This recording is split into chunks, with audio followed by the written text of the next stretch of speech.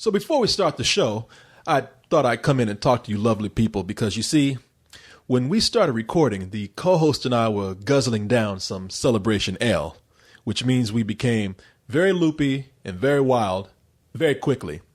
So in order to give you some guidance, I thought I'd provide you with a little bit of a rundown of the show, which includes discussions about the hippie store down the street, the popularity of podcasts, the Spill Party in Georgia, and the upcoming Spill Party in Austin, the Spill Film Festival, my hobo living roommate, our favorite movies so far this year, Film Snobbery, Black Hitler, Weird Al with Breast, A Very Talented Broom, more music recommendations, the return of Mac Rib, and email. And yes, at 4 hours, the show is split in two. Deal with it. Enjoy. My mang. Oh, shit. What's going on here? What's going on? Behind the mang. Oh, no. What's going on, man? What is up, my mang? Mang. Put that G at the end, you know, like Scarface. Tony Montana. Tony Montana. Hey, mang. Jay, mang. Hey, mang. Used to put that C in front of that hey and put that G after that man. Jay, mang. Hey, mang. What you doing, man? What you doing? Take it easy. Man? Take it easy. The saga continues, man. How you doing? Fly, pelican, fly. I was waiting for that. Fly, pelican. Pelican. Look at this guy. Got a tongue like a lizard. How you doing, man? I'm doing good, man. Just hanging, just chilling. Cold chilling with our Celebration Station Ale.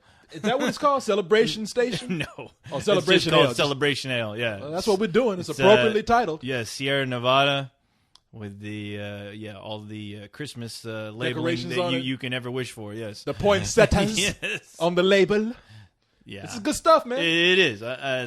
Poinsettias on beer. I don't know. That's kind of a fruity choice, but it makes you the gotta label get over those decorations nice and colorful. things. I guess. Don't be afraid. You're a real man. I'm scared. You're a real manly robot. It's because there's flowers on there. There's fucking flowers on my beer label. Yeah, exactly. I don't know if I like that. Hey, man, your beer is made from wheat. That's kind of a plant. I'd rather have my beer made out of pussy. No, what's that? What'd you say? With a big titty girl on the label, have breasts and vaginas all over the label. Except, I don't think that would be too cool to sell in this grocery store with the kids walking around. No, probably not. No, but with their alcoholic fathers getting beer for the the weekend. Yeah, Dad finna get a 6-pack of this pussy beer. Come on, boy, you little sissy boy, drink that pussy. Where's Big Bush beer? That's my favorite. Put some hair on your face. Oh man, sorry people, we started out to so nasty. But hey, sweet juice. Gotta give you a flavor of what you're in for. Yes, that's right. Man, the bullshit time, bullshit hour. It is the bullshit or bullshit 5 hours. It is the bullshitting hour. The bullshitting hour has begun. Yes. Hey man, let me tell you something. What? Tell me. Listen to me. Now that's how you know that I drink a lot. Because whenever I enter that fucking store over there, that guy's waiting. That guy's in that store. There's a dude named Malcolm that's in this store called the Whip In. Now Whip In has turned into a cool ass store. I mean, now when you walked in, did you see they put in like the bar? Yeah, and all those taps. Yeah, they have like a little dining area. Yeah, it's all decked out now. Oh yeah, obviously they're making some money. Yeah, because all that stuff was like renovated this year, I think. And those motherfuckers went from selling Snickers to being like a full restaurant / bar. And the weird thing is like an Indian type bar now. I guess they sell a lot of Indian food, don't they? They do. That's their specialty. They sell a lot of Indian food. And they also sell sandwiches. But the funny thing is, the weird thing is, I don't see any Indians working there. They are. They're running the place. That's why they got. That's why they got all the blacks, whites, and Mexicans working for them. Working the front. Okay. Now, when we went in there, we just got out of there. Working in there, what did we see? We saw a black man, a Mexican girl, and a white dude. Yeah. With no Indians around. Exactly. They running that place. They don't discriminate there. No. At least. No. I think they had the Chinese guy in the back packing boxes, but they don't work there. But they have been there. Yeah. Because I remember one time I went over there to get a pizza. Because they sell. Wow, they sell pizza too. Man, they have frozen. Pizza. Oh, frozen. But see, they're the healthy store. Because they're like in this part of town is as much as I talk about hipsters, like this is the yuppie hipster part of town right here, the bohemian. Yeah, and so that store has turned into that. Yeah, and it's funny because it didn't used to be, but yeah, it was just kind of a convenience store. But they always had that beer selection. So I went over there because they sell since it's such a bohemian store. They sell like the healthy pizza. A bunch of hippie shit. Yeah, a bunch of old hippie shit. Yeah. fucking the pizza's wrapped in tie-dye shirts and shit before you bring it home. No, it's a pineapple on everything. Yeah, pineapple, and I think they had some of those poinsettias that you see on the label on those flowers too. This is our seasonal pizza. But so I go over there to get myself a healthy pizza, and I went to take it up to the counter. And that motherfucker would not let me buy my pizza. There was an Indian dude working there. I forgot his name. Nice guy though, but he was like, "You know that we make Indian food now." I'm like, "Yeah, man. I just came to get a pizza. Just made it fresh today." Yeah, man. I maybe next time. I want a pizza. I made it with these own two hands right here. It's like, man, come on. I want a fucking pizza. You mean those hands that you were scratching your ass with? Yeah, one when you digging your balls with. Digging for gold. Exactly. Balzac Indian food. Underneath them hills. Digging his nose and everything. I made it just for you, Corey. Damn, I remember being a kid. Wait, why do I sound like a black guy when I do that? When you doing Indian I made it just for you, Corey. I made it. I can't even do that. I sound like a fucking Muppet. I made it just for you, Cardi. I remember my mom. I don't know. You know how kids when they're little they just pick their nose and. No, I never knew of anything. No, you don't have any hands. But I remember my mom had expression like I can remember being like 5 and 6 years old. And I was nasty just like any other kids. You know, I had my hand all in my ass and fingers up my nose all the time. In the ass and up the nose, up around the nose. corner. Yeah, in that order. Look out, mouth. Here it goes. I remember I had my hand in my nose one time. I said my hand. I make it sound like I was fisting my nostril. That's a very shocking image. Yeah. I know. Had my finger in my nose, just going to town. And my mom had this expression. Boy, you just digging for gold, ain't you? Just digging for gold. Yeah, shit. I'm trying to get you a nice Christmas present, Mom. I'm digging for snot. Here's a little nugget just for you, Mom. Nah, people. So we are having a party coming up this weekend. Party time already. Party time. Well, I think it's more of a get together because this is one of those non-official things that some of the members have decided to get together. It's unofficial? So, yeah, unofficial. So I don't know how many people are going to show up to something like this, but it is a party being thrown in Georgia. Oh. By our own Ozma. Ozma? Ozma of Oz, a member called Ozma of Oz on the site. Okay. And she decided to put a little get together. Together.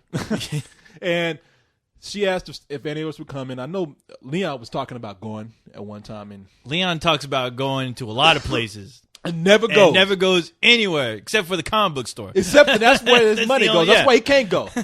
Motherfucker will spend a whole plane ticket that he could have spent going to Japan buying the goddamn funny books. No, Comic-Con is like him going to the Bahamas. That's exactly like his paradise. He's the one. He shows up at Comic-Con with like an inner tube on and shades like he's on the beach. And fucking he's wearing the Hawaiian shirt with the dollar bills. Like he's already prepared to go to the titty club. Got that fucking straw hat right after he gets his comic book goodness on, he's gonna go get his titty goodness on.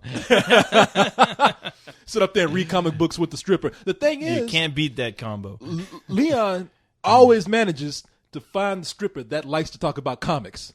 Because when they go to the VIP room, they ain't drinking champagne and he's motorboating titties. He's in there talking about Superman. Well, you know what? I don't think so much that they're concentrating on comic books. I just think that they don't understand them because half the time I notice him with a stripper. She never speaks a lick of English. It's usually some Spanish chick.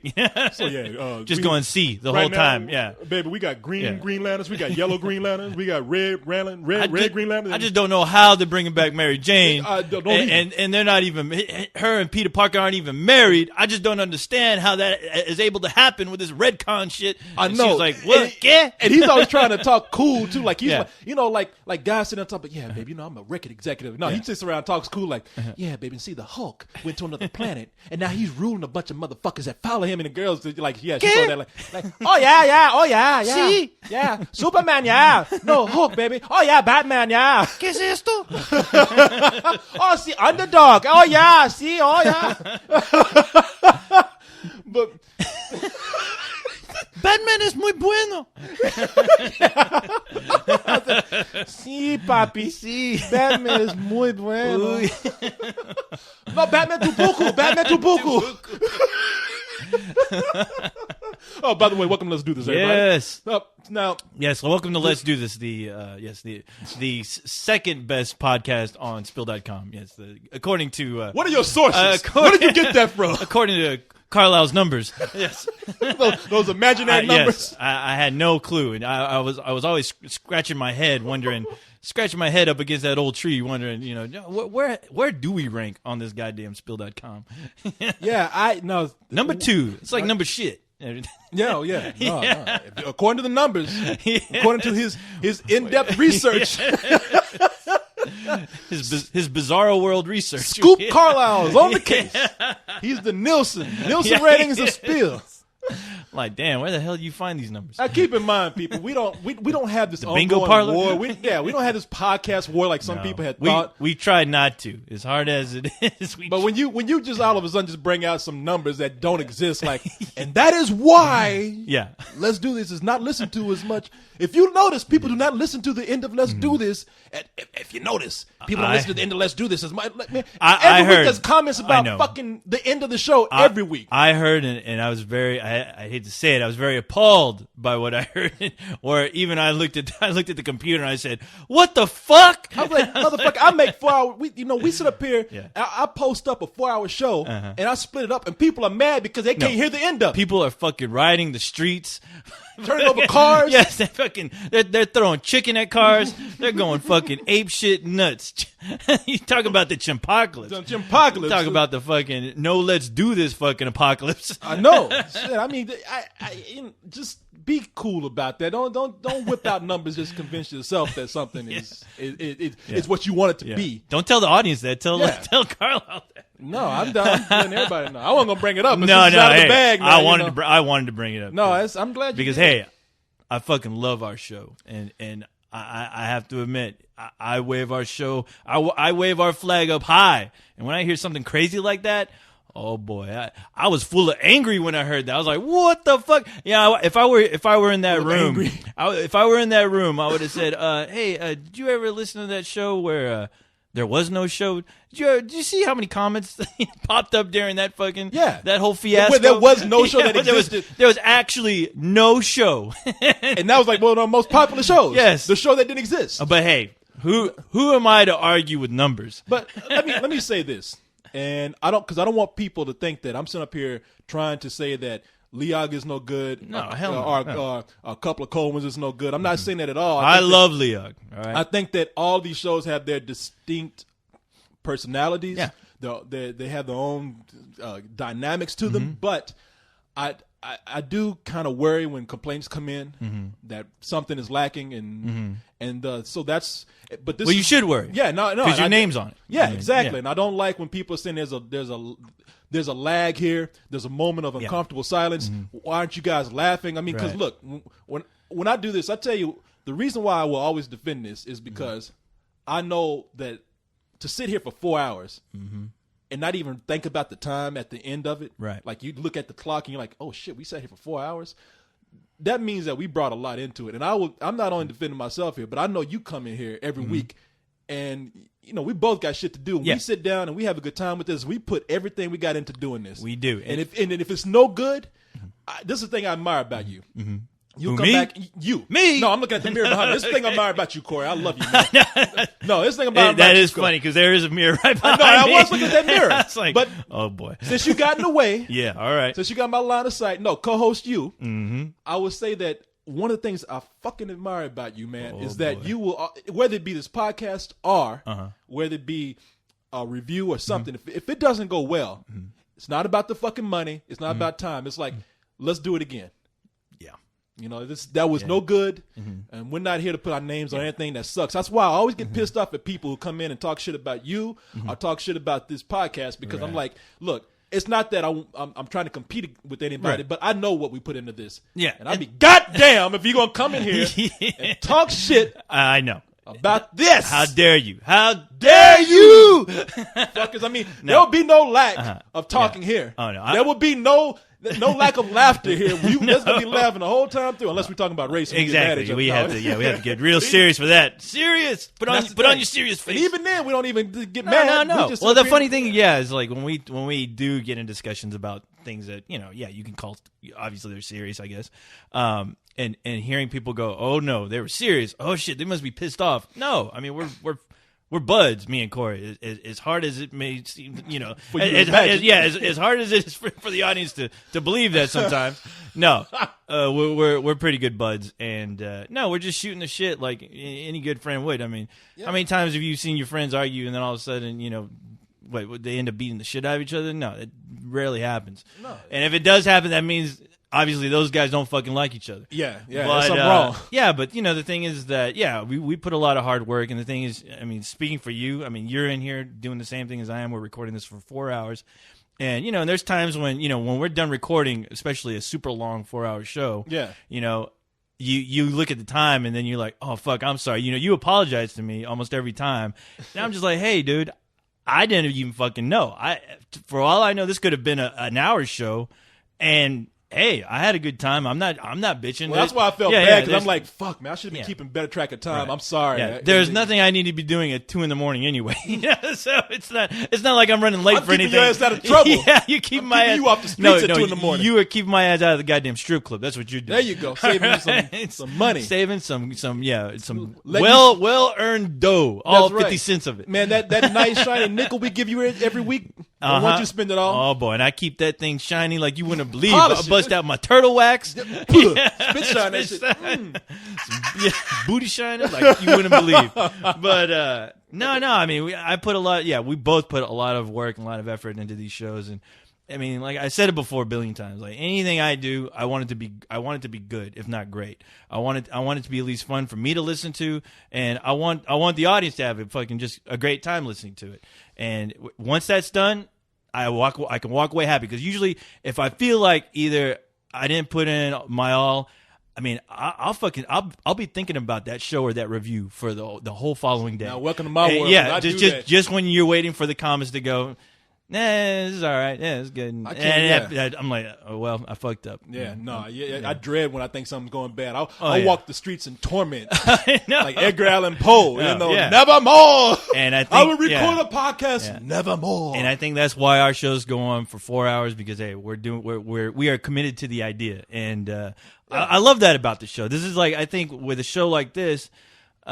Obviously, people have spoken loud and clear that they do not mind listening to a 4-hour show. I mean, we get complaints. Yeah. Fucking complaints, which I wish you would have told that dude.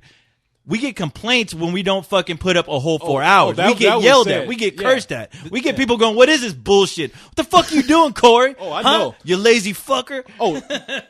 No, it was said not on that show, because hey, I'm not gonna bring all our dirty lines out in the open, but it was said. It's like, hey man, if I split up a 4-hour show into 2 parts, people get pissed. Oh no, yeah, and that was very apparent the last show we put up. And let me tell you people something about that whole thing about you getting pissed. Let me go ahead and get this out the way while I'm thinking about it. Mm-hmm. 4 hours, don't mind recording it, don't mind putting it up, but 4 hours for one day when I'm like barely able to get up and get work to people that need it, because there's a lot of shit to do now. I really might have to pull back on one podcast, because and it ain't gonna be this one, so, because I'm just getting to the point where I'm too busy. But it should be this one though, because we're number 2. It's like, of course, you should. That's number 2. I think we're number 5. I think we're number 5. We don't even have 5 podcasts. Yes, that's right. I think who is it? Jim Nazi and Splinter. I think they're Silver Surfer. Yeah, Silver Surfer. Yeah. But man, let me tell you, all those guys. 4 hours is a long time, and I go through and I listen to this podcast again, just to make sure if anything is too long in the middle, or if I need to add something to it, or whatever. I'd go ahead and listen to it. And that's a long time to listen to a podcast, 4 hours in one day, and then have to go back and try to post it. Right. So I split it up, not because people think that I'm splitting it up, because I want to use that as a way to tease people into wanting to check back again, therefore getting the site more hits. Tickling their booty with the feather. Exactly, with the feather. Dangling a carrot in front of their ass. How bad do you want this podcast, huh? Are you hungry for it?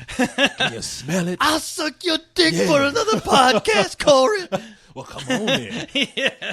But no, I got these hamburgers. Yeah. What you say to me? Be like in that movie where you see me, I'll suck your dick. What? And you see me coming out from behind the corner, putting my shirt back in my pants. That was good. No, I split it up in 2 parts because it's just easy for me to manage in one day. Like I know I can pay attention to 2 hours, an hour and a half, and the next day have my time allotted to do it for the second part.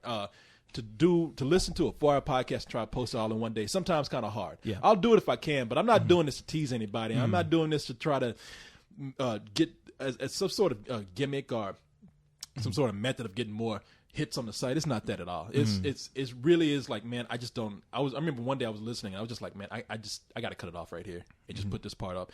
Because I'm sorry. I'm sorry we sucked that day. Yeah, it was when we first lost that show, and I was like, Carl, I was right. Yeah, fuck. He was right. No, that day we lost the show and we recorded it over. That's when I was like, man, this is Thursday now. I got to go ahead and get something up quick. Right. And then that next week, the same thing happened. And when we had at least when we had another 4-hour show, I was like, man, I got to get something up. And that was a nightmare that day because that was like one of our illegitimate kids dying, and we were just like, "Oh fuck!" We won't even get into it. We told you guys how hard don't bring up those about painful memories. Yeah, but people, look, I'm not being lazy. I'm not trying to trick anybody. So don't give me shit if I put it in 2 parts. I mean, because sometimes that's just the way it's gonna be. Oh, you done it now. You're gonna get tons of shit now. They can give me shit. It ain't gonna help anything. Exactly. If anything, hey, fuck with me. I'll put that shit up on Sunday. I'll put that shit up in 1 minute increments. He'll show you. Yeah, you listen to one. I'll put that shit up in 400 seconds, 400-second increments. Increments of you hear increments of 2 minutes. Yeah, the first show will be like, hey everybody, click, and switch it up a bit. Put it on Leog's fan site there. make them look for that shit like Easter eggs, and that'll be the second show. Yeah. Everybody. Yeah, make them find it all over the website, and they actually have to put it all together for it to make sense. There you go. Back one show. Now we're putting them to work. There you go. Yeah, now you got to do the editing. Yes. See how you like it, motherfuckers. One show will just be like, that's all. Fuck your thought. Fuck your thought. Let's do. That'll be the second show. Nah, people. So yeah, we appreciate all the compliments that we get, comments, and we appreciate you. Right. And that is why we will come here and do our best to make this the best show that we can. Exactly. And that is why I will stand up for our fucking audience and our podcast when I hear some craziness. And say, I heard like on the couple of cold ones, hearing that. I was like, man, that's like a slap in the face to me and my audience. I mean, just don't we are not small fries here. I'm sorry, but No. And like I said, I'm not trying to turn one podcast against each other because No. I'm supportive. I mean, this is all one site. You can't have. I'm supportive. I mean, I love listening to a couple cold ones, and obviously I can, I'm very much with the fans of that show where I obviously hear some, problems with that show. I'm not one to try to help you with those problems because I don't give a shit about them. But you can. But it's all part of one world. It is. Care. But I'm just saying. I'm just saying though that I mean, we want all the podcasts to be great on here. I mean, Leog does a great job for what it does, and I understand. The fans have their shows that they love and they're loyal to, and I have no problem with that. I don't even have problems when people talk shit about me on a couple of cold ones. Or Leog, when it's like, co-host, he does his thing, whatever. I don't give a fuck about him. I don't think he's funny. That's fine. Nobody's hurting my feelings. As long as I know that, there's something on there that they enjoy. It's nice hearing that somebody enjoys something that your friends are doing. I get a kick out of that. I don't need any kind of ass kicking, kissing constantly. Yeah. People like what they like, and I'm not going to get pissed. And that's all you can do. So hey, people. But hey, there you go. We'll stop our little rambling. We'll stop kissing on asses. Yes. Sucking on dicks and all that kind of stuff. But let's do this rules. No, as I was saying about this party, this party is going to be this weekend. Ozma of Oz, one of our members, she's the one putting this thing together. It's going to be in Atlanta. And she made it sound like it's somewhere outside of Atlanta, but essentially Atlanta. Yeah. And that this weekend is going to be, she has something planned for the 11th and the 12th. I'm actually going to go because I've only passed through Atlanta. I've been to the airport so many times. Yeah, farted in the airport, just walked out. Excuse me, pardon me. No, I'm not even catching the flight. Yeah, it's only Atlanta. That's all right. Ticket, sir. There's your ticket, you fucking asshole. No, so, yeah, I've only passed through that airport in Atlanta. I'm actually going to try to go. So I found a dirt cheap ticket, man. That's why I went. I mean, I looked What's up. dirt cheap these days? To Atlanta, 150. Holy shit! Yeah, that's to fly that round trip. You know how many tacos I could buy with that? Damn, I don't that think party you do. better be good, Corey. Taco Bella Lugosi will tell you. I could get 150 bean burritos. Yes. I was like, chimichanga. Chimichanga. And add dessert some cinnamon twists. And he turns that bat flies off. A little Taco Bell bag in his claws. Yeah, see some lightning. That's my. If you just listen to the show, people, that's my. That's my roommate. I love how you constantly have to remind everyone. In case you don't know, I live with the Taco Bell vampire, Taco Bella Lugosi. Yes, I call him Taco Bell Nosferatu. Oh my god! Yeah, no. I'll always love that picture that Of Nosferatu on that bag. Well, it's the one that I think Ryan did, Ryan Cordman, where he had the Taco Bell bag in one hand, and in the other hand he had the Dawn of the Dead DVD. Oh yeah, because we were talking about that's right, when your roommate left Dawn of the Dead on. He left Dawn of the Dead that menu screen. On the DVD.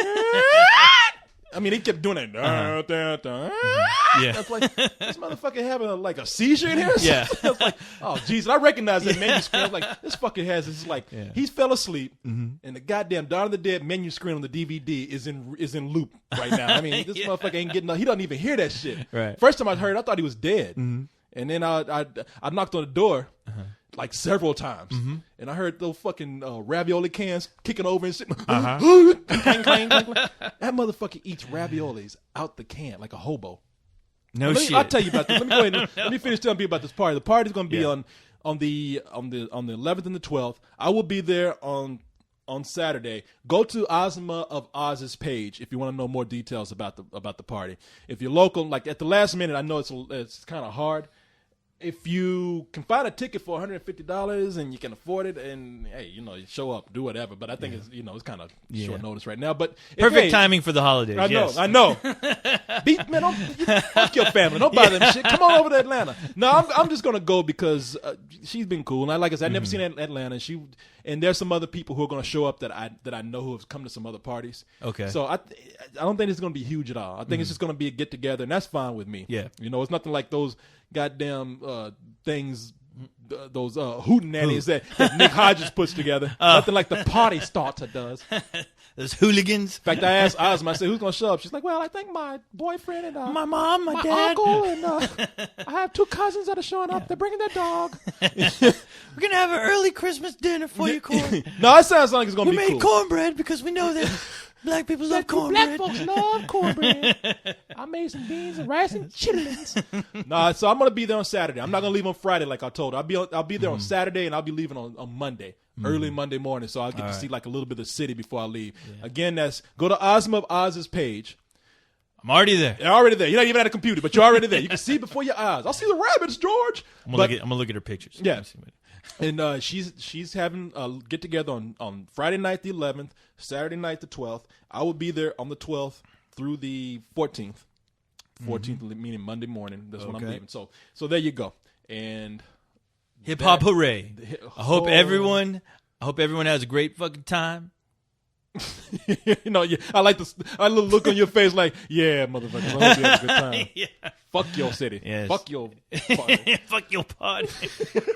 Fuck this party. I got something fucked up to tell you about that party, though. What party? About her party. I'll tell you after we get started with the show. Something fucked up about her party that hasn't happened yet? That was about to happen to me. Oh. I'll tell you about it after. Okay. Right now, though, people, we just went in there with a big old spoonful of bullshit, Yeah. scooped it out, and just fed it to you. We bought a snow shovel and we shoveled that shit right up in your Right face. there. Got it all on your nose and everything. And You're just ears. choking it down in every orifice. Yeah, I think you can even feel some of it sliding down your back, like real slow, like where it's like, ugh, what is? Getting ready to get strapped into the bullshit train. Yes. Got to give you a warning. I didn't do this last week. I didn't do it the week before. But in the middle of that time, I think someone almost died. Do not attempt to do the bullshit that you hear here. No, at home, don't do it. because you might get hurt. We are professional bullshitters. we know what we're doing. All right, so strap yourself in. I think Shaken got hurt trying to do his little podcast show. Like Who? Shaken? Shaken? Is that how you say his name? doing Shaken? Yeah, Shaken. Yeah, C-H-A? Senior. It used to be Senior Shaken. Yeah, I used to think it was Senior Chicken. Yeah, It's one of the members on our site as a podcast. Yeah. I thought I didn't. You know, I think it's called the Madness Hour. The Madness Hour. Yes, Those great guys, show. They do a good show. No, they do a great show. I never heard it, but they do a good show. Well, I'll listen to it. I heard 2 episodes. They do all right. Great show. Okay, you should listen to Senior it. Chicken. I think they beat us in the ratings too. Oh, that's why we're number 5. Yeah, our numbers. Maybe we're number 6. We're just going downhill. Look at dwindling. Well, bullshit rolls downhill. So you wait until Flesh Eater gets a show, and then we're fucked. Oh, I got something to tell you about Flesh Eater too. We'll get into that. Oh no! All right, people, you strapped in. We done told you about how shitty this show is. How we're like number 10 in the imaginary ratings. Yeah. Tell you about how we feel. Tell you about the parties going on. Mm-hmm. Oh, I don't know what else we can do except get this show started. Let's man. fucking do this already. All right, people. I'm ready. I'm fucking ready. All right, you ready? I'm ready. We told all these people to get ready. Wait. God damn. Oh, wait, hold on. Goatsy just walked in the room along with Taco Bell and Nosferatu. I heard my name being spoken. Don't you dare speak of my eating habits with the Chef Boyardee. That story is not to be shared. I told you. It's just between me and the Chef Boyardee. Mamma mia. All of a sudden he's Italian. Well, he's Italian when he's Chef Boyardee, obviously. Company. All right, Goatsy, why'd you bring this? See, what you do this, man? Well, you gotta tell me what we're talking about. You know, you just can't keep your fucking mouth shut. Your little goat mouth shut. All right, Goatsy's here. Goatsy's ready. He done tattletales on us. He got his guitar ready. We're all ready. Well, hey, let's do this! Taco Bell, the most people on ravioli can. Guy turned into a bat. Flying around. Oh, watch out, Goatsy! Watch out! Man. How silly. Oh, okay. Before I forget this, I don't know what just happened. Three things I got to remember to tell you before we get on with the show. Yeah. Got to tell you something about Flesh Eater. Got to tell you something about Taco Bell, Lugosi, and there was something else. Why this part is crazy. Oh yeah. The craziness. Yeah, man. I don't know happened. if I said this before, but my roommate John in there, he's You know he's here, right? I know. Okay. That's why you think I'm talking about this? Why you think I'm hiding under the bed right now? Use your quiet voice. Is he out there? I don't know if that'd be good for a podcast, but yeah. Hey, let me tell you about him. Yeah, we're talking like some fucked up talking shit, like man. Don Corleone. Yeah. Hey, let me tell you about my roommate. A man is never truly a man unless he's eating a cold can of Chef Boyardee ravioli. Man, that fool, he does. He eats like a hobo. He lives like a hobo. He eats because he comes in and he flops down on not a couch but a futon. Okay, and it happens. I've gone in there before because I think he's left his TV on when he's left the house or left a light on, and there's like these cans of ravioli, Chef Boyardee ravioli, just open, sitting there. I mean, is the lid still like the lid still hanging attached? on the side? Yeah, like those cartoon cans, you know. Right. Like they never really like take the lid completely off. I don't know why do they do that in cartoons. Like the lid is never really off. I know.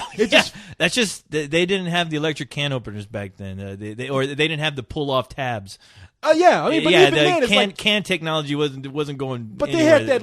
I mean, come on, it's ancient technology that can opener that you just twist and like it goes around. I mean, those few extra turns can get that fucking lid off. You got to leave it on there, but he does it for nostalgia. That's all. Oh yeah, he's got that shit in there, eating like just hanging around with a little spoon still in it. And I'm like, little plastic spoon. Yeah, the little white spoon, like a spork. And you know what? You're laughing, but it is like these little white spoons because they're left over from when he eats out so much. So the fucking cans are in there. Is there like 2 or 3 cans just sitting on boxes and shit that he's never thrown away? Okay. And I've opened the door before when he's in there, and that motherfucker's laid out like he got drunk off of Chef Boyardee. Like he ate that shit and just like passed out. Better watch out. I'm so fucked up. He's gonna look like Chef Boyardee. Beef ravioli shit. No, even Chef Boyardee looking at him. That little man on the can looking at him like, God damn, you need to stop eating this shit, man. Come on. Wearing that messy ass apron covered in ravioli sauce. No, that dude is in there with his shirt off and shit, just passed the fuck out.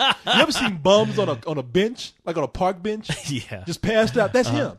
I even think he's got newspapers over to keep no on. Shit. What the Oh fuck my you get these newspapers from? I don't mean to put him out there like that, but I'm just kind of like, wow, man, this dude, what is going on in his mind that he just can't even like take the time to like. He's always on the go. He's busy. Busy passing out. busy flying to Taco Bell. Oh, that's exhausting. Coming back.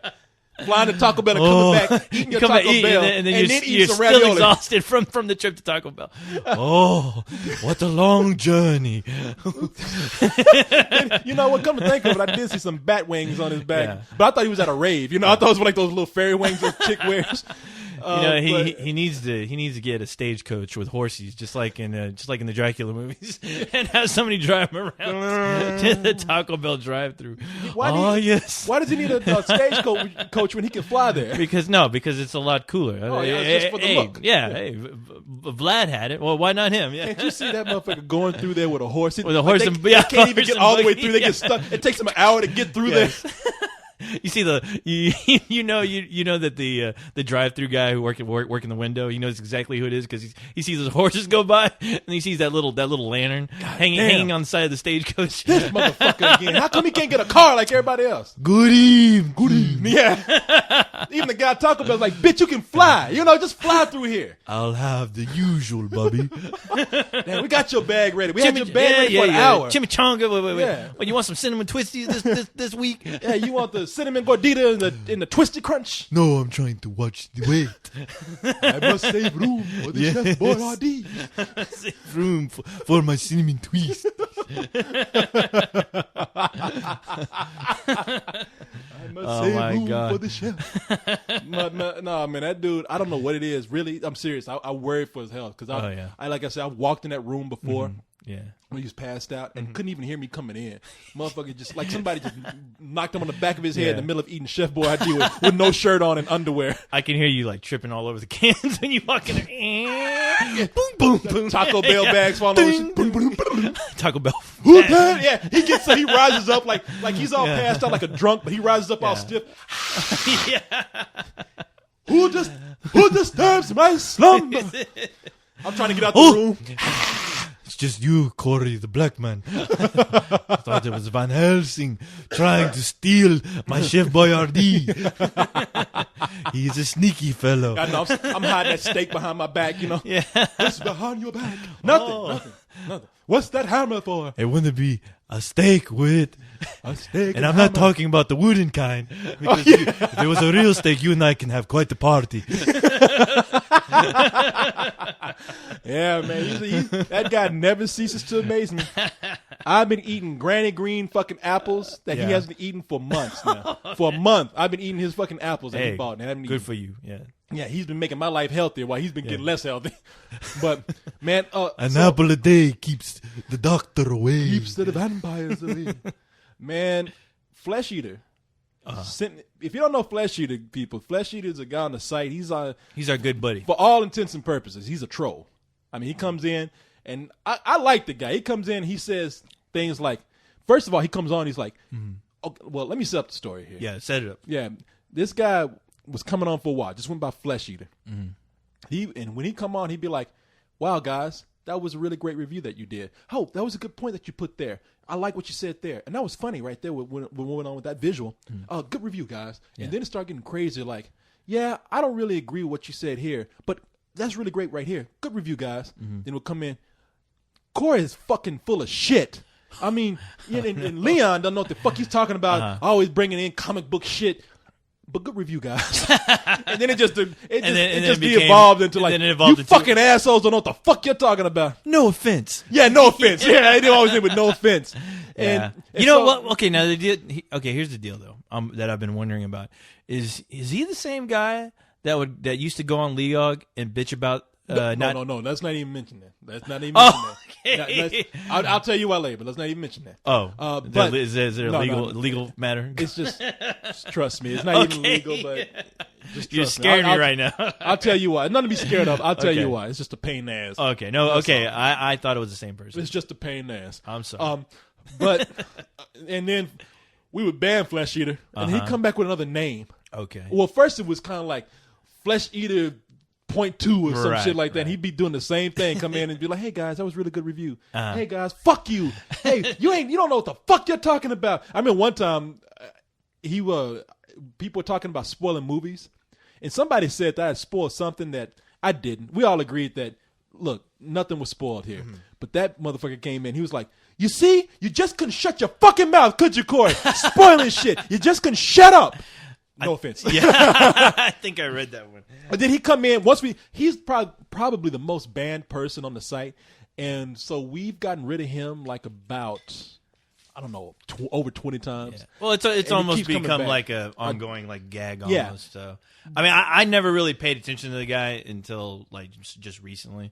Because he come back with other names. He'd drop the Flesh Eater, and then it'd be like Raiders, and he'd come back after that like Raiders Flesh Eater, fuck you, and, and so we just kept banning him. Yeah. And I mean, I didn't care until he started popping up on my page, and then I started hearing Leon talk about him, and I was like, whatever. He did, and he's done some shitty things like during the whole time that we were trying to like people trying to get us on Wikipedia.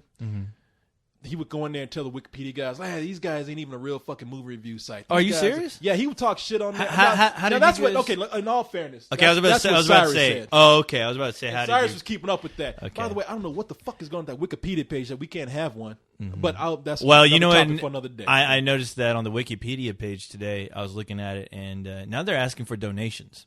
So I don't know what that means. Like, put the fucking Wikipedia. I don't know if that means like they're losing money or what. Whoever's putting that thing or how that whole page works. And in their defense, they've always asked for donations. Oh, have they? Yeah, okay. Yeah, well, now it's more obvious. Yeah. Okay. No, I've always noticed it. They got a big fucking neon sign right on the page. They got a guy coming out. Please. Thank you, Wikipedia. Donations will be taken here. They got a bum. They got like a hungry African child coming out. Please give to Wikipedia.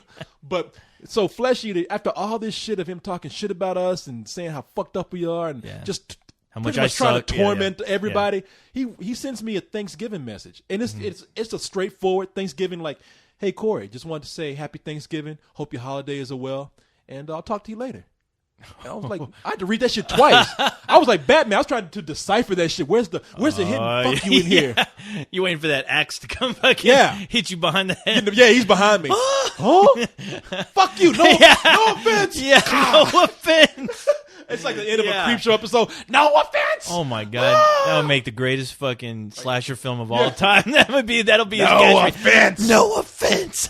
Start like hacking me up with a fucking axe. Sorry for cutting you up. No offense. Like, this thing I don't know what it is. I guess it's one of those things where it's like I remember reading a story about how it was the Germans fighting the Russians out in the trenches. Or maybe it was it was a story about the British Army fighting the Germans, and like on Christmas Day, they had been out there for a long time, and they went. And so on Christmas Day, these guys decided to come out their trenches and just say, "You know what? Fuck it, man." I think this was a movie. No, it was a movie. Yeah. I'm trying to think of the name of it right now. It's not Silent Night. It's something like that. Where they just drop everything and they just start treating each other like people. Yeah, it was really cool. Well, I think the scene, it just had each side like not shooting at each other. They were just celebrating. I guess it was just celebrating Christmas. Like they had one of the guys had. I think if my memory serves me, but correct, they all came out and mixed with each other and just. I don't think they mixed though. I think they just had a good time. Like they just group, didn't shoot with each other. No, they just didn't shoot at each other, but they could see both sides just having a good time, just getting drunk and having a good time. And it was a strange scene, but it was really cool. Yeah. Okay. Yeah, I always thought that like they walked out. I thought they even had a Christmas tree like out. I thought they like actually walked out and started having sex with each other. And shit. Hell no! That's a different movie. Or like, see, I'm thinking about people with things with like special occasions where people call truce. And like after that, it's like it's on. You know, it's holidays. like, okay, this one time we're gonna be cool with each other. Wow. Or like that Richard Pryor. I mentioned this on a couple of cold ones once. There was a Richard Pryor when I think it was Richard Pryor live on the Sunset Strip where he talked about this dog that would always chase him. It's like this mean dog. Yeah.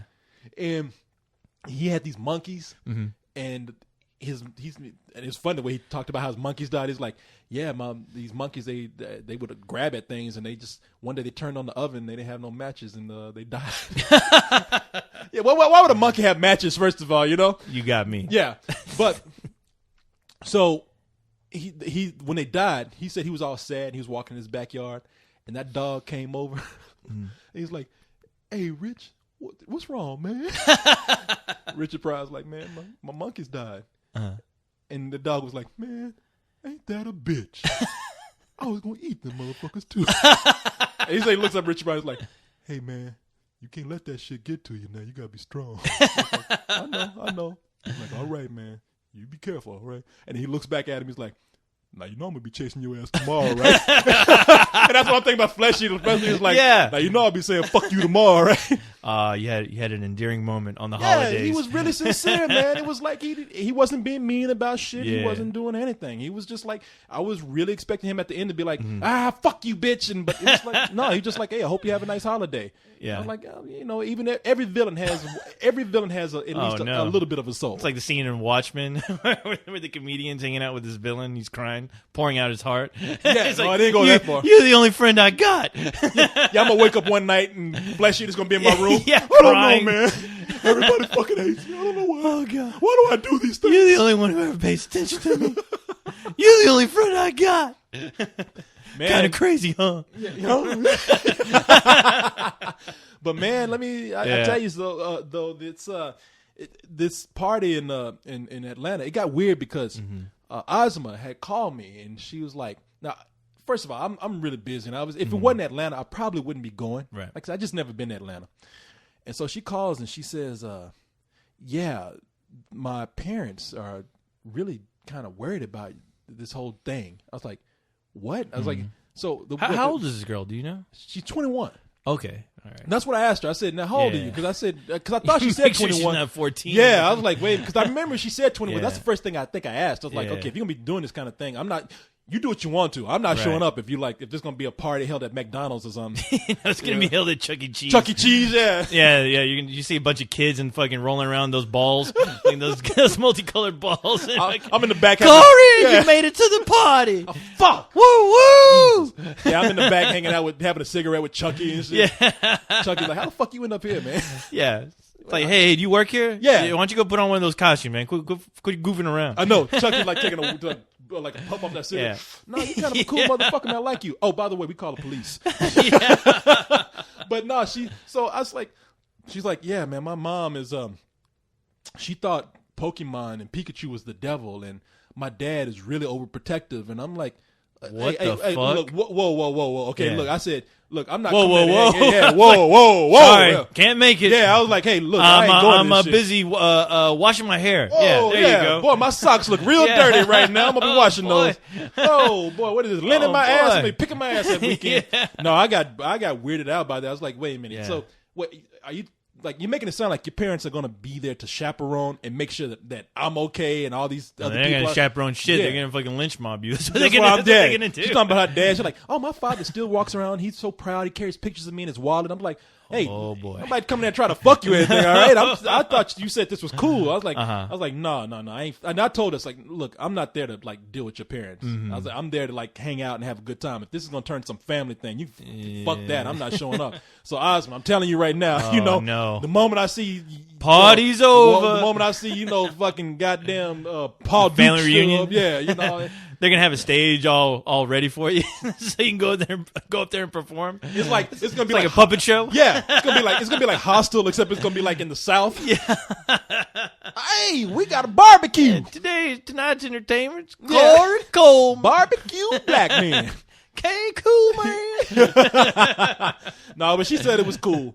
Yeah. But Ozma, I'm telling you, that's why I'm saying this out loud. Don't get me there and be there like your mom sitting up there talking about I'm the devil and shit, and your dad's got a rope waiting for my ass. You better find some shit to do in Georgia. Oh, I've already. If that's the case. I've already planned. Hey, you see me at Chuck E. Cheese instead of hanging out with them. I'll be talking that fucking rat. You're not gonna believe what the fuck happened to me, man. I'll be hiding. You know what? I'll be hiding in those fucking balls. You be hiding those balls. Oh my god! Hey kid, no! Don't tell anybody I'm here. Hey, look!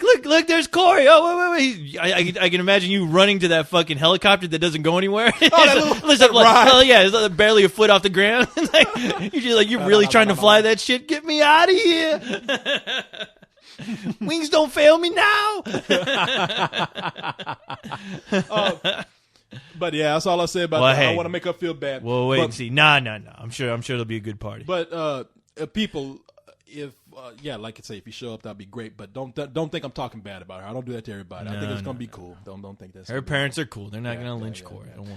Yeah, I hope not. I hope nobody hopes more than me. And if they do, somebody better videotape that shit. All right. Spill party in Austin for July not July, but June. June. It's coming along. Yeah. I have to go and make a big pitch for it because. Big pitch to the big boys, big wigs? To the money people. Okay, because it does have a little bit of a budget to it. Okay, but that should let people know. Now, a lot of people are worried about this party, saying that it's going to be impersonal because it's going to be bigger and you're not going to be able to talk to people. I'm not showing up, and it's like, no, look, that's not true. Look, I'll be hanging out. Yeah, it's not like we got a VIP area where we're not going to be able to talk to anybody. No, we'll be hanging out with people. If we get as many people as we think we're going to get there, it's always going to be harder with more people. But that doesn't mean that we're going to be like hiding in the back and not talking to anybody. It's not like that. But if you haven't heard already, so far. We're very close to getting a director to come. Oh, okay. I was about to say getting a musical act to come. Okay. And I'm not talking about like the director of a student film over at the community college. I'm talking about somebody. We're talking about James Cameron. Yes. Is he showing up? He's going to be premiering Avatar 2. Yes. At the Spill Festival. Sam Raimi's going to be there. Sam Peter Raimi. Jackson. He's going to be showing Spider-Man 5. George Lucas to answer any questions you may have about the prequels. He's making an announcement there that you and I will be directing a remake of the prequels. Oh, a reboot. Yeah. People, you're gonna miss out. We're about to reboot crazy. This shit. No, we got a musical act coming. Somebody that a couple of people know. A couple of people. A couple of. I've told you and Leon. Yeah, I've told some people on the site already, but okay. And it's not anything like it's not like Coldplay is showing up or some shit like that or Jay-Z or some shit. Thank God, because I won't be there. Yeah, but I'll protest. It is like it is a name, and it should be cool. So the guy has a name. The guy has a name. Yeah. Yeah. Is it Benny and the Jets?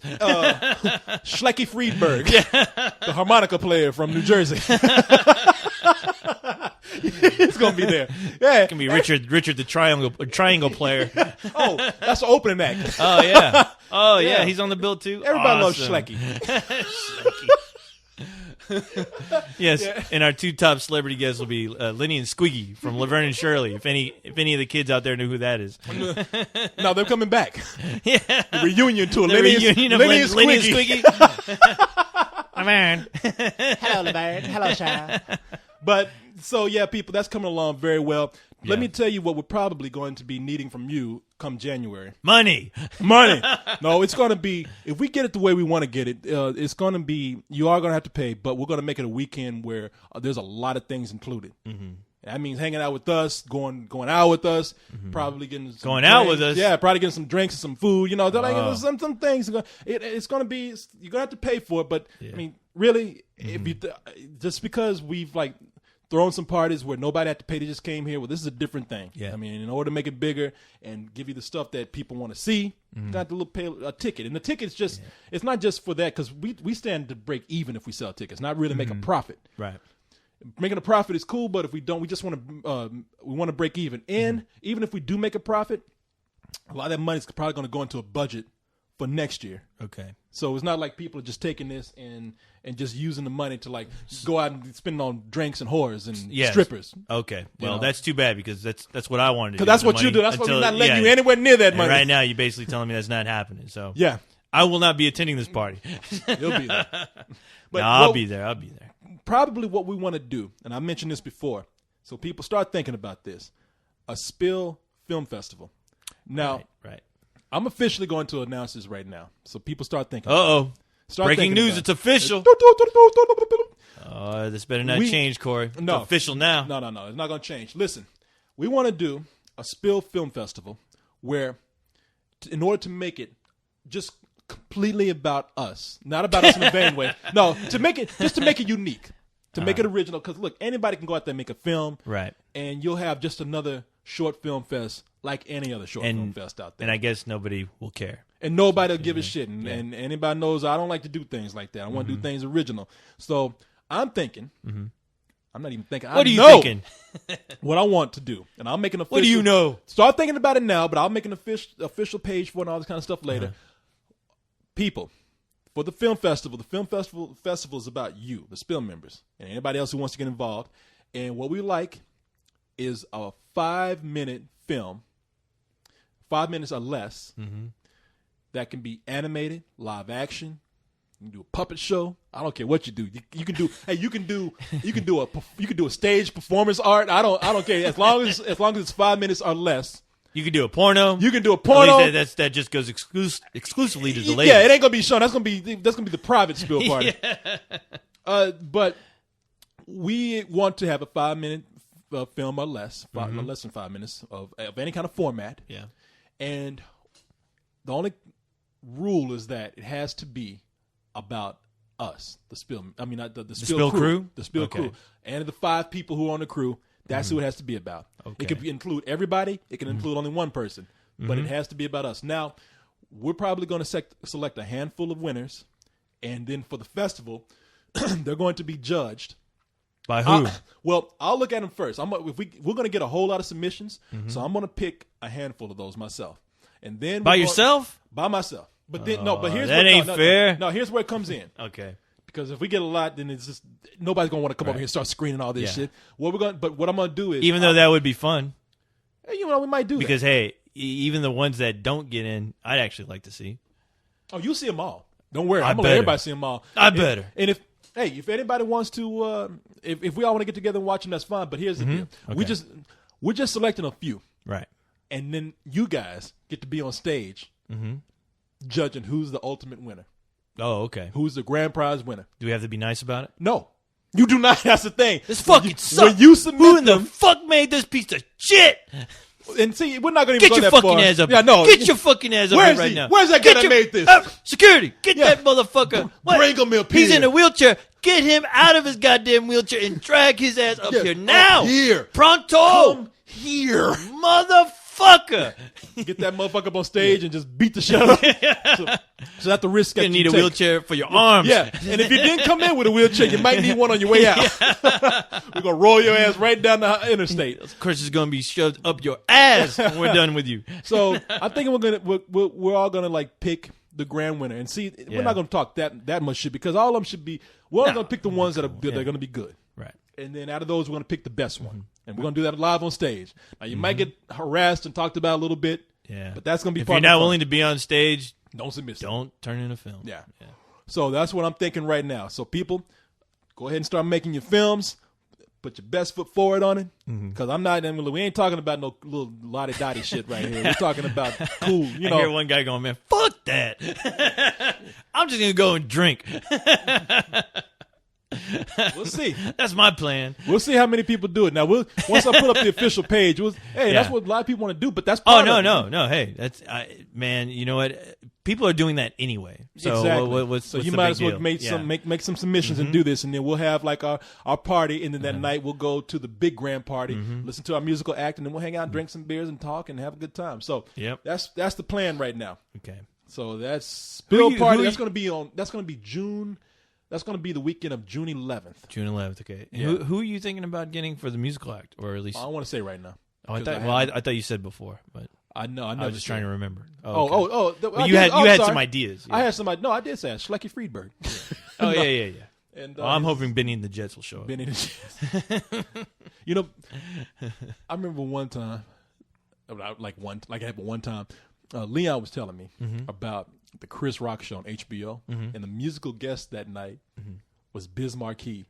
I think I saw that one. And Biz Markie comes on, and He's at a piano, dressed like Liberace. Liberace, yeah. And he's in the music to Benny and the Jets comes on. Elton John's Benny and the Jets.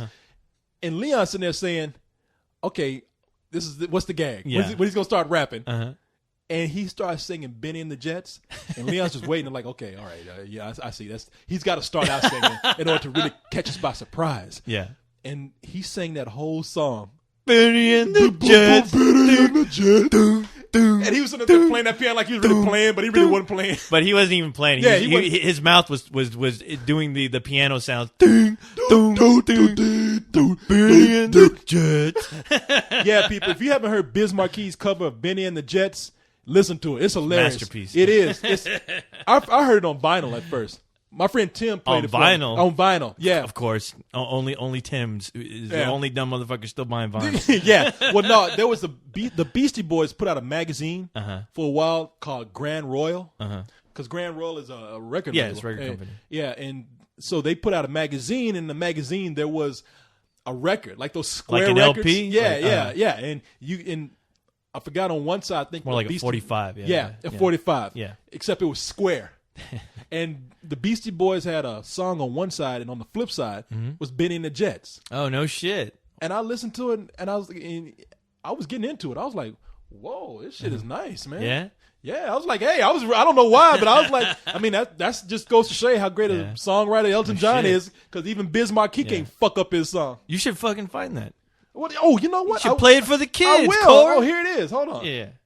Yeah, I just happen to have it pulled up right here. We'll play it, man. We'll turn it up, man. Freedom rock. Turn it up, man. Now, have you ever heard the song, the Elton John? You know how it starts out with the crowd? By the way, this is my all-time favorite Elton John song of all time. I think mine might be Goodbye Yellow Brick Road, but this is... That one sucks. Yeah, this one's awesome. Everybody's like, at this point, people who think it's Elton John, like, who is this motherfucker coming in? Is Elton John drunk? Yeah. Sounds like he's like somebody woke him up and forced him at gunpoint to sing Benny and the Jets. Yeah. He got the lyrics right in front of his face on a piece of paper. And if you don't know who Biz Markie is, everybody knows you got what I need. Yeah, Biz Markie was a rapper from the 80s. I think he was from Philadelphia. Maybe. I thought he was a Philly rapper. I don't know. I thought he was from the fucking Looney Pin, but you know. I thought he was from the Nut House. Yeah. But he sings this song all the way through. Like you expecting him to start rapping, but no, I don't have it.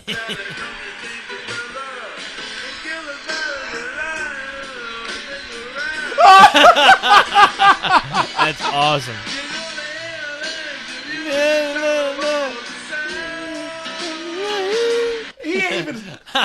He's not even pronouncing lyrics. No. Well, that's the original song goes so fast. I do the same thing when I'm trying to sing because I don't really know the lyrics, but I know I like that song. But yeah, that's how it comes out. And the one part. Oh, that's all I know. Yeah. He sounded like they brought a homeless man in who was on his last leg and propped him up at karaoke and made him sing this shit.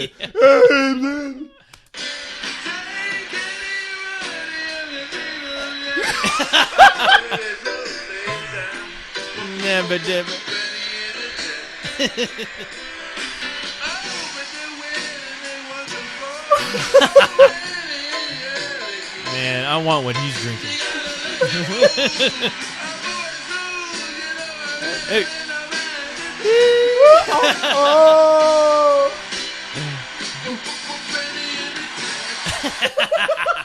I love that. That is like that's the important part right there. That's the one part you have to know.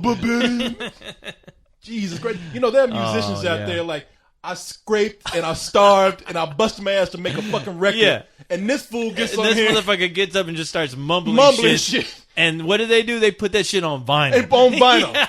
I had to pay for my shit to That get put is on vinyl worthy, yeah. Yeah, god damn. Elvis fucking Aaron Presley was wasting his motherfucking time putting shit on vinyl. And let this drunk motherfucker. All he had to do was fucking mumble some shit in his fucking drug-filled state. Yeah. That motherfucker Instant hit. He actually put marbles in his mouth before he started doing it.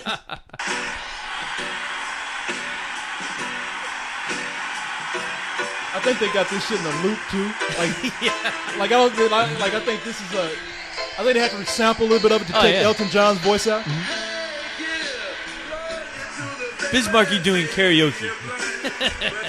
And made money off of it. No shit.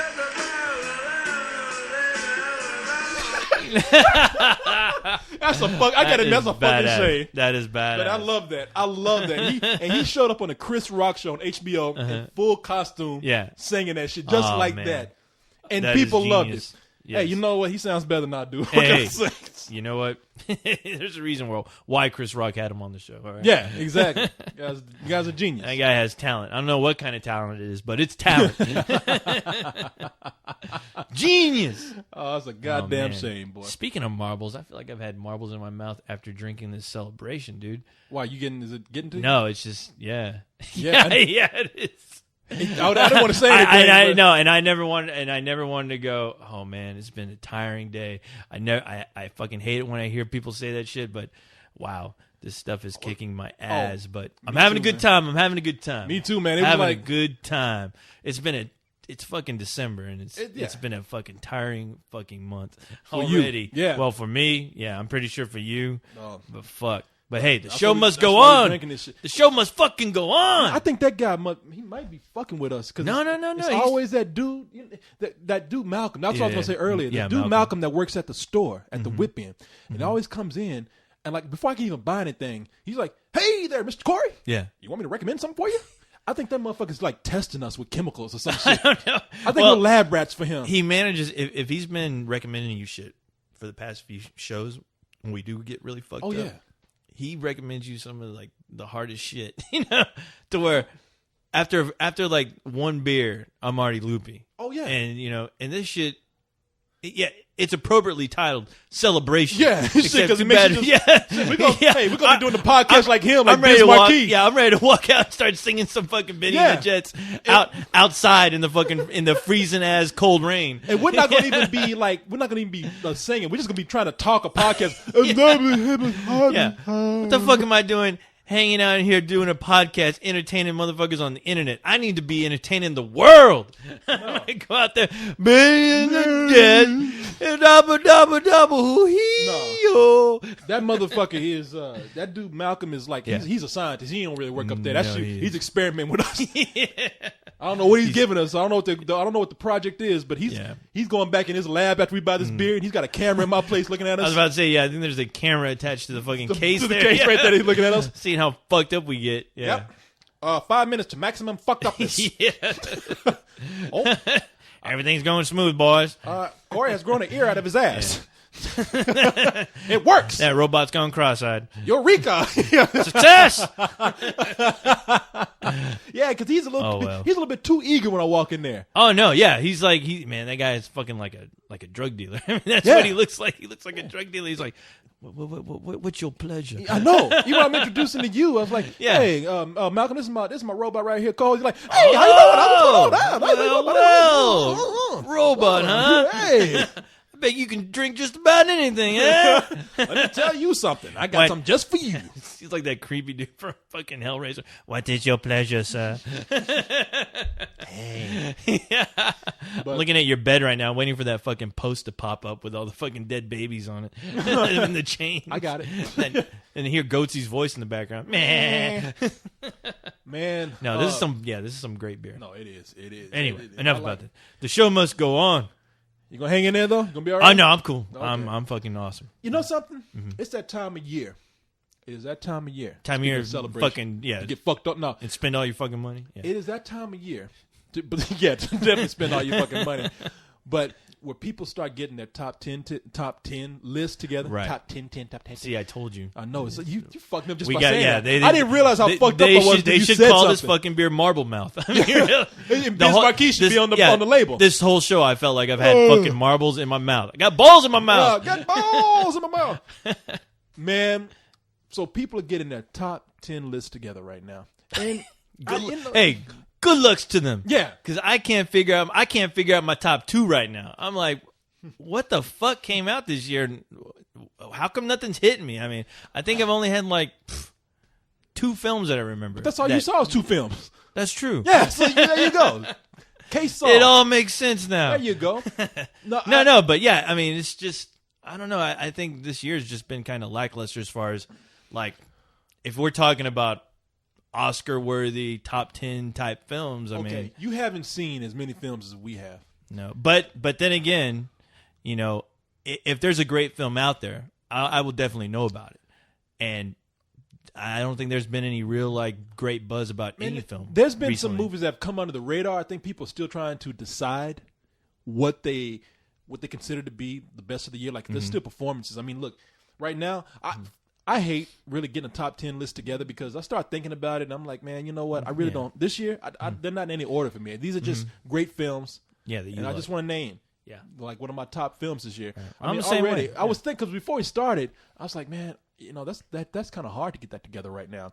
But Yeah. I was thinking about it, and I already have a bunch of movies that I like, such as Precious was overwhelming. I mean, I loved it. Okay. Up, I loved.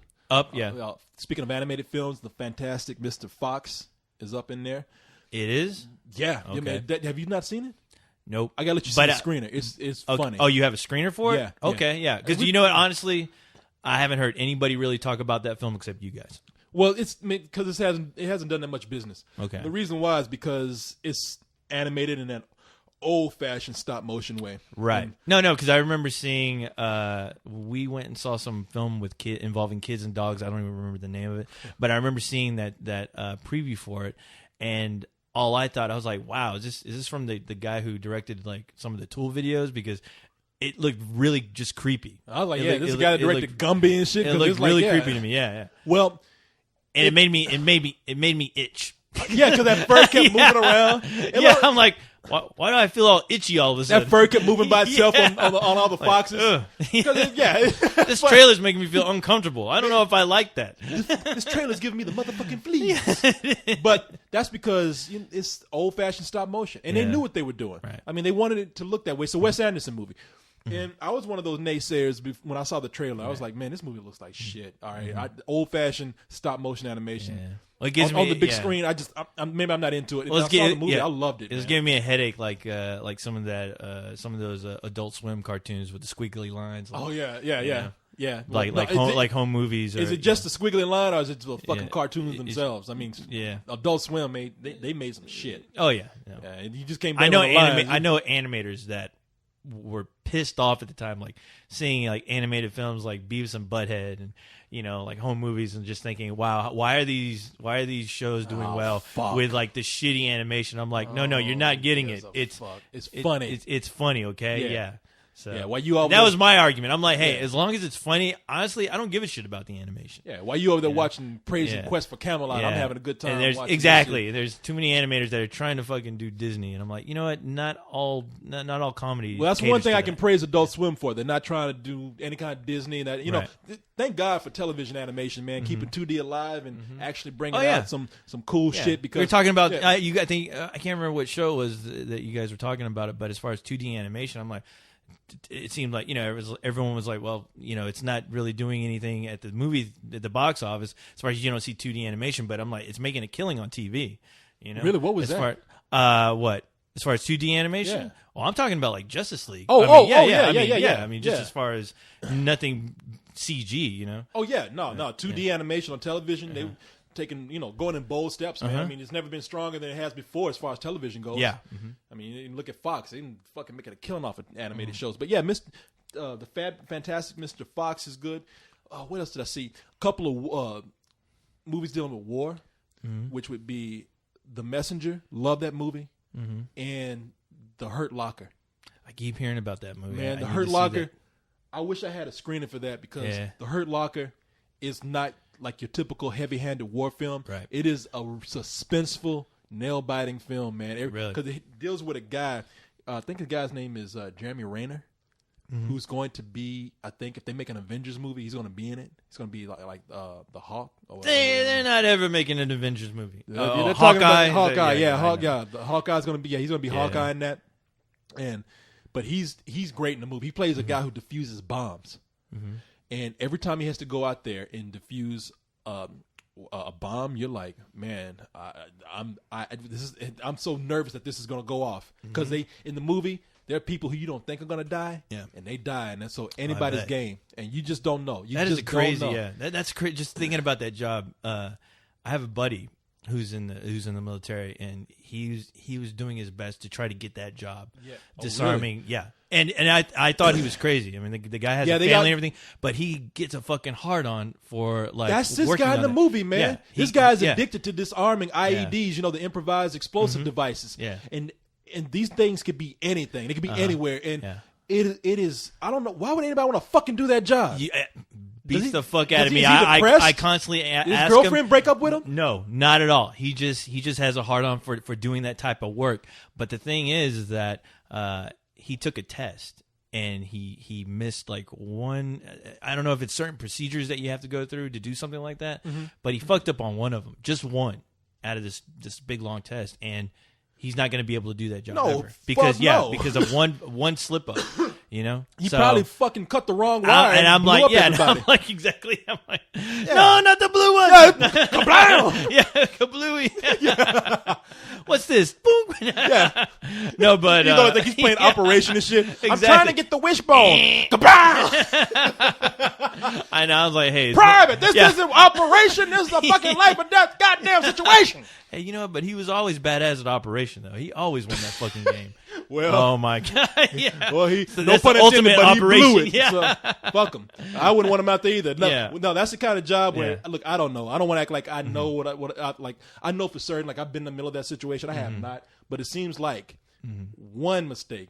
Oh, yeah, yeah. that's the test. Yeah, no, that's it. No, Yeah. there's no A plus. Yeah. There's no A minus. There's 100%. Exactly. Jamie's out there talking about 100% on this shit. Okay, you don't fuck up at all. No. If you're gonna fuck up, let it be on your own time. Yeah. Let's have you fuck up on paper first before you go out there and kill anybody. But man, yeah, that Crazy. movie is to me is brilliant. That was Yeah. on my like. If I had to like say I had a number one for the year, that was it for a while. Yeah. I was like, whoa, this movie is so effective.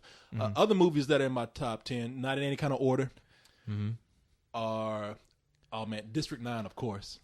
That's the easy one. Yeah, District 9. Yeah. What can I say about District 9? No. No brainer, right It's a there, genius. man. Yeah. That's the top of my list. Yeah. If I had any list, which I don't, that's That would be that's the- number that one. would be the I'm one. sorry, Yeah. In fact, you wouldn't even have a list. Just be like No. District 9. District 9. I don't Number give a 2, shit. District 9. That's like my Dark Knight this year. Number 3. Oh, hey, Dark Knight. I don't give a fuck. You know. The Dark Knight is so badass. It's in my top 10 this year. Yeah. I know. brought it over. I always bring it over. It's, Yeah, I don't always give a damn. It's always on my top anything. Yeah. Yeah. What else do I have in there? There was District 9. Oh, there was what was The Hangover? Yep. That's a Love good that one. movie, man. That was a great movie. I don't give a fuck what anybody says. Oh, it's juvenile. It's a comedy. Fuck. Who said that? Yeah. you. Yeah. That movie's funny. I No, don't it was give a fucking fuck. hilarious. No, I love that movie. Yeah, it's. I love that movie. And what else do I have in there? I guess maybe I'm still deciding about Star Trek. What? What is there to decide about? I would say that'd be like my number 2 or 3 movie. No, Star Trek I think is in there. But I had a don't know. fucking blast Star watching Trek that I movie. love though. Star Trek. Any movie that makes me give a shit about a franchise I never gave a shit about, that's the makings That's of true. a great film. That was the best Star Trek movie since The Wrath of Khan. Yes. Mhm. And nothing ever topped The Wrath of Khan. No. Not nothing. at all. But that movie's right up there. With It is. Like Wrath of Khan Wrath is of- number 1. The new Star Trek number You still 2. ain't gonna top Wrath of Khan, but that's No, right no. behind it. That's It is. very It is, close. It is directly. It's It's- right. It's right yeah. up its ass. Yeah, That's what it exactly. is. It's, Star Trek, the 2009 Yes. film, is tapping on the shoulder. Wrath of Khan, like, Yes. fuck you, I'm right behind you, Yeah. bitch. But so Star Trek. Because I tell you what, I don't go see a whole lot of movies twice, but I did go see Star Trek twice. in the theater. See, I I saw had it. a great I time. saw it 3 times. Yeah, I saw the last time I saw it was with a bunch of people fucked up on shrooms, and that was interesting. Yeah. But no, that movie is the Let's Do This of my top my top 10. It is number 2. Oh man, I'm trying to decide what what else else? is in there. I know I saw some films. There's some foreign films that I Yeah. saw that I love. I saw this movie, Rudo y Cursi, and it has Gael. What is his name? Garcia Bernal, Yeah, and his other brother. Not his brother. his brother, his other- friend, his his other buddy, who's his other in all- co-actor, who's yeah. Diego Luna. Yeah. They're in this movie, and because they were in a movie together before called Y Tu Mama Tambien. Yeah. And that movie was good. I liked Y the tu movie a mama lot. también. Y Tu Mama Tambien. Si. That guy who forgot that guy's name, but that director of that movie directed my favorite Harry Potter. Isn't it film. like Alejandro? I don't know. Don't even get me in line. Yeah. But anyway, Gael Garcia Bernal, is that his name? They and Diego Luna in this movie where they play brothers, and they're great soccer players. Yeah, those guys are fucking attached at the hip. I know, man. those I begin to guys think they like really are buddies for gay. life. Yeah. But even though Diego Luna has a Oh, they son, have made out with each other. Yeah, they have made out with each other. That's what you Come mean. I think like they made out with each other. Yeah. Like they weren't gay before. No. They made out with each other. I'm and sorry. then Yeah, if you're an actor or whatever, when you make Yeah. out, no, you gay. And then there's like, oh, that's not true. Get out of here with that. So you pay me $1 million to No. make out with some guy on When film. You when goddamn right I would. When you sucking face, if I see you sucking another dude's face, Corey, you gay. I don't care. I don't Hey, care if you. I'll be Hey, $1 million gay. hookers do a lot of shit for money, and they're still hookers. So I'll be right up there. God damn, that's a good point though. But no, they. So yeah, I think like they kiss each other. They're like, hey, I like this. I'm like, wait a minute. These guys look like they've done this before. Hold on. Yeah. They act like they're married and got girlfriends, but they're like Brokeback Mountain on the side. They're sneaking off to meet each They're other, just make a waiting- movie. They're just waiting for that Make scene. their own movie. Yeah, they got a calendar fucking marked for that day. No, Oh, I can't wait to make our next movie. we're gonna get to suck face and get paid for it. Woo-wee. I love this business. I love the business of show. I love this job. No, they're not gay. No, they're not. They're not. great actors. But they are great actors. yeah. And in this movie, they're great. They play 2 brothers and they're great soccer players. Yeah. And they get picked up by this scout. And this scout has been in the business for a long time, so he kind of knows like he's taking a chance with these guys. But he goes ahead, brings them into the pros, and these guys cannot get their shit together, man. Like one guy, I don't want to ruin the movie. or Don't anybody. ruin it No, for me. You should. It's Spoiler. called Rudo y Cursi. Yeah. And if I am right, let me see if I can spell this Yeah, right look- for you, because it is out on DVD, maybe even Blu-ray. Yeah. El Blu-ray, and it's I think it's a movie made in Mexico. I need to check that out though. I've been curious what that dude's been up to. Gabriel Bernardo Garcia. Yeah, Rudo y Cursi. That's Rudo as in Rudo, E as in and. Okay. And then Cursi is Cursi. Rudo y Cursi. Okay. And these guys, they're great soccer players, and when they go pro, they become like famous for a while. Yeah. But they just cannot get their shit together. Each one of them is distracted by something else that they want to do. Is the pussy? No. A little bit, but they want. But They got Tiger Woods syndrome? One guy's one guy's just one guy's married and he's cool with his wife. Yeah. Another guy's not, so he's distracted by some little harlot man. But the thing is, they're great at soccer, but they want to do other things that they are shitty at. I mean, you Like know, what, playing the violin? I'm not gonna say, but they all want to go off and do something else, and it's like Juggling act? might as well. You just want to sit them down and say, play fucking soccer. All right, that's all you need to do. No, today I'm going to make pizza. Yeah, Hey, buddy. No, The prego. I'm making comics today. Yeah, Hey. they fucking end up looking like, what's his name? Burp, burp, burp, burp, Swedish Chef. They look like Bismarck. It turns into a Three Stooges movie. Is that what you're telling me? It is like one of my favorite foreign movies this year. No shit. Okay, Yeah, I yeah. got to see that. Yeah, it is. Come you didn't I tell me love about it. this, Corey. I don't know. damn I'm it. sorry. Where were you? No, I don't know. I was man. fucking around. Yeah, there you go. See, there's Looking your at answer porno. right there. Something important. I don't know what I'm doing. I was listening to Bismarck. Yeah, I was was learning the lyrics. I was trying to learn the lyrics to Benny and the Jets. For once, after hearing Biz, I was like, you know what? I really should learn those lyrics in case I get put in a situation where they dress me up so I can make like a record. fucking like Liberace, throw my hands up on stage. I honestly think, I don't want to jump on that. The other foreign film that I saw is also a movie from Mexico called Sin Nombre. Yeah. That movie is pretty brilliant, man. It's about a gang member who's forced to not really forced, but he kind of comes into realization that my life is fucked. Yeah. And the one good act of kindness that I'm going to do right now is help this family over the border. Yeah. Regardless of all the danger that everybody's facing, and it's a pretty intense film, and it's really good, man. It's I don't know what I don't. Again, I'm going to hold back because I don't want to say a whole lot about it. Right.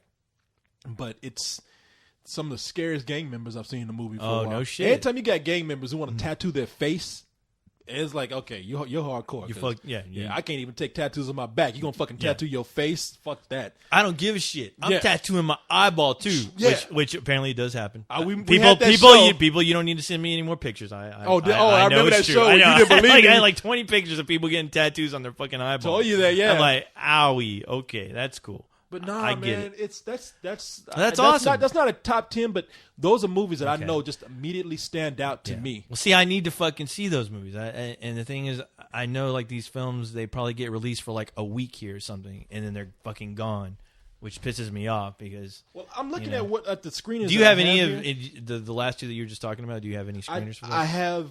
Let me. Cyrus has Rudo Icursi. Motherfucker. I have Sin Nombre.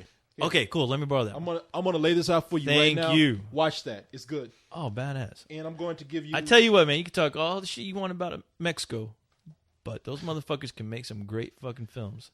Oh, I'm right there with you, man. Wow.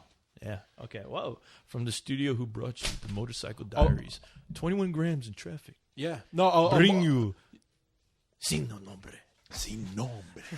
Amores Perros is one of my favorite movies of the year. Oh, I know. I love that fucking movie. Yeah, I love that movie too. Yeah, I'm going to give you Fantastic Mr. Fox too. Oh, fuck yeah. Go and watch that, man. You'll like, like both of those. I appreciate that, Corey. You can pick out some good shit, my friend. Speaking of good shit that you recommended at one point, I finally, after fucking 10 years, got to watch Cowboy Bebop.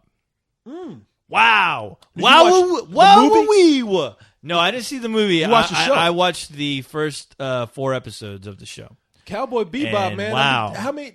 Cowboy Bebop is classic. People have always talked about that, and I'm like, there's times when I would catch it like right in the middle of an episode, and I'm like, this animation looks pretty cool. It kind of reminds me of like the Vampire Hunter D, like that studio. Oh yeah. I don't know if it's the same studio, but I forgot. I used to know. Yeah. I forgot what studio did it. But I just watch. I'd always catch the middle, and I had no fucking clue what was going on. So Cowboy Bebop. For those who don't know, it's an anime. It's a classic anime at this point, and it deals with 3 like a ragtag crew of bounty hunters, space age bounty hunters. And they wait every week for this show to come on that tells you what's up for bounty. I mean, it's like a TV show with a cheesy show with a cheesy host. He's got his girl sidekick, and they put up the bounties. And these guys, they're not really successful, so they're all hungry all the time, and they're poor, and they're always broke. And so they wait every week to go out for this bounty. And it sounds like sort of comedic, but it has some. The more you get into it, they have like some really dramatic episodes. The last episode is really heavy. Really? Okay. Yeah. The way they end it. Yeah. If you get into the show, you're not going to believe how they ended. Okay. But it's a cool show. All right. I'm looking forward to it. Yeah. I mean, I loved how they incorporated like just, which you would never imagine would work, but just during some of the action scenes, they would just incorporate like this jazz music, this jazz fusion type music. That's what I love about it. And it actually, I'm just thinking, wow, this is actually working, and it's a great scene. The opening sequence is great. That's where they bring in like that cool bebop type. And I don't know if that's why they can call it Cowboy Bebop, but the opening tune has a bebop feel to it. And so if you're expecting like this anime where it's all cheesy and everybody's talking about and it's a little too deep for its own good. No, it's got a little more style than the average. Oh, it's great. Yeah, expect to see. A group called Tank does that opening song. And okay. I love that song. If you ever get a chance to look at the opening sequence for Cowboy Bebop, you should. It's very stylized, and it's not like all these robots and girls. And, right. Well, it's funny that you were talking about that because, at least we were talking about Batman, the Brave and the Bold, because watching that intro, I mean, when I saw the intro to Cowboy Bebop, I'm like, oh, I'm sure that actually influenced what they're doing on the Batman show. Well, I think intro. I think Cowboy Bebop is just. I mean, there's a lot of shows that I'm sorry, not Cowboy Bebop, but I think Batman was trying to capture that adventure feel that Johnny Quest had, like those old Hanna-Barbera shows. Well, I always think like that the opening to The Brave and the Bold reminded me of the original Batman '60s TV show. That too, yeah. No, The Brave and the Bold is a cool show, man, because they're not trying to be dark. It's a whole different Batman. It is. It's that, and it works. Yeah, it's that adventure science fiction type Batman. It's a fun. I know the studios, the networks have always tried to have like a kid friendly Batman, and they actually have one now where it works. This is the one that works. It doesn't talk down. It doesn't talk down to me. It's a fun show, or man. kids. No, it is. It's a lot of fun. Yeah, and for the longest time, I was very scared about it. I was like, oh, they're just gonna cheese them up. They're basically going to redo the old Filmation Batman. That's what I was assuming, but I was pleasantly surprised. Cool thing about that show is that they have a great art style. That nice, clean line. Oh yeah. Yeah. Like they have the bold lines on the outside and they have the thinner lines that make up the inside work. It's you have to see what I'm talking about, people. I don't mean to get too artistic, but it's a great art style that they've chosen for. It's very clean, and it fits the whole overall tone of what they're doing. It looks like you're watching a comic book. It does. TV show. Yeah. And it's clean just enough to be for the kids, but they got enough fun stuff in there that people who love Batman can just watch it. Exactly. But if you haven't heard the opening theme to Cowboy Bebop, that's what I'm saying. It's not like this crazy music that you hear for regular animes. Even though for the end credits they do play some cheesy Japanese song, but for the opening song, they don't have. I don't remember them having a singer at the end. They do. Do they? Okay. Yeah, and she's singing in Japanese. Okay, never mind. Because as soon as the credits started rolling up, I'd always fast forward. You always change the channel. But the opening theme to Cowboy Bebop has got this great jazz tune by this group called Tank. And here, I got it pulled up right here.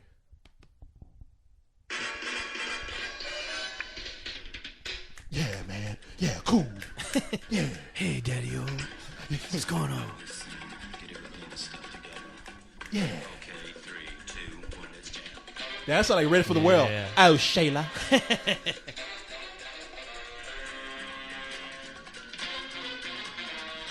Man, I love this. It's awesome. No, I was fucking hooked after watching it. This is my favorite part right here.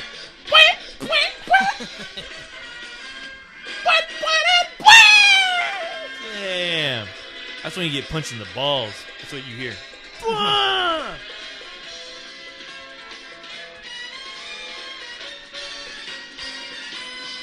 Get your jam on, people. Oh, you get the picture. I mean, it's a cool. Hey, you know what else? You know what other Japanese show or anime show has a cool opening theme? Samurai Champloo. Oh, have you heard it? No, I thought you were gonna say Pokemon. I was like, I like that one too. Samurai Champloo has Samurai Shampoo. Champloo. Yeah, it's called Samurai Champloo. Okay. Don't ask me what that means. Okay. I don't know. I thought you were affected by by the that's celebration beer. It's cool because it's Samurai. I'm sorry, Biz Marquis. Samurai Champloo. No, they got this one. Is sort of the opposite of what they're doing with the jazz theme for Cowboy Bebop. This show has it's a samurai show, but they incorporated all these themes of hip hop. Yeah. So there'll be scenes where people are fighting, but it's done to like DJ scratches and all that kind of stuff. And for the opening theme, they had it's like a really cool hip hop song, and I forgot who it was by. I know it's from some artist who has a lot of stuff out. I'm sure somebody will tell us. People will tell us, and people be like, "Corey, you don't know that? You dummy!" But the opening theme of the song is badass, man. And I would watch the show just to hear this theme. Let me hear it.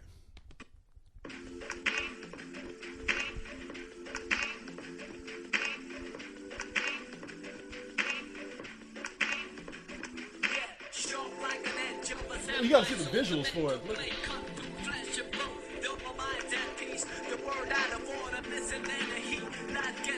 Huh.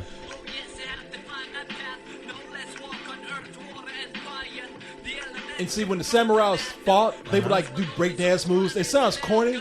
Really? Yeah, it wouldn't be like they were breakdancing, Okay. but they would just move like they were breakdancing, and he would like kill all these people with the swords. Is this like a Japanese studio doing this, or is Oh it- yeah, no, this is okay. Japanese anime. Okay. I'm surprised you never heard of this before. No.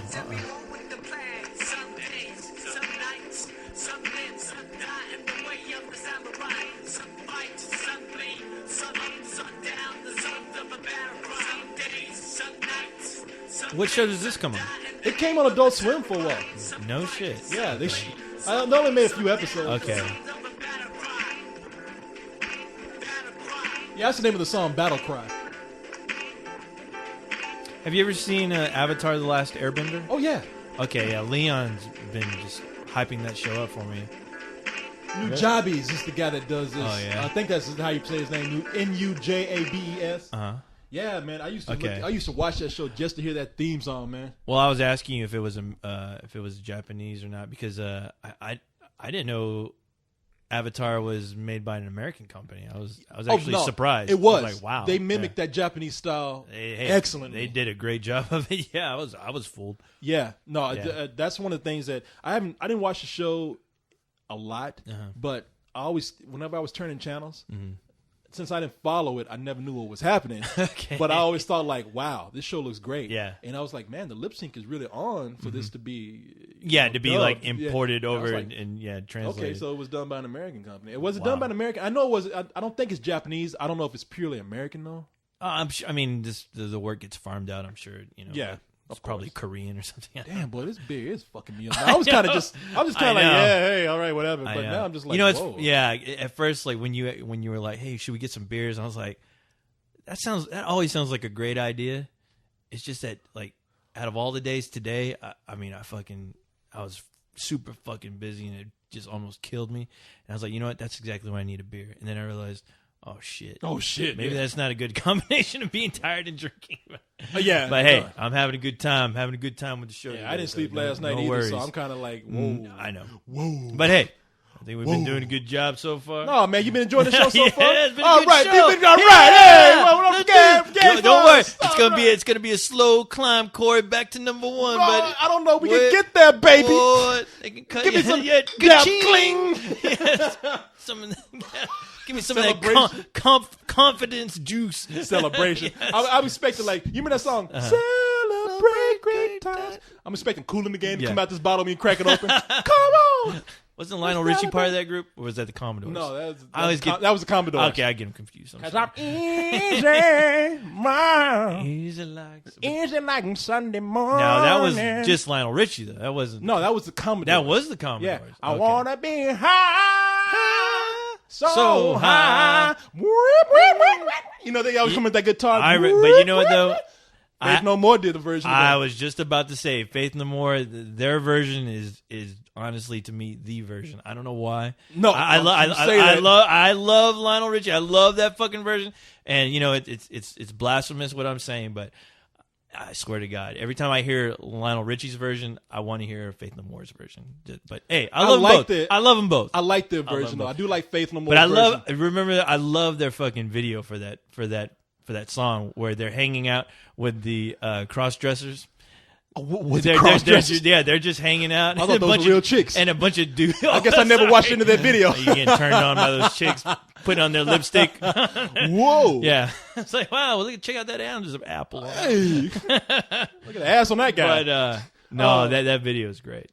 Wow, I got to go check that out again. Oh no, that's a fucking classic video. I love it. No, I love. I mean, I used to love Faith No More, man. Oh, I still love them, and they just reunited recently. So. Did they? Yeah, Man. and they're actually. I heard rumors they're getting ready to They're planning a tour of the U.S. soon. So I tell you, Faith No More had an album that album of the year, that Yes. wasn't as popular as it should have been. Last man. Cup of Sorrow. That is one of my favorite fucking songs, man. And I remember you telling me. You know when, what? When we heard I'm that, going to talk some more about movies, but Yeah, go ahead. Let's get into our music part since we're bringing up Sure. music here. The kids love the The music. kids love the music.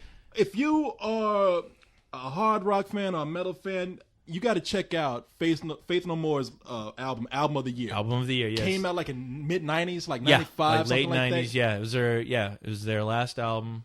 And honestly, one of their greatest albums, I think. You know, I mean, even though Angel Dust is very near and dear to me. I love that album, but like right next to it is definitely album of the year. Is a real underrated album, man. It's that's just an underrated fucking band, if you ask me. Faith No More. I think they're just musical geniuses at the time. Yeah, they're way innovative, and that's there's why no other singer like Mike Patton. I'm sorry, Mike Patton. Mike Patton is a cool dude too. Mike Patton he's known first of all as the lead singer of Faith No More, but he's gone on to do some other things. Right. Well, before Faith No More, he was in Mr. Bungle. When was that? Before Faith No More? It was. Okay, I never knew that. Faith No More. Faith No More. They were looking but he's for a better singer. known for being. But no, he's better known. Yeah, he's better known for being in Faith No More. But he was doing Mr. Bungle when he was a teenager. Okay. And the studio, like Faith No More. Yeah, they had an original singer. I think his name is Chuck. I want to say it's Chuck Mosley. They kicked the dude out. Though, I can't remember the story. Yeah, I think he was having he just wanted to leave, but they needed a singer, so the studio said, "Hey, you need to check out this band, check out their singer," and they heard him and they liked him. Yeah, so. A lot of older people would know Faith No More because they got what was that song called? You Epic. Want it all, but Epic. you can't have Epic, it. which is their breakout. You say, what is this? You say, with what with the very controversial fish scene in the video. Gee, I remember that fish the scene. goldfish. Yeah, people check out the video for Epic from Faith No More. Yeah. At the end of the video, there's a fish And that's flopping just around flopping around. And all these animal rights activists came out talking about that shit. And Mike Patton came out saying like, look, that fish suffered for about a minute or two, a second. We put it back in water. It was fine, okay? It lived, Yeah, Jesus Christ, man. Kill your fish changing out the goddamn water, all right? Yeah, Calm down. exactly. You know how many people kill fish just by putting that shit on top of the TV set? People eat that shit and they're not thinking twice about it. You eat Yeah. that shit all day at Long John Silver, stuffing their fucking fish fried mouth. Motherfucking somebody from Peter calling right now. Got a fish sandwich in their hand. How dare this fish always suffers? got to find something to complain about. Hold on, I got to take another bite. Anyways, I was saying that fish is suffering. No, fuck that, man. But no, Faith No More, man. I wasn't into them as much when they came out, but when they played this song, I was into them before, but I was into that whole album of the year when they made this song called Last Cup of Sorrow. I'm surprised. If I ever made a movie that required it, this is one of the songs I said, fuck, man, this is what I would use. Yeah, no, it's a fucking great song. I don't even know why I love this song, man. I love the fuck out this song. It's a great fucking song. I mean, one day I was at work a long time ago, and I just listened to this shit like 10 times in a row. Oh, yeah.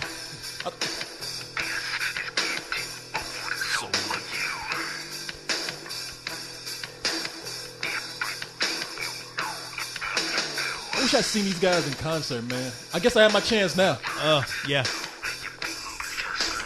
They are incredible live.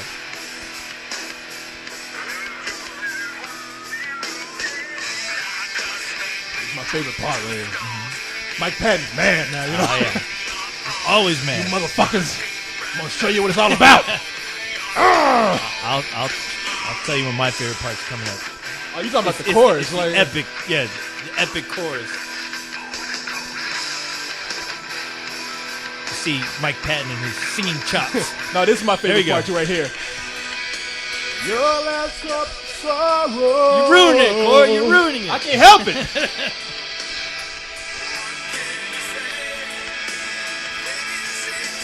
God damn. I know. Makes me mad. You know, the funny thing is I was going to put this on my page today. You should have. I need to rework my whole page. I've been neglecting it.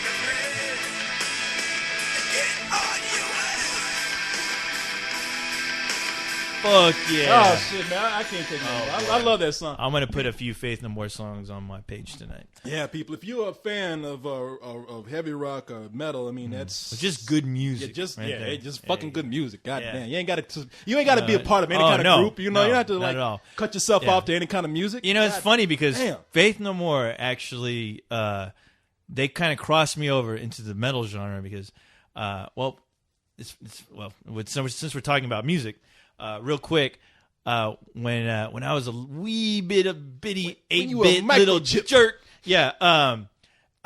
I was into metal, but the only metal I was into was Kiss. And that's back when I didn't know any better.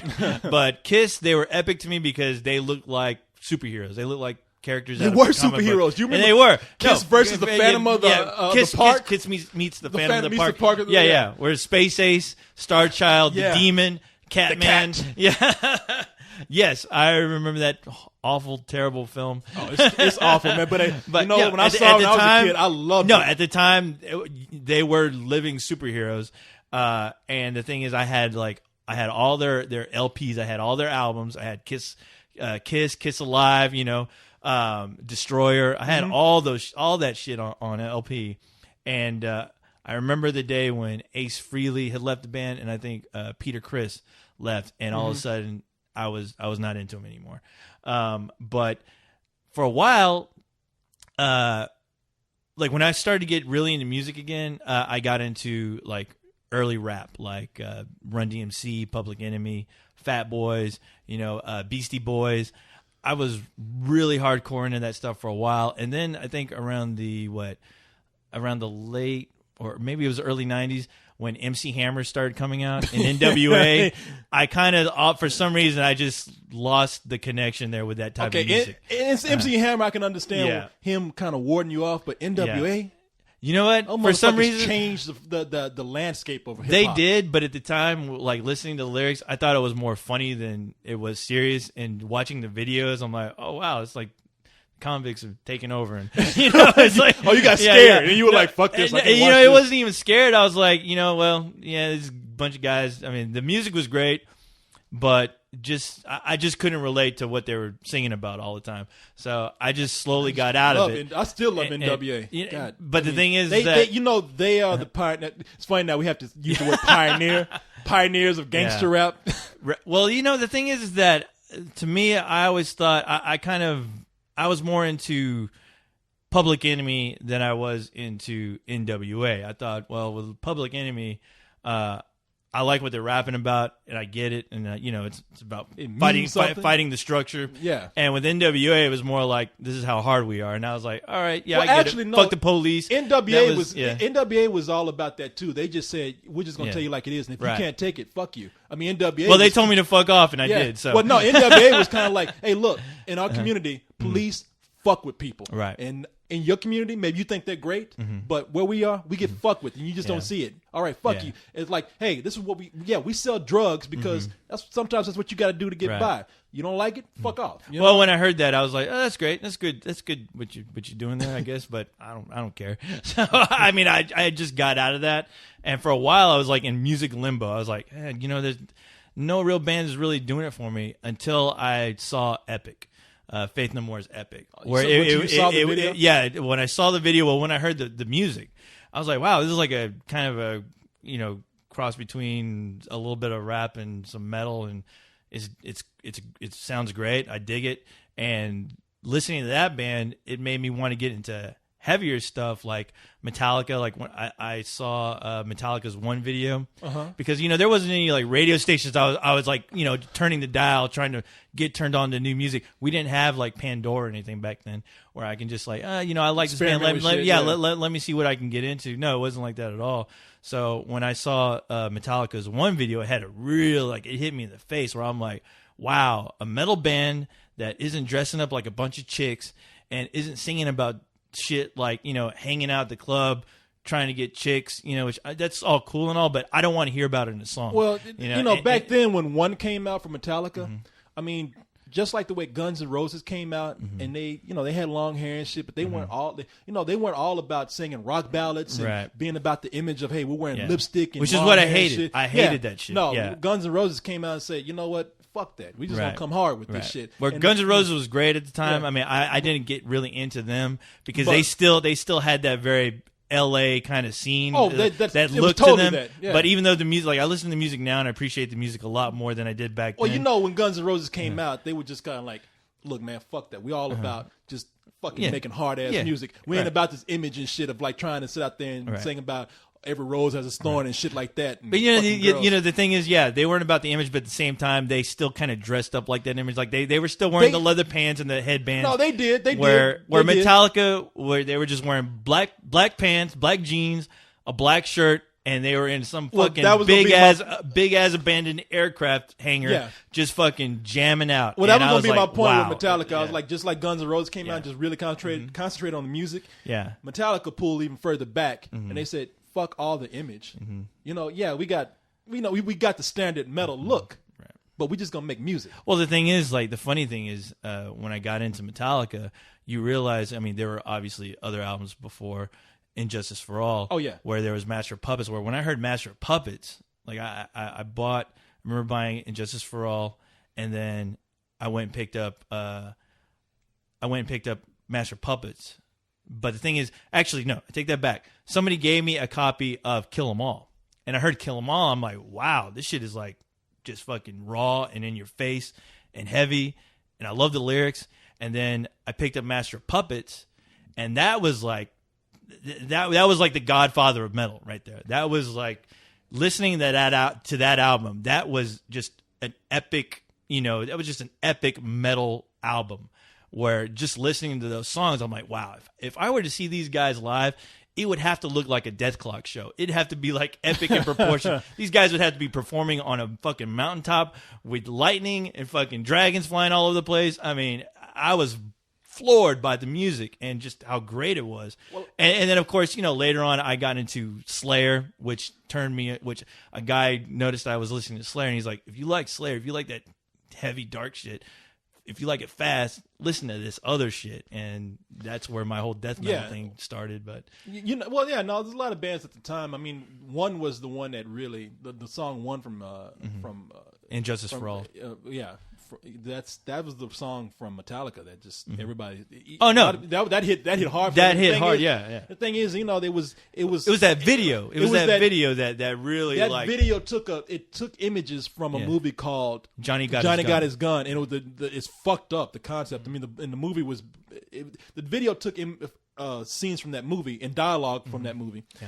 And the movie is based on a book called Johnny Got His Gun, and it was about a guy who lost his arms, his legs, his hearing, his sight, and he was just a piece of meat lying there. Yeah. And so when you're like that, how can you tell people that you want to die? And so I don't know if the song was inspired by that, but it was definitely, it worked well with that. Whoever directed, I can't even remember who directed that video, but no, it made an impact. And it was a hard rocking song, scene, but at the time it was like, okay, it had the sound of sort of like a rock ballad, because there were points where it went to acoustic guitar, but they weren't doing that cheesy rock ballad shit. I mean, not at all. That was one of those songs that meant something. No. It was like, I didn't feel embarrassed watching their video. You watch Poison or something like that, you're like, wow, hit it. I never got into that shit, man. Poison and Wanger and all that kind of shit. Like, I think it's funny now. I can listen to it now and like just kind of laugh at it and go, okay, it's decent music. It's not my kind of music. Even Motley Crue got on my fucking nerves at the time. But you know what? Motley Crue, though, I actually liked their first album. I never bought it or anything, but I had a buddy that would constantly play it. And listening to that, it's like at the time when Motley Crue came out, they were almost trying to do like a Kiss thing, where I don't know if you remember, those guys used to wear makeup for their first. They used to paint up in makeup. Yeah, I didn't know that. Let me just say, I'm not all that familiar with Motley Crue, except for the videos that they put out and shit. So of course, I can't even say anything about Motley Crue. I just know I got annoyed with them after a while. Well, I was annoyed with them too, but when I listened to some of their other songs, like even though they had some hot ass girls in that video. Oh no, their videos were fucking girls. Yeah. I mean, shit. Come on, that says it all. Girls. Yeah. The staple of any strip club. girls. But Motley Crue's earlier stuff, when I listen to it now, I'm like, that's not as bad as I thought it was. When I first heard it. But anyway, but Faith No More. Getting back to Faith No More, no, that band really opened up my ears to other forms of music. Yeah, no, it's cool. Yeah, especially learning about Mike Patton and the bands that he was influenced by. It made me want to check out stuff he was into. So all right, so changing a little shift of gears here in music. Yes, everybody remembers Jazzy Jeff and no, everybody remembers the Fresh Prince and Jazzy Jeff. The Fresh Prince, of course, being Will Smith. Right. Now, Will Smith has gone on to actually, be the one of the biggest stars in the world. That was another one of those guys that when that guy came out, I was like, okay, I have to. It's time for me to exit from my rap. As soon as I heard the parents just don't understand. Yeah. There's a nightmare on my street. Like Urkel rap. Urkel rap, yeah. As soon as fuck gangster, I'm in a Urkel rap. As soon as Jazzy Jeff started singing about Freddy Krueger, yeah, which him and Fat Boys did a song about Nightmare on Elm Street. Nightmare on Elm Street, yeah. No, Will Smith made a song. A nightmare on my street. Yeah, there's a nightmare on my street. Yeah, no, that was some of the corniest fucking rap. Oh man. yeah, it was. But Will Smith went on to be one of the biggest stars in the world. Right. Is right now. Yeah, and I can't deny that. Yeah, and so. Everybody says, well, Jazzy Jeff, their music was known as being kind of corny now. Yeah. But Jazzy Jeff is professional turntablist.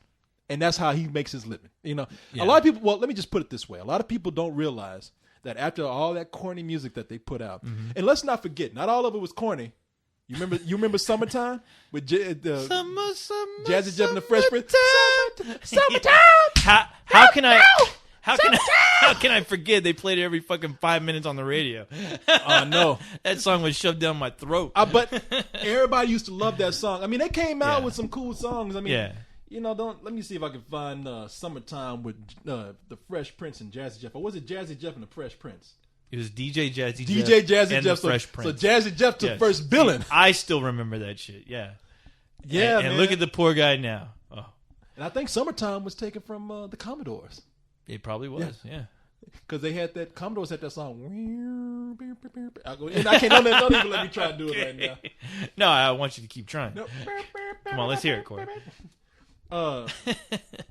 No, let me see if I can find the music for Jazzy Jeff and the Fresh Prince. I mean, it was, let me see. Because that song was a jam back in the time. God dang. What the fuck is this? You got Punch Out on your... I don't know what that is, man. Your computer. I don't know what the hell that is. You clicked on it. Oh, okay, I see. Let me see. I'll stop it. Drums, please.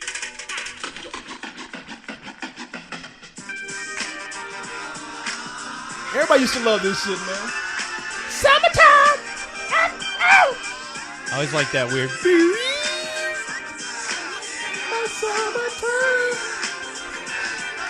Summertime! It's back when every rap artist dressed like they were about to be on In Living Color, the TV show. The craziest fucking... Everybody had that eraser head haircut. Yeah. The Kid and Play haircut. Yeah. Give me a soft, subtle mix. And if it ain't broke, then don't try to fix it. And think of the summers of the past. You look at Will Smith with that fucking haircut, you wonder how the fuck did he go on to be one of the biggest stars in the goddamn world. But after that, I mean, yeah, they made some corny songs, and then they made this song which everybody loved. But Jazzy Jeff went on to continue to make albums. Will Smith did his acting thing. And DJ Jazzy Jeff, he actually made some cool shit, man. He's working at the Goodwill right now. Yeah. He's doing the background music for while you do all your poor people shopping. He's still bothering that new employee about how you used to be somebody, how you used to be king. Hey, I used to be Jazzy Jeff. Man, I'm trying to do my community service, all right? Get the fuck away from me, please.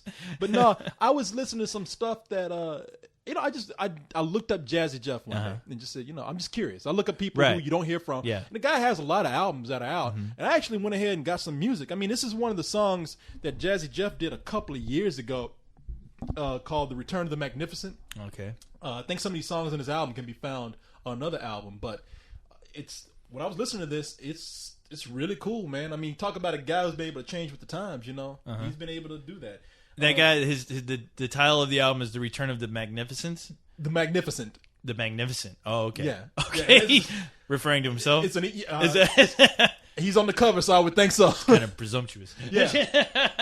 I don't know. It's a nice song. It's might as well. This is a song called All I Know that he did with a guy called I think it's called a guy named CL Smooth. Yeah.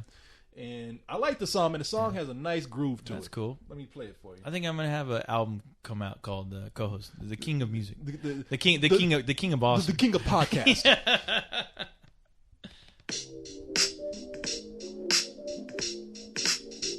So that's kind of cool. mellow. I like That's that. nice, man. Yeah. I like Summertime! it. Oh god. No! I liked it until the singing. Oh, here. love Oh, here when we go. rappers Here we do go. that. This will either make it or break it. Hold on. I make it move like I wanna move with them horns. Let them play with them strings while I spit the life for kings. Put a cud in it, stood with it, we Not got so it. bad. Dudes That's that cool, was I meant like to that. have it. Yeah. Fans wanna reach out and grab it. I'm Who's just singing? an ordinary man A with guy named C.L. ordinary Smooth. lifestyle. Seen early I would live as a child. I was conceived a mistake, but through God it's really all it takes. I see. It's the kind of hip hop that you can kind of put on the background while your Right. friends are drinking and shit. You can see this playing at a bar somewhere while you're sitting down cooling out and shit. I like it. Yeah, no, that's what I heard. I was like, wow, this is nice, man. From the womb to the tomb, hit the game And then real when they kick in with the chorus, that's even better, man. It's real nice. Okay. See, it's my turn now. All competitors bow. All you Here it say is. Oh, wow. all I know. Is the way it gotta go, and everything it takes to hold me down. All I see is the way it gotta be. That's awesome. Yeah, no, this is nice, man. I like the piano that you use. The way I survive, and people can't play me out of bounds. Here's my point on a Jazzy Jeff joint. It's why I see Will Smith comes in and just ruin it. Oh, everybody, Nightmare on My Street. No, it's from an album called The Return of the Magnificent. It's an EP. I think there's another album right after that, but it came out in 2007. And like I said, some of these hip hop artists you forget about. I knew Jazzy Jeff Right. was still doing shit. I just never really checked out Yeah. his music. I mean, the last thing. Okay. The return to greatness was, I guess, and I Return only the King. Yeah, and I only knew this because there's a video on YouTube, and I put it up on my page at one point, where somebody took scenes from The Fresh Prince of Bel-Air, where DJ Jazzy Jeff is playing the drums, and all of a sudden Will Smith starts dancing, but the background music is this like hardcore death metal band where it's like, and you see, and I was like, at first I was like, what has DJ Jazzy Jeff been up to? And then I see him like on that video playing drums next to Will Smith. I'm like, oh, he must have been on a fucking episode of fucking The Fresh Prince. He was. And I was like, and then I hear the fucking metal music kick in. I'm like, what the fuck is this? It's a masterpiece. I can't remember the name of it, but it's basically, I think if you type in The Fresh Prince, Jazzy Jeff meets is doing metal. Death metal, yeah. It's Jazzy Jeff genius. is playing. He plays the drum in Metallica. Yeah, it's funny. He replaced Lars in Metallica. Hey, looking at that video, if you were to hear the drums while Jazzy Jeff is playing the drums, that guy's the greatest metal drummer of all time right now, apparently. Jazzy Jeff is in Metallica. That's what I thought he was up to now. And he'll be doing a tour with Faith No More. like, holy shit. Is this guy an emperor now or something? What the fuck? Hey, Return of the Magnificent. Yeah, exactly. He wasn't lying. That boy got talent. That boy talent. Yeah. One more thing on the music front that we're going to talk about here. You and I. Yeah. See, this is what I'm talking about. We're just going to try to find artists that I was into. Do you remember Tricky? Of course. Yeah. Yeah, Tricky came out with a new album, man, this year. He did? 2009. Yeah. Okay. Because I know his last few albums, at least I don't know how long ago they came out, but I know everyone has that, like the Ultimate Tricky album is his debut album. Oh, well, there was that one. Then there was yeah. another one. No, the debut album is not the one that everybody. Well, maybe it is. Maxim Quay. Yeah, I think that's it. Maxim Quay is. If you don't know who Tricky is, Tricky, you might remember him from The Fifth Element. He was the actor in The Fifth Element that was the leader of. It was three black guys. And he's the one that tried to talk to Gary Oldman and got fried while he was on the phone. That's Tricky. He's a musician. And he was good. And he was actually good in the Yeah, he movie. was I think good. he had done some acting in something else too. And I love Tricky, man. Tricky was a British rapper, but he used to rap in this crazy way. Like he didn't clear his throat. Wasn't he like? Oh, I thought he was like pioneer of trip hop, basically. But Tricky used to be with Massive Attack, or he used to collaborate with Massive he Attack a lot. with him, Yeah, and so back in the days when trip hop was big, man, he was like one of the guys that came out. One of his biggest songs was a song called Christian Sands, and that's where I first got introduced to Tricky. Yeah. And then I went back and got his album Maxim Quay, which is a brilliant album. But a lot of people who were into trip hop at the time might remember this this song from Tricky. Let me see if I can find it. It's a song called Christian Sands. Okay. It's all one word, like Christian and Sands. And I heard this and I was like, holy shit, this guy is amazing.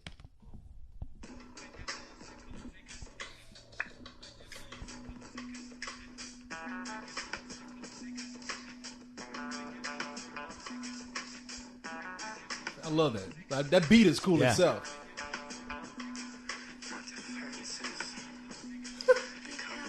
That motherfucker sound like Gollum. I know. I was precious. We loves it. We fucks it. Damn.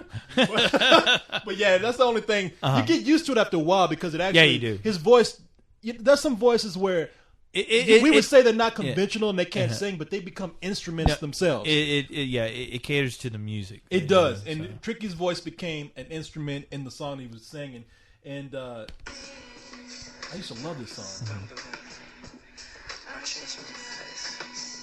And if you think I'm fake, wait around till I take off my makeup. Anyway, I love that song, and I've got I bought the album. The album actually kind of sucked for me, but he came out with Maxim Quay. Next week maybe we'll talk about that album because that is a great album, and that every song on that album is brilliant.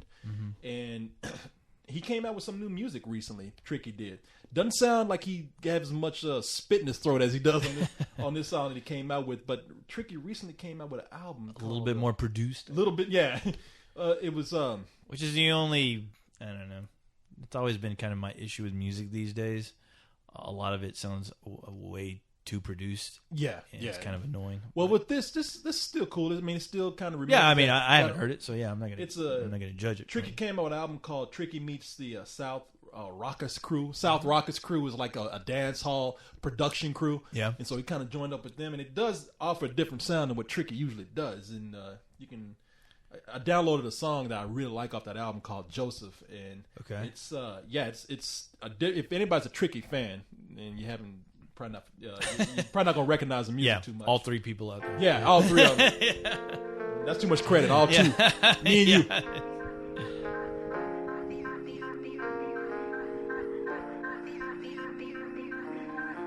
want to see me cry. You know, it's It's a little more upbeat. That's cool. I like it. Yeah.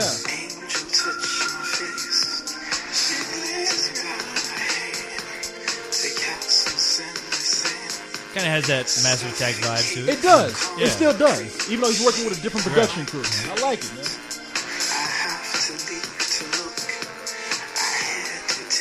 And you can understand what the motherfucker's talking about this time, right? Instead of I might have to download the lyrics. I need subtitles. But this is a cool club song, man. I like this.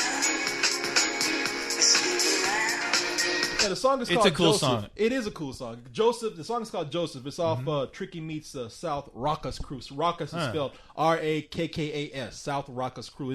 Check it out, man. If you know this kind of shit, check it out. It's kind of it really is cool. Not the whole album. I can't really say I like a lot. I just kind of bypass a lot of that shit. But that's a song that I was like, is it one of those iTunes songs where you download one fucking song? All right.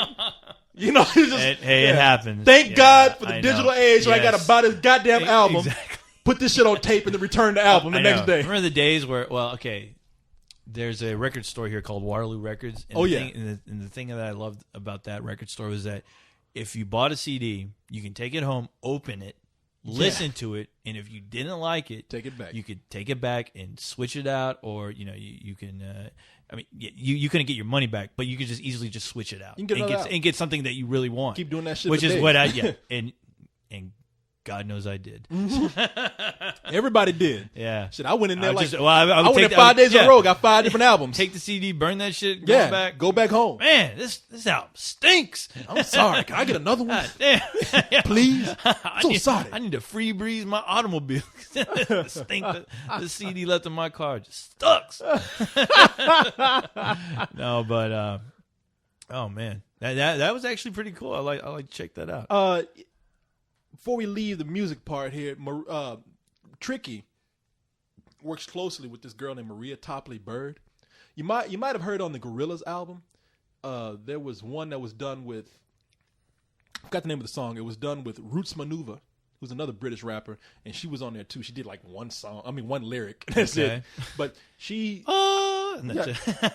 Yeah, that's it. Yeah, she farted on the mic. What the fuck? Genius. $10,000 for that fart. Producer, great job. We'll loop that shit. We're taking you on tour. Put your ass up to the mic. No, she. I think she has a daughter by Tricky, but I don't know if they've ever been married. But they've been intimate and they work very closely together.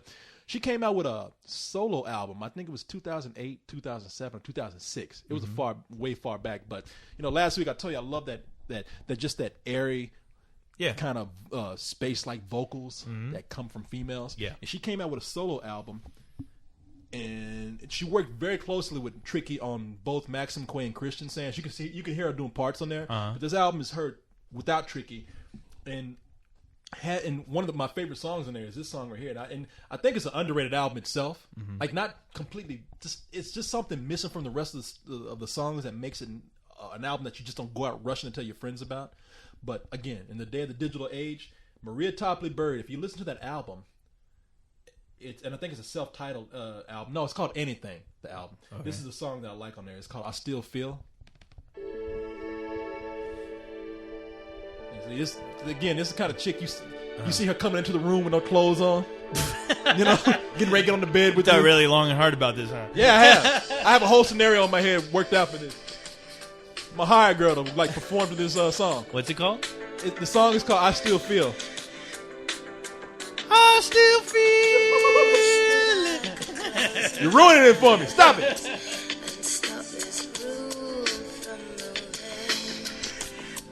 Take off your pants. Stop it.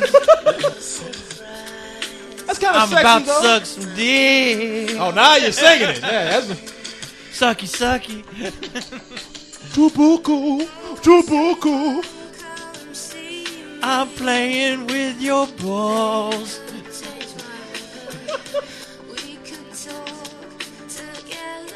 But that's kind of a sexy song. Yeah. Licking that taint. Sucking on my toes. There you go.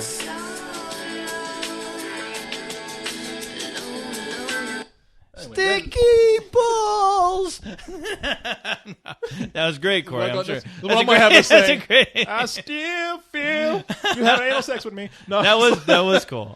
Okay, speaking of artists, yeah, this just hit me because I was thinking about it the other day. Artists where you're wondering what exactly happened to, where are they now? The singer for Sneaker Pimps. That chick? Whatever happened to that girl? Because I don't know if you know this, but Sneaker Pimps, what was the name of their first album? Do you remember?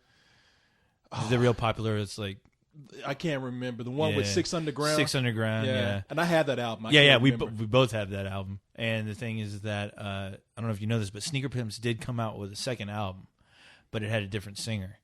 I think it was like a dude or something, but yeah, singing like a chick. No, it was a dude. Yeah, but no, it wasn't a chick. It was a dude, and I think she may have appeared on like a couple of the songs.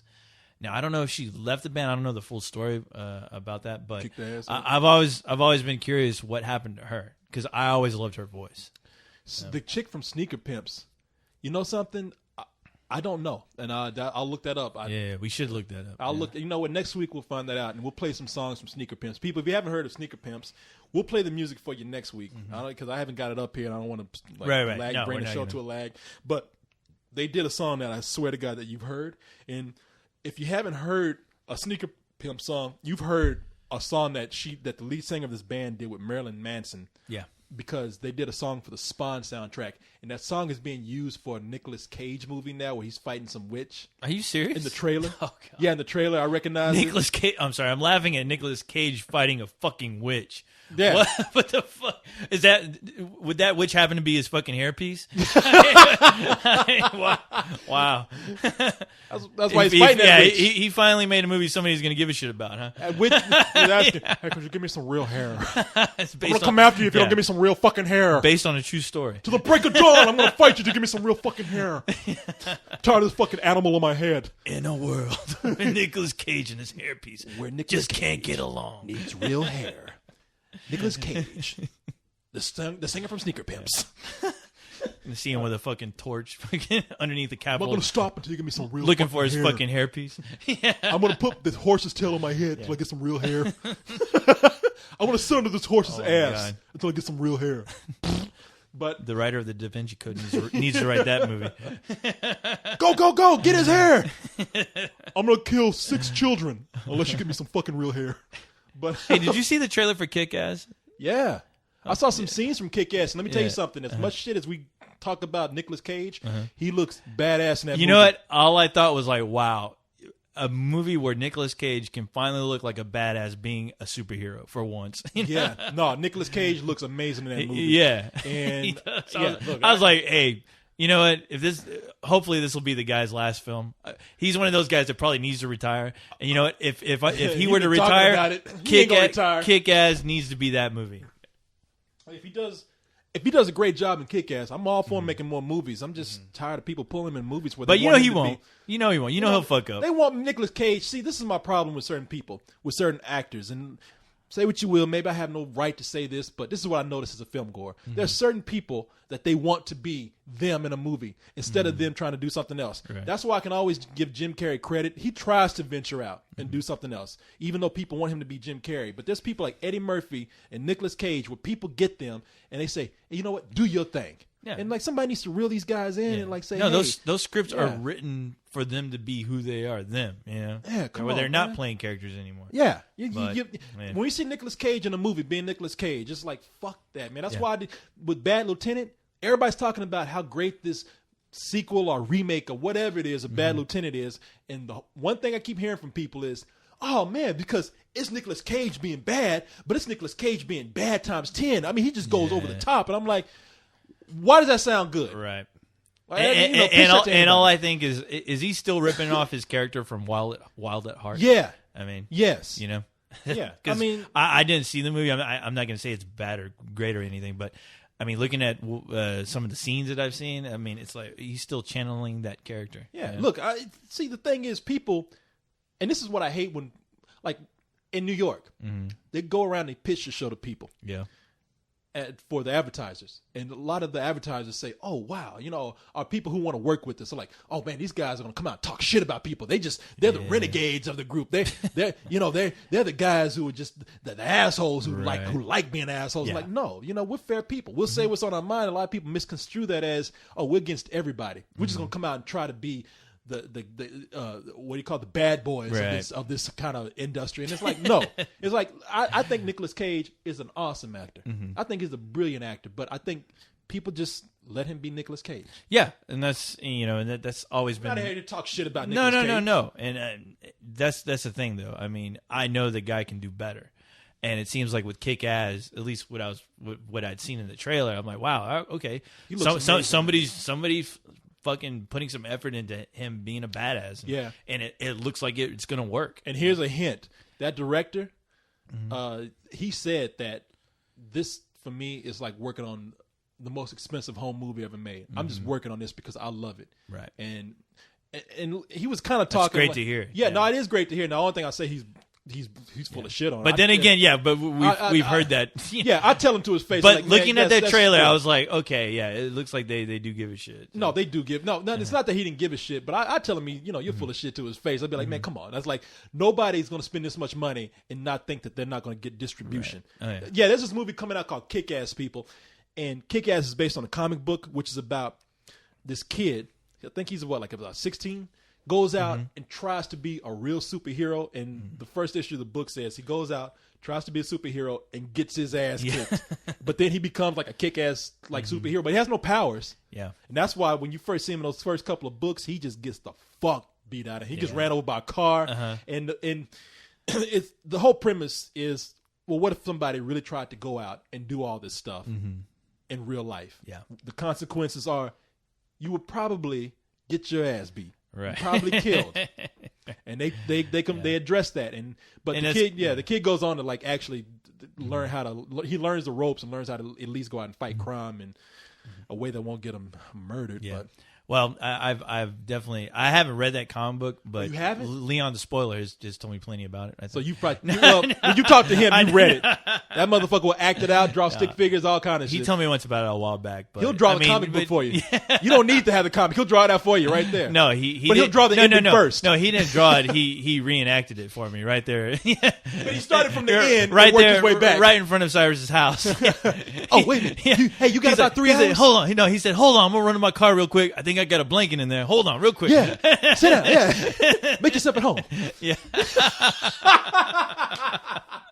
But man, it's a cool ass comic book if you haven't read Kick Ass, and they're making a movie about it, and that director went ahead and started making the movie. And I don't know what the real story is. He makes it sound like, look, he actually said this, I don't have to work again in my life. Yeah. I got a lot of money. I'm gonna put this review up. I mean, this interview up that I did with him, because you got to hear him say this shit. Oh yeah. Like he's fucking Bruce Wayne and shit. Like, like I ain't got to work again. You know, I'm rich now. This is just something I'm doing in my spare time. Like, no, motherfucker, shit. you don't get Nicolas Cage to come over in your backyard and film a movie. You knew that if the moment you filmed it, you would get distribution. I even told him that. I was like, man, you know. Yeah. And he like, No, I don't know what you're talking about. I mean, man, people talk that kind of shit because they know it sells a good story. You know what I'm saying? Yeah. No, it sounds great. Yeah, it sounds good, and it does sound good. Yeah, but it's you a know, great- people great- don't buy that shit. Great way of promoting. Yeah. Yeah. Now the movie did get distribution. We got fucking posters in the theater now. Well, they got like Yeah. X-Men type posters all over the place. Oh yeah. So- No, that movie was destined for distribution. The if moment it's a success, he's probably it was a fluke. I didn't think anybody would see I it. didn't know. What? That comic book has a fan base? Get out of here! I just Nobody picked told it up me that. I picked it up at Goodwill one day. Yeah.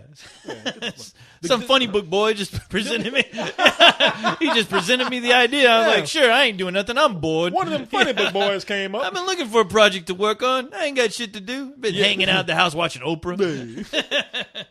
Oprah's gonna put it on book of the month club. I was like, you know Kick what? ass. I ought to do something. All right, man. I'm gonna take a break and save because I gotta go pee. Oh, Make a okay. call real quick. I gotta pee bad though. This beer's getting to me. Fuck. So we're gonna take a break and I'll be right back. Pee break. I gotta say I was nervous watching this shit. Ever since we lost that show, after we yeah. go over an hour, I'm like, oh fuck, back. Got my Back in black. relieved my penis right here. Did you Yeah. drain your pan of oil in that beer that we gave you? I pissed all over the carpet. Let me. Oh, well, that's what. Yeah, you I usually couldn't do. make it. Yeah, that's why I gotta pull up this carpet. Ain't an inch of this carpet ain't I got said- your fluids on it. Said, oh well. Oh well.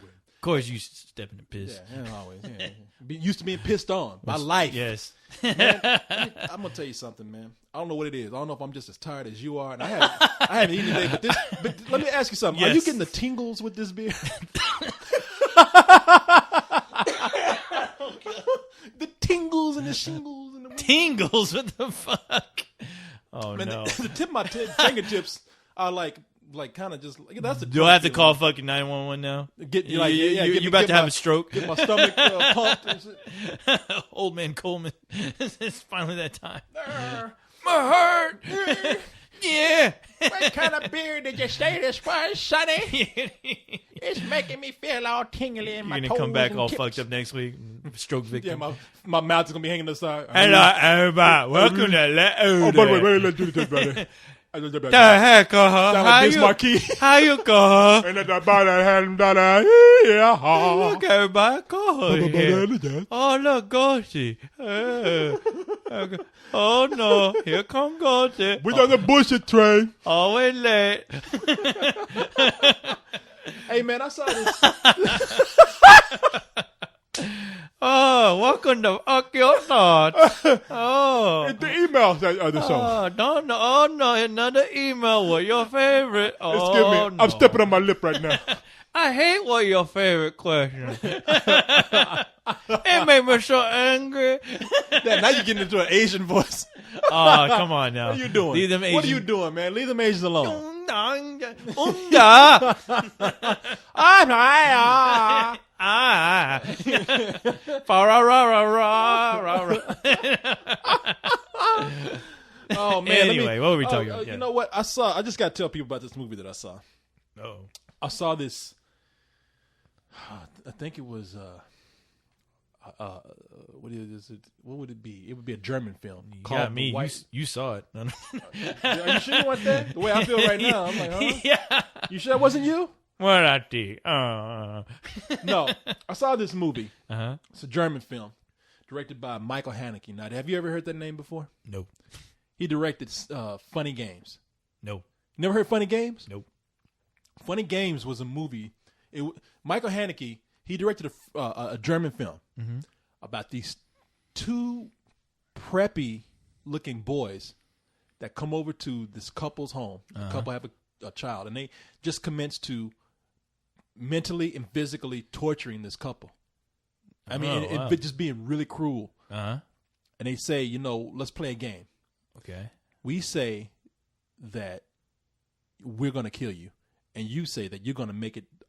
By the morning you're going to be. That's what they say. They say by tomorrow morning you're going to be alive. Is this the movie with the people wearing the mask? No. Oh, okay. That's called The Strangers. Oh, they say by tomorrow morning you say that you're still going to be alive. Okay. And we say that you're not. And he directed it in his first movie in Germany. It's in German, and then he made a remake of it, an American remake of it, with now who was Tim Roth? Okay. And who was the chick that was in King Kong? Peter Jackson's King Kong. Yeah. Yeah, so you can't think of it. Laura, starts with You an start L. to say Lawrence of Arabia? No. Laura. No, ain't no Laura. Oh fuck, I don't know. She's in Mulholland. Yeah, Mulholland Drive. Yeah. Yes. Let me see. I'll look up her name. But Mulholland. the movie, Wait, that was Mulholland Falls. No. Whatever. No. Whatever. It was a David Lynch Now movie. he had this fucking beer. Yeah, that's right. Blame it on the beer. Mulholland Drive. That's what it was called. Let's see. Naomi Watts. Naomi Watts. Yeah. In both those movies, I mean, Michael Haneke did an exact remake, an American remake of his first film. Okay. I still don't understand why. I hate it what when directors purpose it do served. that. Yeah, I hate it when they But do he that. remade his film. The only Yeah. difference is it was in English. He almost made English. English. Say what? Tubu? No, he made an almost shot-for-shot remake in English of Funny Games. Okay. And some things I like about the movie, some things I don't. But man, it's fucking directable. He directed this movie called The White Ribbon. And now I don't speak German, so I think it's called in German Der Wiesband. But anyway, it's a movie about a village. Now it centers on an Austrian village. Okay. On the brink of World War I. And in this town, now I'm gonna sell you this movie. In this village, You better hurry up. okay, I'm gonna tell you. I'm gonna sell you on this I'm movie. about to check out. In this movie, Yeah. the village is being plagued by these mysterious acts of violence. With like somebody set up a string for a horse to trip over, almost killing the rider. Somebody's burned down a barn. Someone's took a mentally disabled child and tortured him to where he's almost blind. Holy shit. And the village is trying to figure out who's responsible for this. And it seems like this a reaction to some sort of issue of morality. Yeah. Now, how does that sound to you? It sounds like that village from Jim Cotta. Yeah, All the crazy the people. Bridge of the Crazy. Dun, dun, dun, dun, dun, dun, dun. Whoopsh. Okay. Now, it sounds like you're trying to figure out what's going on. And the reason I'm going to tell you about this movie is because it's going to be a very small release. Okay. Hardly anybody's going to see it. And so this hasn't been released yet. No. Oh, okay. Is this? I guess they're It's a preview you saw, They're a hoping sneak- for an Oscar time Oh, foreign film nomination, best foreign film nomination. I'm getting so Now, sick of that. yeah. Now let me tell you something. Yeah. That sounds intriguing to me. And as I was watching the movie, and I'm telling people about this movie again. Let me just stress: if you don't want to hear about it, check out. Yeah. But I can guarantee you, the majority of people listening to us right now, Yeah. they're not going to watch this movie. And if they do, I seriously doubt, unless there's just this thing where you feel like you have to be some sort of give off the air of some sort of artistic pretentiousness. I'm in the film, Yeah. damn it. If all right, let me say this. If you are wearing a beret right now, cut it off. If you dress like a fucking beatnik. Yeah. If you have on an ironic T-shirt right now, Yes. check out. Yes. If you got a funny mustache or If- some sort of weird facial hair, If you're somebody who constantly hates our show and you're a big fan of a couple of Coens, but you insist on listening to our show only to complain about only to it. complain, Yeah. get the fuck out. All right. Yeah. Oh, these guys, they'll never get it. Oh, these guys don't ever talk Yeah. about movies seriously. Fuck you. God damn it. You talk about movies about as seriously as anybody else. We just don't give the, Yeah. hey, we are so about to feel Yeah, pretentious we're not- air yeah, to it. We're not fucking bothering people in the next car to give us some fucking Grey Poupon, all right? I'm sorry. Sorry.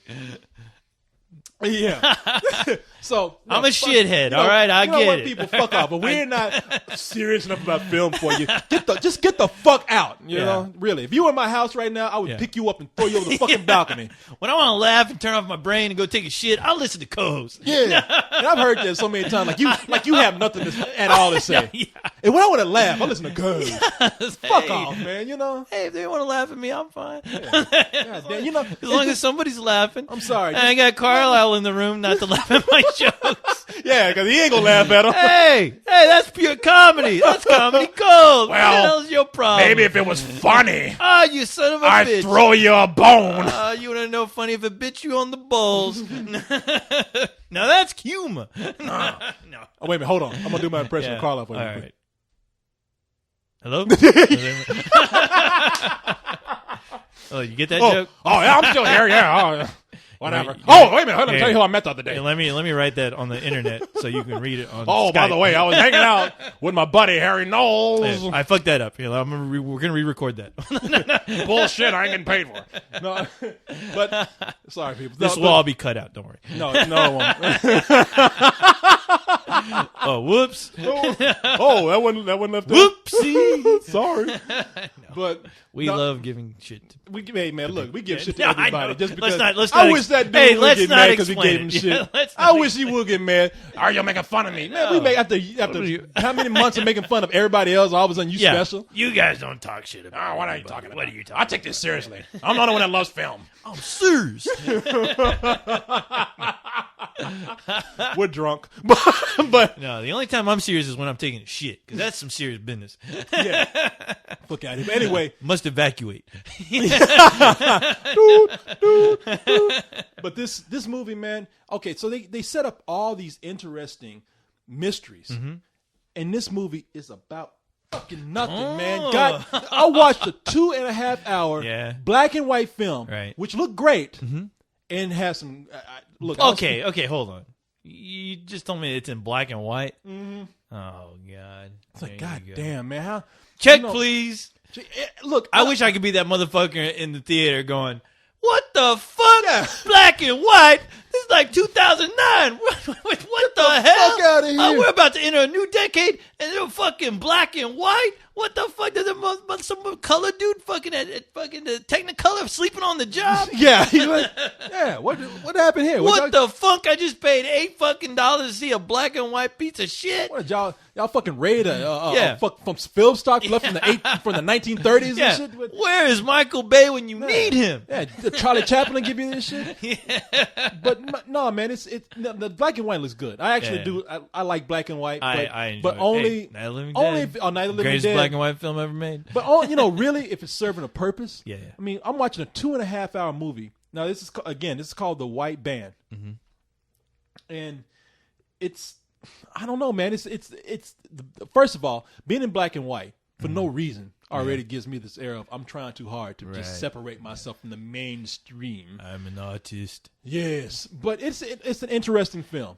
It's some great performances going on in there, and they set up some great mysteries that you really want to follow this film, no matter how slow it is, because they introduce all these things. I mean, these children are being almost mentally abused by these really harsh parents in the town, Yeah. like pastors and parents who want to keep secrets or want to keep their job with the baron of the town. I mean, of the village, and then there's the mystery with the children themselves. Are they up to something? What's going on? What are they doing? They seem like they're hiding a secret. And then you have little subplots here of romance and but that's a relief because most of the movie is just everybody being kind of an asshole to each other. One guy just telling his mistress like you're ugly and your breath stinks. That's what he tells her. Seriously. Why don't you just? I tell my girl that all the time. Yeah, but that's real life. She needs to learn. We see that in real life. We didn't see that in a movie, but I mean, I ain't dating Tiger Woods' girl. All yeah, right? exactly. But we get to see people just carrying on with their regular lives, or either being shitty with each other. Yeah. And every mystery in this movie is not solved at the end. Everything that I've waited to see because I was like, look, I'm tired of this shit. All right, I'm falling asleep. This movie's 2.5 hours long, but they would introduce like. What these messages left by the person who's the assailant of whoever they're attacking, like the sins of the parents will be suffered upon the child or some shit like that, and so you're waiting to see like maybe this is going to come to some sort of Seven conclusion or I don't know. We're going to find out something, but no, none of that is answered at all at the end of the fucking film. And that is what So it's like hanging out with one of your relatives. They got all this shit they unload on you. Corey, you ugly. Okay. How the fuck you even still alive? How are we going to solve that? It's going to be the ultimate conclusion. My point is to all your 20 questions and your great mysteries of the world. Yeah. You know, I got a problem with this. Yeah, how are you going to solve that? Yeah. I don't know. It ain't going to happen in this movie. My problem with that is that this is a end of the year film. Yeah. And like I said, they released it knowing that they wanted to have this considered fucking Oscars. For Oscars, for best foreign film. And a lot of people, they're going to come out, I'm telling you right now. Yeah. And I'm just telling you, I think the movie is full of shit. There's some good things in the film. I enjoyed certain aspects of it. So I'm not this whole guy's like, oh, I hate art films. Bring them to explosions. You know, it's not like that. I love art films. I don't mind art films when they're good. I mean, shit, like I said, I just got through for the first time watching David Lynch's Eraserhead, which is about as out there as you can get. Oh, yeah. And I enjoyed the hell out of it. Yeah. It's one of those films where I say, look, I know I expect anybody to say, look at that today. I hate it. Yeah. But you know what? That movie does not explain shit. It doesn't explain a goddamn thing. But it's fucking entertaining. It is. I'll tell you what. It is. Yeah, you cannot peel your eyes off it. Yeah. Yeah. No, it's Eraserhead is a window into some demented person's mind. Yeah, and it's fucking great. It's fantastic. Yeah. I mean, it's you get transfixed into that fucking world that he creates. You look at this and you don't want to turn away at all, ever. It kept me going. Yeah. So I'm not against art films, man, at all. You should see how much like if I go to New York, you should see how much time I spend at the fucking art house theater just watching shit. But this movie right here, a lot of people gonna come out and they're gonna say, "Oh, this is a lot of people will say that they don't understand this film, but they're just not looking deep enough. This is one of the best films of the year, ponderous, right? Hitting issues that no one else was. Bold filmmaking. It's like get the fuck out of here, man. I fucking hate that about certain moviegoers, and you know, it is usually that fucking. It's got a fucking film reel up their ass, fucking artsy, fucking fartsy bullshit moviegoer. Where, you know, I noticed that problem with what was it? The guy who directed Donnie Darko. He came out with the second movie, Southland Tales. They premiered that at fucking Fantastic Fest, and everyone that came out of that fucking screening, I went up and I was like, "So how was the movie?" Well, it was, you know, I need some time to think about it. Well, yeah. It was different. I need to digest that film. If you think about certain elements of the film, motherfucker, what were you sucking dick in there the whole time? Were you paying attention to what were you watching? That sounds like you were watching a shitty fucking movie. You can't fucking make your mind up about it. You got to go home and think about that shit. Again, you have to rearrange your thoughts. Co-host, let me tell you to fucking come out with a conclusion to where I think that there's something deeper in there that I have to fucking figure out, and the filmmaker can't do that for me. No, fuck you. Now look, I would be fair. There are some movies that I've walked it up and watched again. In light. The movie that I most talk about like that, and again, people, it's not because of the sex. It's just a movie that kind of related to me. And sometimes that's what art films want to do. They want to like just relate to somebody personally instead of entertaining a mass audience. I understand that, and I appreciate that. 9 Songs is a movie where it was notorious, or not even notorious, but it was the movie's best known Yeah. for having live sex. I mean, not live sex, but actual scenes of sex in it. Mm-hmm. You know, you get to see penetration, you get to see actual sex Yeah. on film. But it's not a porn. It's not a porn film. They actually try to have a story in there. And I looked at it and I was like, and I still don't think it's a great film for everybody. But I looked at it the wrong way. I saw it and I was like, you know what? There's a lot of sex in this movie. I'm bored. I don't like it. But then I watched it again and I was like, let me take the sex out of it. First of all, I love the soundtrack of that movie. Mm-hmm. Second of all, that movie kind of, if I take the sex out of it, it just reminded me of a lot of relationships that I was in. So it spoke to me. I like the film. Mm-hmm. So I do go back and watch things that aren't mainstream and I like them. But fucking Southland Tales, I walked out of there and I went through the same thing you went through. Like, I have to really think about that. You know, I don't want to really come down too hard on oh, because it's director of death. Yeah, I know. Yeah, I was like, hey, I love Donnie Darko too. I do but too. Hey, if the director did a bad film, just say it's a bad film. What? Because he was here, you don't want to talk shit about it because he was here, or because he had one good movie. So you don't want to be the dickhead that goes, man, that movie sucks. You know, it's like people who are fucking in denial about fucking Death Proof, for crying out loud. Those motherfuckers I wanted to punch. I wanted to fucking pull a Schwarzenegger, punch them in the goddamn stomach and rip out the goddamn spine because they didn't fucking have the balls to just say, look, I'm sorry, Death Proof was just a bad film, all right? I'm sorry, but it was bad. Half these fucking Quentin Tarantino nuts just did not want to admit. They were like, it was like geek denial, like the same geek denial that the Star Wars fans were in with the prequels. It was the same bullshit with that film. And let me tell you it something. Pissed me off because you know they didn't say anything great or raving about it. They were always like, there were parts about it. I don't get why people don't like it, but you know, it was a fucking great movie. What made it great? See, that is my problem with people. No, you're exactly right. Mm-hmm. If you come out and you say, look, I liked it. I know a lot of people aren't. Yeah. I don't know what to tell you. Yeah. It's just something that spoke to me about it. I liked it. But when people start trying to say, now this is that you're right. There's movies notorious for that. Mm-hmm. The Star Wars prequels, fucking Star Wars fanatics, they will argue to death about how great it is. Hey, I was duped. I was duped too with the first one. I was like, I snuck in to watch the last 30 minutes. We all did. You weren't alone. Yeah, no, okay. And I do, but you know what? I can easily say, no, that was a shitty movie. It was a shitty movie. I'm sorry. You know? A 10-minute scene doesn't make a great film. I'm sorry. No, you're talking about the pod race scene, which really was not all that great. No, if you go back and watch it, that shit is fucking slow. I watched fucking Fast and Furious if I want to see it. Exactly.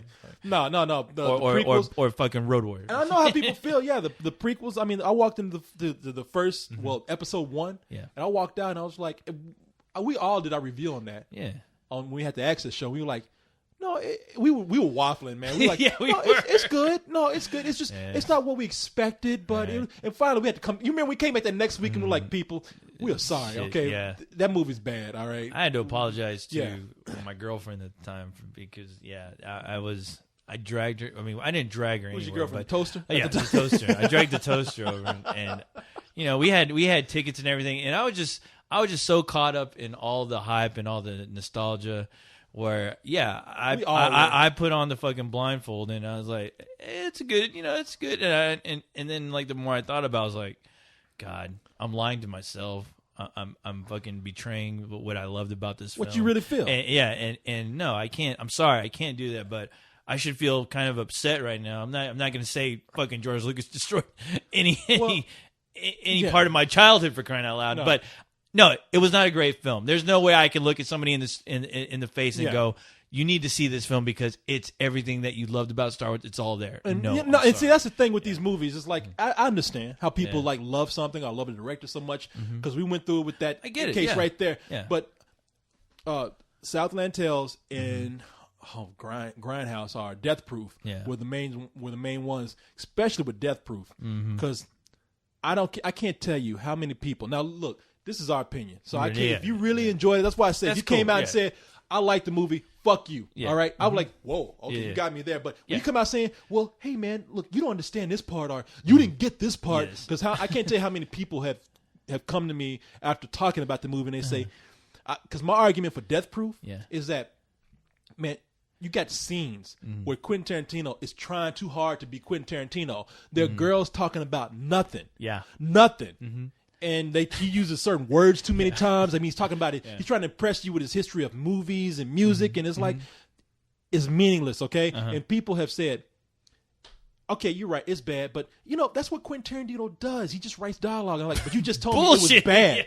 Yeah. All right? Now, if you told me and said, Yeah. look, I enjoyed that dialogue, fuck you, it spoke to me, I'd be like, Yeah. well, I can argue with you there. But if you sit up here and say, it's bad, but, oh, that's what they do, and I'm going to give them a pass. Fuck off. Yeah, that's when the fans become like those TV attorneys, like defending somebody who is obviously guilty of doing something just terrible. And you're like, no, let me give you the reasons and let me explain. And I'm gonna, Looking for a little snafu in there that lets them off. You can counterpoint that, but I'm going to tell you why you're wrong. I have a good case here. Hey, we'll look at Your Honor, my client is insane. We'll look at our client's past and past works that he's done. My client was abused. I'll explain that he is no simpleton. He is no uwe-bull. Your Honor, my client just kills people. That's what he does. He's obviously crazy. He gets a pass. Oh my God! The perfect example of a director who I was really like gunning for, and just he made a terrible film, and I just had to admit this is awful. Even though I don't want to tell people that this guy just made an awful movie, was the guy who directed Equilibrium. I want to name his name was I think his name was Mark Wahlberg or something like that. Mark Wahlberg. Well. not Mark Wahlberg, but I think it's Mark Wahlberg. You can look it up. Movie called Fluorescent? It was Ultraviolet. Ultraviolet, yeah. Yeah, okay, because the thing is, watching that, that was like a hidden gem for me. Watching Equilibrium, because I saw it on. It was the last VHS I ever rented at a video store. All fucked up, man. It's directed by a guy named Kurt Wilmer. Kurt Wimmer. Wimmer. Okay, got the W in there somewhere. I know there was a W. Yeah.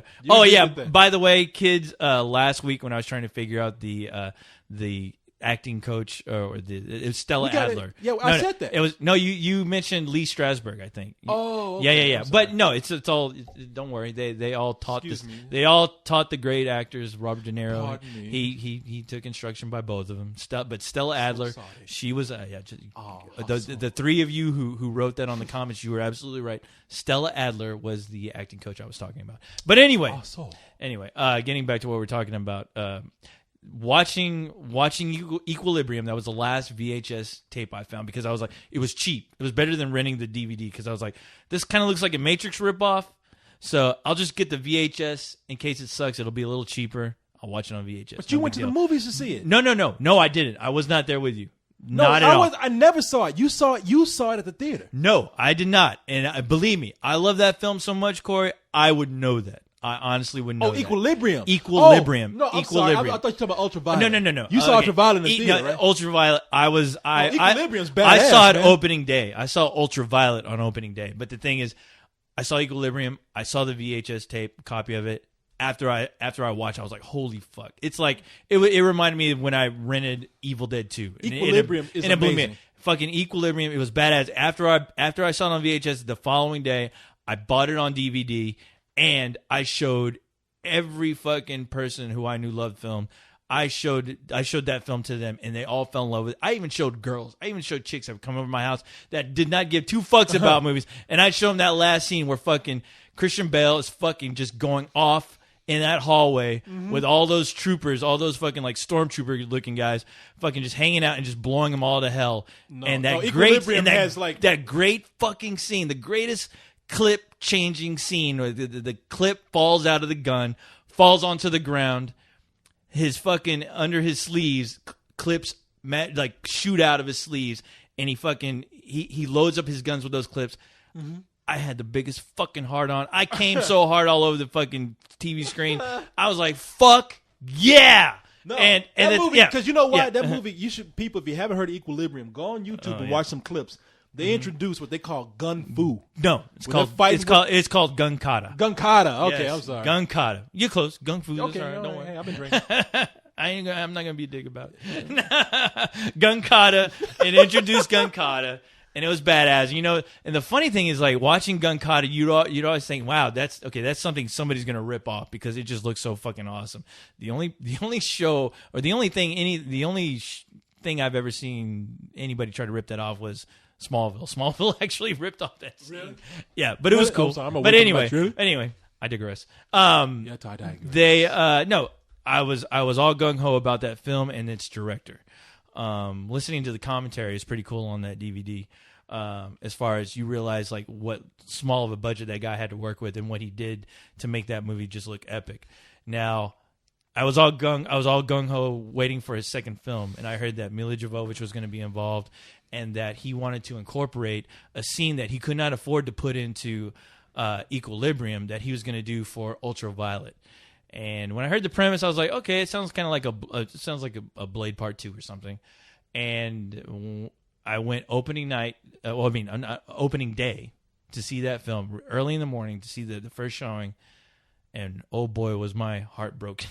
Yeah. It was almost like the poor guy had just way too many ideas in his head, and he finally had a budget, and he just blew his wad way too hard to where it kind of just made a mess. The film, it looked like there were some scenes that were cut out, and it looked like, I can't remember the studio that released it, but it looked like they tried to cater it more to a comic book type and it film. just looked like it was like too fluorescent. It looked like a fucking. It like was a too rave or fluorescent, something. and there were just way too many ideas going on. I mean, You know what they got wrote recently? What? Law-abiding citizen.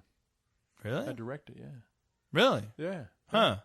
No shit. Yeah. Okay, I'll have to. Yeah. He hasn't directed anything since Ultraviolet, but he wrote Law-abiding citizen, so he's still in the game. No shit. He's Okay. going to be directing some movies. Because the thing is, like when that DVD finally came out, I was hoping at least it would have some kind of commentary or something on it, but because it flopped at the box office, and the scene that they had that was hyped about, you're almost glad they didn't put that in Jim Cotta. And you're glad they didn't put that in Equilibrium because it probably would have been a little too cheesy, but I'm glad. I remember you were like so eager to see that movie. Oh, dude, I was so pumped, and yeah, I mean, what are you gonna do? It sucks. Yeah, what are you gonna do? But I am kind of glad. But like I said, I was hoping to hear at least some kind of interview or story about what exactly happened to that film, as far as what his thoughts were on that film. Just only because he did a great film like Equilibrium. And I don't know, maybe he had just too much money. Maybe some actors, it is called a sophomore slump. Yeah, some actors they come on great, and then they have to do something really bad, and then they come back into it. What's his name? Richard Kelly, who did Donnie Darko. Yeah, I mean, and then he came out with The Box recently. The Box, which I heard was all right, not great, but okay. I wanted to see it. But it's gone now. I mean, exactly. It's barely. He's still going through a sophomore slump. Every fucking movie I've tried to see this past month is just left the theater. That and I was talking about that black metal DVD. The black metal documentary that came out. Yeah. Called Until the Light Takes Us. That fucking movie. Yeah, you got some of these things you got to, man, there's so many goddamn movies being made today. You got to catch, if it's not a blockbuster or doesn't have some sort of, I guess doesn't catch on with like some sort of audience, or doesn't have the internet push behind it, or some sort of buzz, that's just gone. So, but anyway, man, before we go on to another part of the show, I just want to let you know, man, I meant to bring this up last week. Oh wait, what? You know what? No, I meant to bring up something else. I'm gonna bring up something real quick. I don't want to spend a whole lot of time on this, but I just have to say, every night I just gotta tell you about crazy shit that I see. Okay. Last week, I saw Black Hitler and Weird Al Yankovic with tits. What? On one night. Okay. What?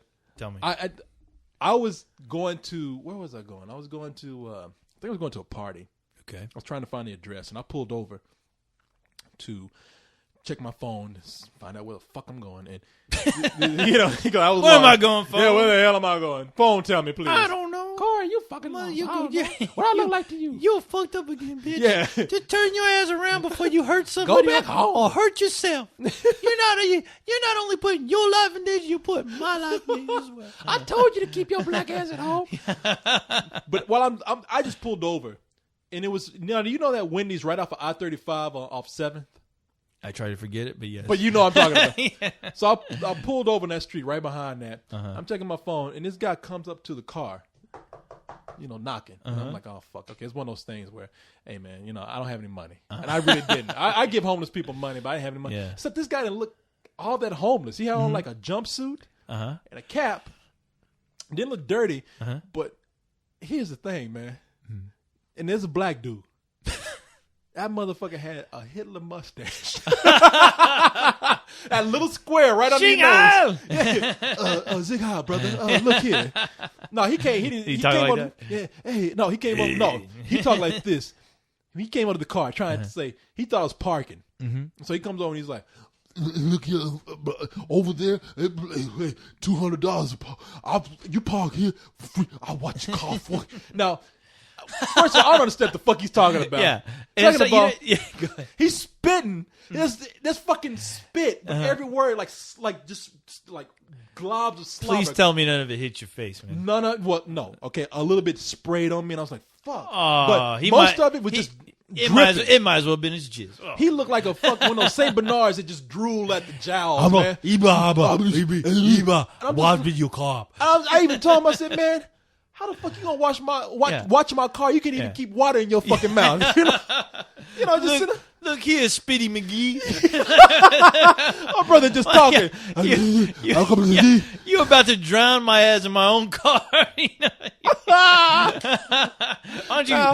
don't you spit up in the air so you can give yourself a bath? At the time, I got a friend in the car. I got a friend and a friend who happens to be a girl.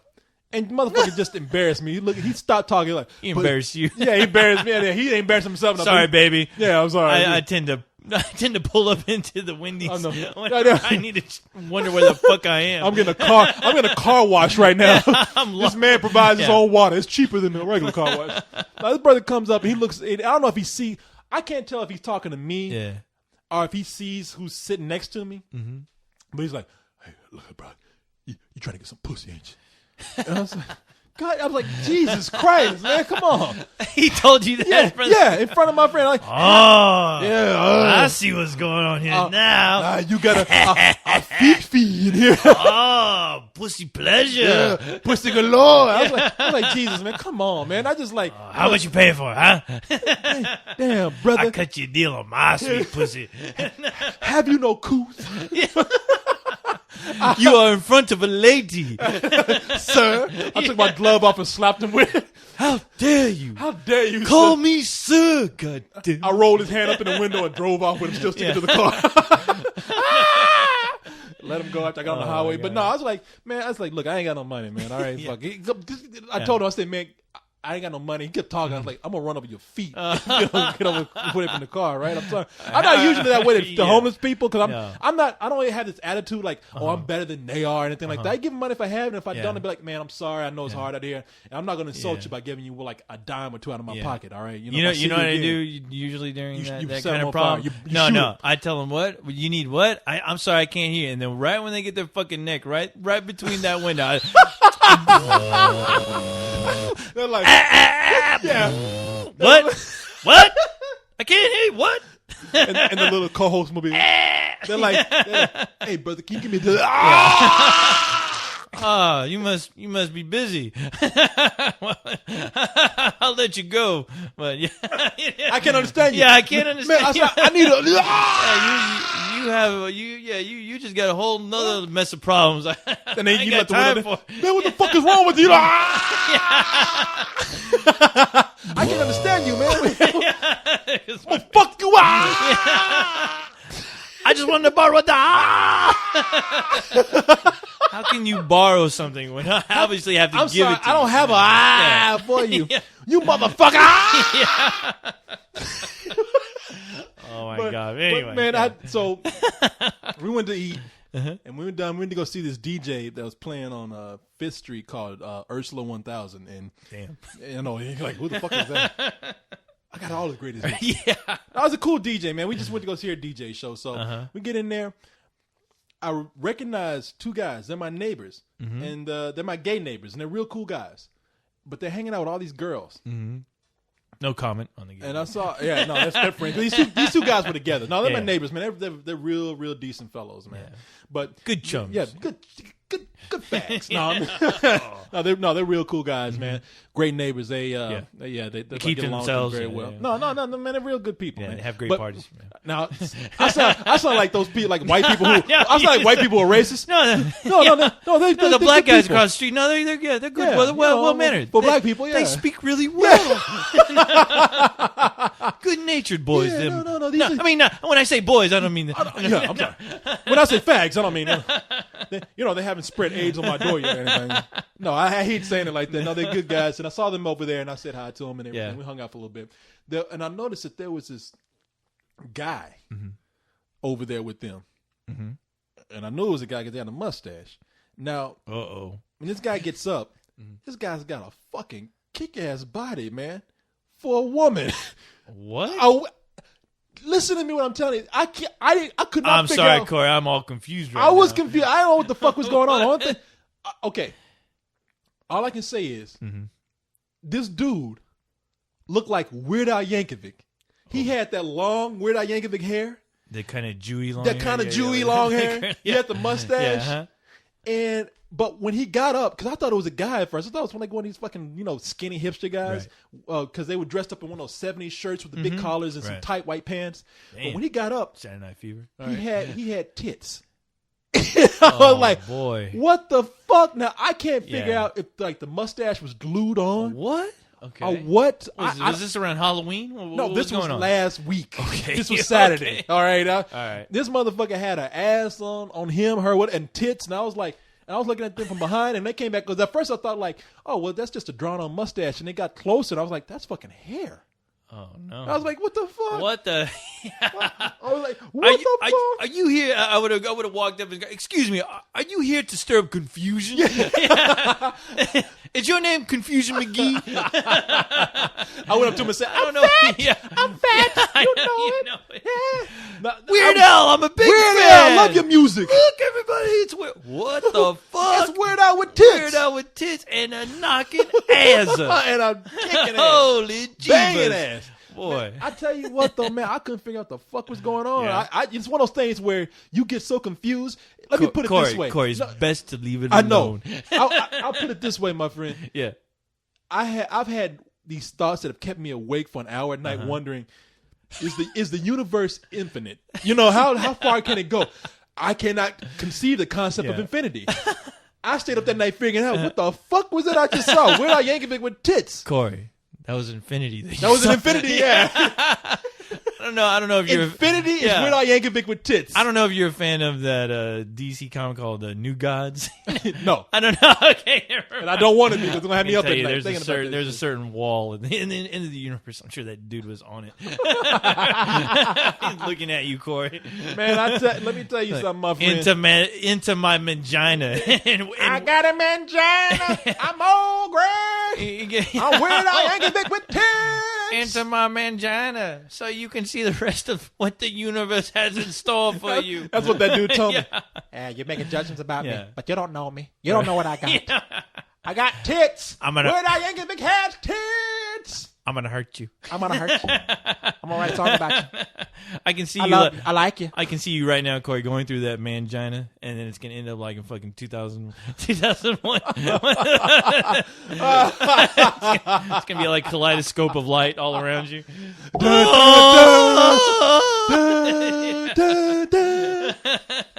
Man, let me tell you something. Though. Damn. I was confused. The only thing I can think Yeah. is that it was either they had on a really cool, convincing mustache, or that was a transgender person who's in mid operation. I don't know. They must in the mustache group first.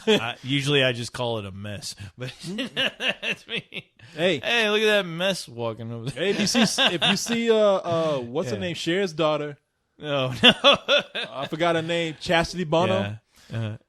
I saw something on the news where I looked at her and I was like, "Who's that fucking no. dude, man?" I thought Chastity Bono is Cher's daughter, and if you see her in some pictures from years ago, there's some pictures where they took of her where she is fucking smoking, man. She is hot. Really? Yeah. You okay? Now look, Okay. you got to look and see. Chastity Bono. There were some pictures of her when she was probably either forced to be a girl or she wanted to be a girl and was confused, or whatever. She was hot at one time.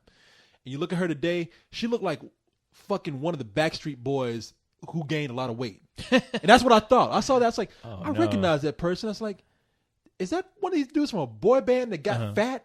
And then they start talking about like, no, it's Chastity Bono, Cher's daughter, and the reason why is because she's going through, she's transgender, man. She's going to be a man at the end of the day.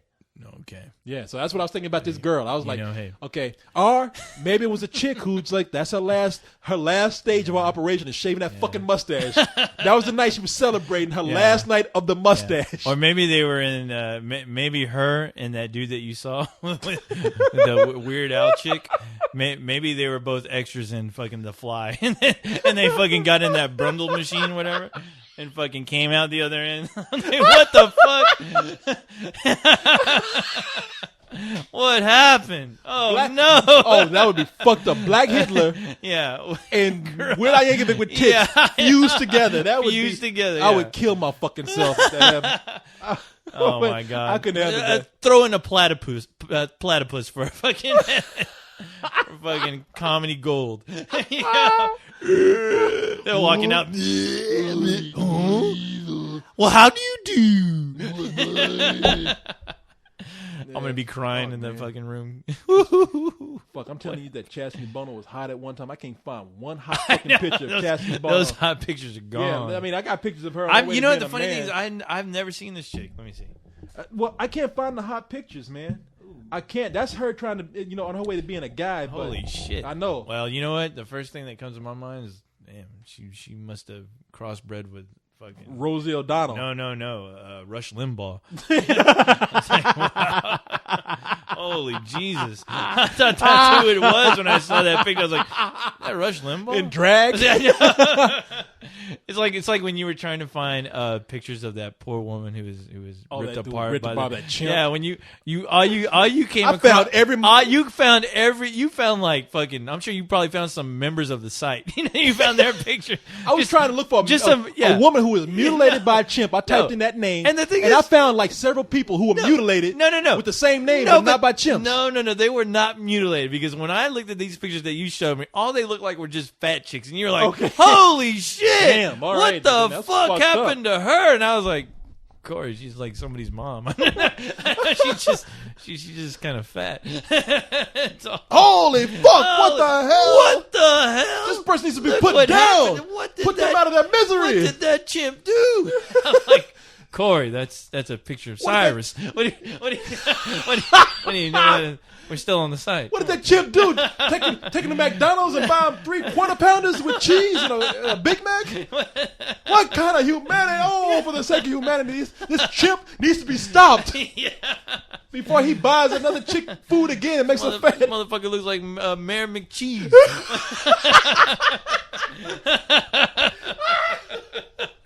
He fed her so many hamburgers, her head turned into a hamburger. Got that little hat on. I don't know why. Man, McCheese did do that, man. That motherfucker had a big ass fucking hamburger head head. the size of like 10 people. Googly eyes, but And that he little had bit of little hat. had this like little thumble. Yeah, that hat was the size of a hockey puck. I was like, what the hell? On the top of his That fucking dude head. is wearing a blue thumble on his head. I don't get it. Hey, man, check this shit All out. right. Check this. See this now. People, you send us videos all the time. Oh yeah, my page is like, Oh, my Jesus Christ. page is drowning in videos. But right my now. man here, I love him. I Keep do. sending I them, do. folks. No, people, I love the videos you send me. Keep sending If we don't play them on the show, we get a kick out of them. Yeah, but we the do. things we play on the show is like this video from a man, Yeah. Dylan Elliott, right here. Uh-huh. Now, see, this is shit that it's not trying too hard to be funny. Mm-hmm. It's just shit that is accidentally funny. This shit, it's a video Mm-hmm. in a town that is so boring, so has nothing to do. Wait, is it one of those towns where every Friday night all the kids like to fucking drive around in circles around the fucking Sonic? Oh yeah, either go to the Sonic or the Walmart. Oh, damn. If they don't have a Walmart, you know. Oh, my Yeah, they God. go to the Dairy Queen parking lot. Yeah. And I thought third world countries had problems. No, there's some southern towns that are like a third world country.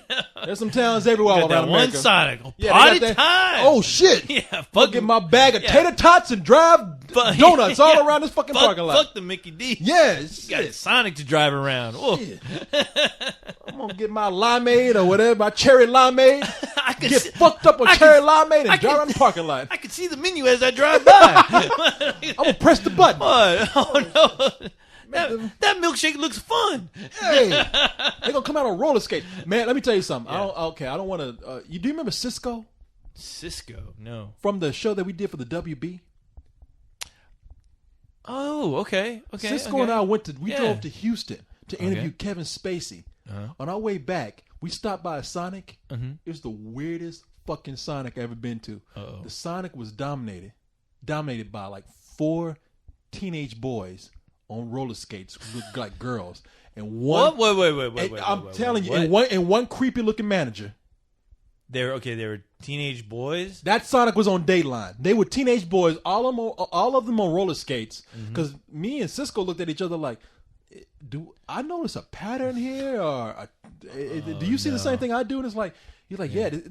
I got the feeling that this Sonic hired all boys, put them on roller skates, and made sure they were like young, kind of girly looking boys. Are you fucking kidding me? I'm not kidding you at all, Holy man. shit! It was the weirdest fucking Sonic we've been to. Only you, Corey. I know. Only you, not man. only me. Cisco was there. Me and Cisco was like. hanging out with you, so he loses by default. But only you can find. Now the weirdest thing is, by the Yeah. end of our meal, we were on roller skates, You're rolling roller around. skating out there. You're roller skating backwards. This is fun.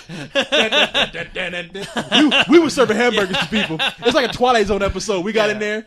We never left. We stayed on roller skates delivering hamburgers. Yeah. If I saw some fucking teenage dude on roller skates fucking bringing up my fucking fries, I'd have to stop You everything. eat and go, your fucking "No, hamburger. You wouldn't say shit. No, You'd be like we are. We eat the hamburger and that's it. I would fucking put that shit on my hood and go, "What the fuck are you doing? What are you fucking doing? No, you wouldn't. You eat Look that at- fucking hamburger and that's it. What are you?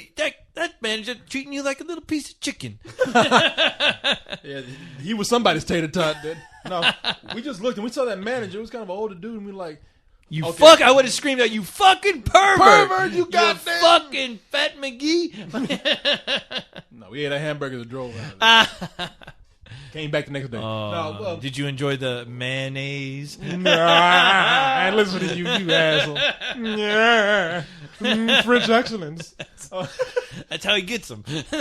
No, in this town, there's nothing going on. Apparently, I don't know what town this is, but the biggest story on the news that day was a fucking broom. I've seen. Did this. you see that video? I've seen this. Yes. Okay, I don't know if people have seen this, but there's Yeah. a store in this small town where if you place the broom in the right spot, Yeah. it just stands up on its own. I don't know what's going on with it's this. fucking retarded. I don't know what it is, what's going on, but they yeah. make a long ass news story about this. Yeah. Listen to this. Yeah. Something very strange is going on inside a store in downtown Prattville. Now get this, we have a broom standing upright and unsupported on its bristles. Newsflash! What the Broom standing upright, unsupported on its bristles. Like no kid has ever tried to actually pull that off, you know, Yeah. and actually have done it. You don't see them run into the fucking Channel 7. I got a new Yeah. store for you, baby. shit. Holy shit. You know what? When they did that, there was a guy in Iraq. We've reported that 300 Americans have just died. Oh, hold on, Skip. We have a breaking news story here. There is a broom standing up by itself in the middle of a store. By its fucking By self. its fucking... Supernatural I mean, forces may Afghanistan, be at hand do you know how here. many soldiers have done? Sir, a broom Shut up. standing up by itself. It's a regular household item. Wires, no glue. No kidding. WSFA 12 News reporter Brian Henry checks it out. Poor Brian Henry. Altalga. You know, they called that motherfucker up and they're like, "Brian, what are you doing?" No, nothing. Well, we got something for you, brother. Hey, you know, he was the guy that was waiting for something to happen. Brian, we got something for you. Oh boy, finally a job. A scoop. Yeah, he's the Lois Lane of that fucking town. Yeah. Yeah, it's gonna finally give me the Pulitzer. What is it? Is it a fire? A death? Yeah. Oh, a broom? Okay. This is in Altalga Did County. the president decide to come visit us? Oh, And shit. did something tragically What? horrible happen? Oh, shit. Yeah. Oh, boy. Did Cobra abduct him? No, no. There's a broom hanging out. It's really unexplainable to me. What in the world is going on here?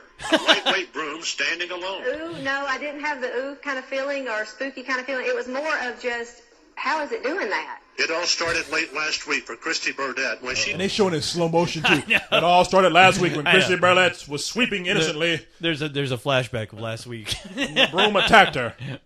and her sister were getting their new consignment shop ready to open. This 3-tier cabinet behind us here was sitting in the middle of the floor. She just pulled on it, tugged it, and pushed it back towards the back. And when she turned around, she said, "Christy, grab your camera." And I said, "I don't have a camera for what?" And I'm behind the counter, couldn't see the broom. I could see the top of it. And she said, "Well, look at the broom." So I leaned over the counter, looked at the broom. Listen to this shit. How many times you say broom? The broom is standing up with the broom by itself with the broom, and they go on 5 minutes about this fucking broom. And you know the chick who fucking told her, "Grab your camera, come check this out." That chick was fucking, that chick was just pissed off. She said, "I'm gonna make this dumb bitch look dumber."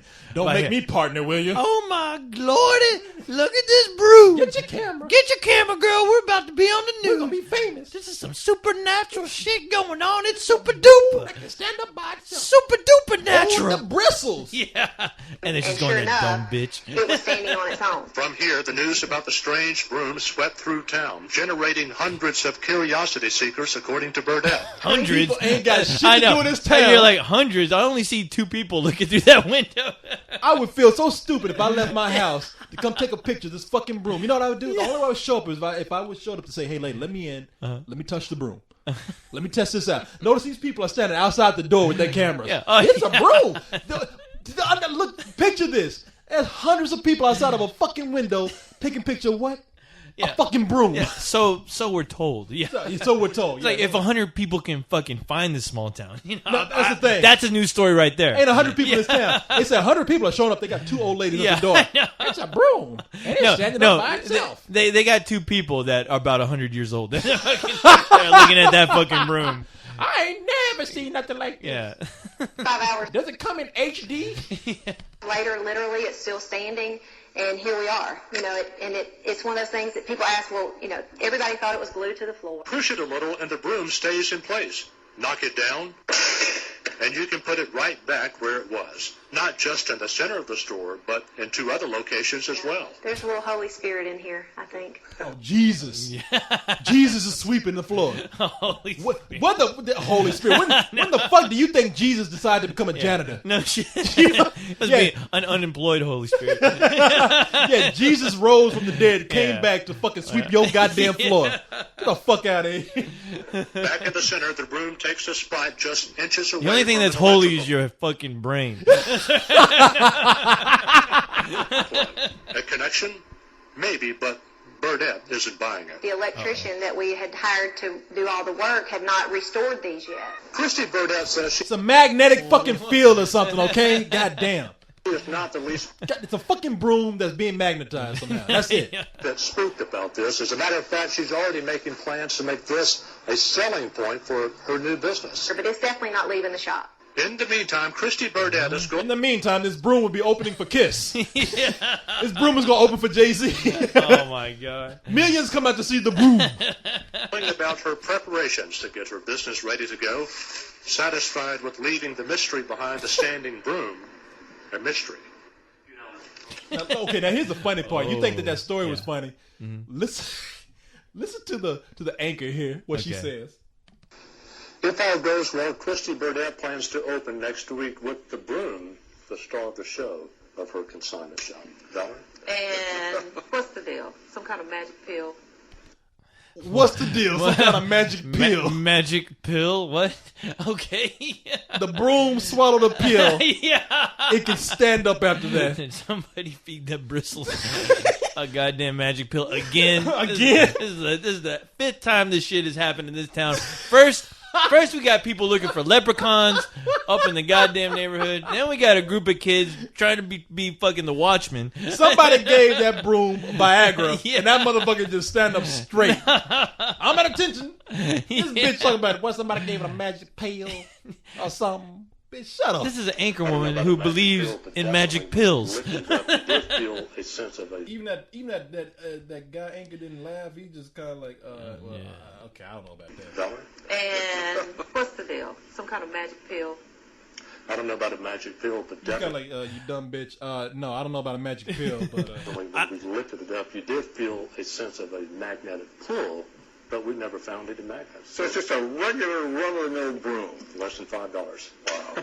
I can't believe that. I think it's something tricky about I wish I had if I was one of those guys, I wish I had a magic pill right now so I can get the fuck out of this fucking. Yeah, so I can get the fuck out of this broadcast right now.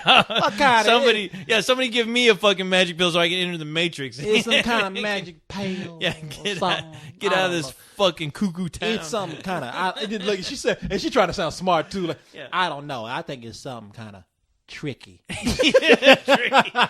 You know what? I think you're onto something there. yeah, I think right. you figured it out. Make this woman head of the detectives agency. It's either something tricky or I think a magic pill has to be involved with this. How come you on a DA yet? Jesus Christ. Get yourself a van and fucking call it the mystery machine. Yeah. Fucking make this woman commissioner of the city. God damn. I think everybody has been fucking taking magic pills in that town. I mean, it's so simple. The motherfucker is next to an electrical outlet. Yeah. There's some sort of mean, magnetic field right Come on. there. I mean, I think we've all at some point have been able to make a broom stand on its own for a little while, for crying out loud. Okay, I gotta admit, now this broom is just standing there. It's Well, I like mean, they looked yeah, it up. if nothing's moving, I mean, there ain't fucking nothing going on in that town. The wind fucking doesn't even hang out in that town. So, It's a magnetic field that's Yeah. holding that broom up. Yeah. Jesus ain't doing it. Ghost yes. ain't doing it. It's some signs say it's a magnetic magnetic field. forces. Yeah, that's it. And all these people showing up with cameras Yes. looking at a fucking broom. It'd be funny if that broom. Now, call me when that broom starts going around town and killing people. There you go, right there. The broom is gone, but all of a sudden, bodies just start mysteriously disappearing. Yeah, the fucking broom massacre. I was. Yeah. I woke up the next day, the broom was gone. Yeah. But old lady Higgins is missing. I don't know what's going on. A correlation? Oh God boy. damn. Boy. What's up next? A fucking car. What's up next? The mop gonna be pulling a rabbit out of a hat?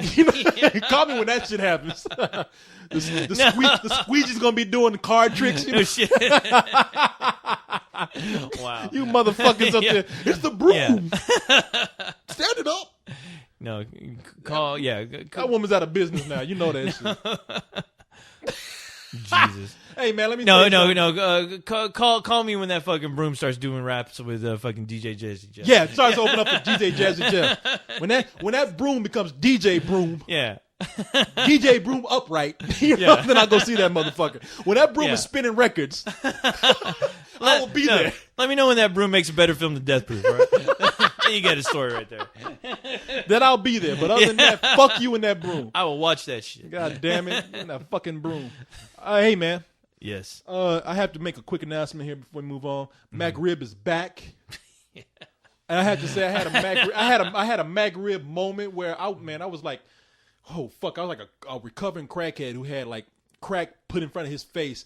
I went with my nephew to go pick up that TV. I don't know if I told you about that, but we talked about it on the show. Yeah. That morning, so on our way home, we stopped by McDonald's. Yeah. And I let him get something to eat, and he asked me if I wanted something. I looked up. I was like, no, I don't want anything. Because I looked up at first, like, well, let me see. I don't think there's anything I want here. And I saw that Mac Rib up there. It's like, Mac Rib is back. You should have seen my ass shaking, boy.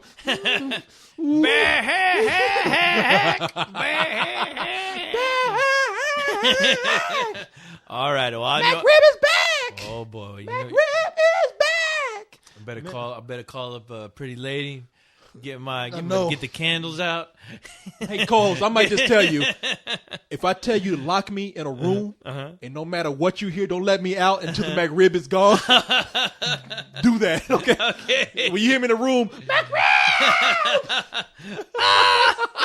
It look like the scene of that Dolomite movie. He goes crazy. Like a recovering drug addict. Yeah. I don't want the Mac Rib. Because I was gonna get it, man, but I was like, I'm not. Yeah. Not only am I not eating meat right now, but I'm not eating that fucking fake ass meat. But I love the mag rib. Hey, that shit could be made out of rat turds, and it's And still I fucking still good. eat it, boy. Shit, mag rib is back. Yeah. And I can't wait for that shit to be gone because I'm beginning to come weak, man. I don't blame you. I can't help it. I don't blame you. Fuck, man. Oh shit!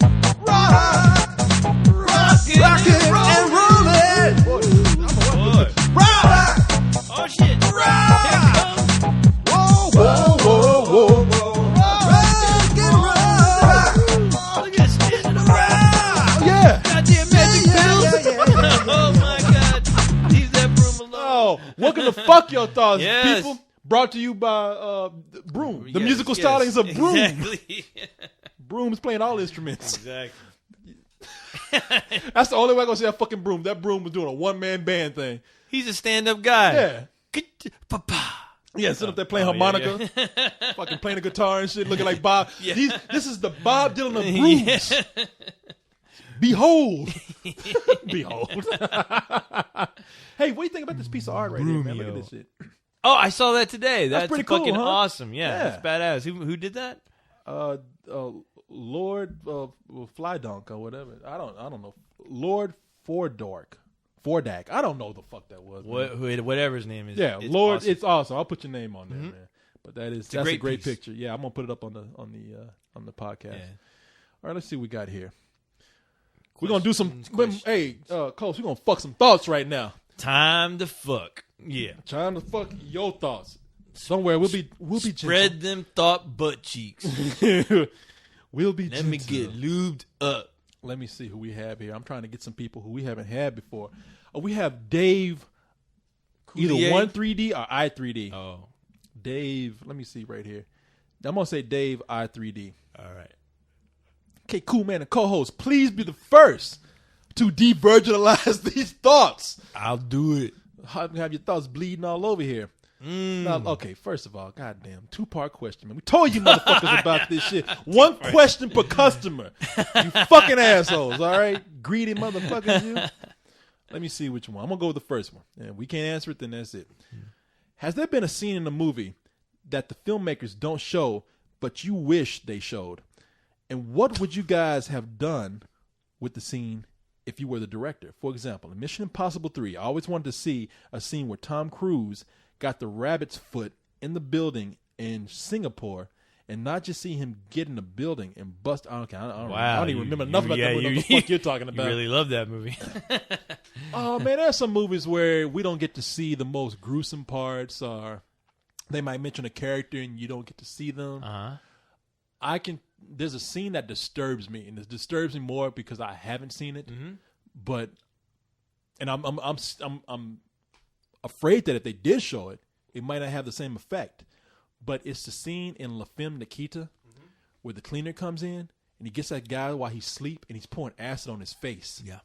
And I was like, wow, what kind of damage is that fucking doing to that guy's face? Yeah. Oh. I know. Yeah. The guy's you're asleep. absolutely right. The Yeah. guy's like unconscious, but he's still fighting like the pain. And agony. He's in a bathtub, right?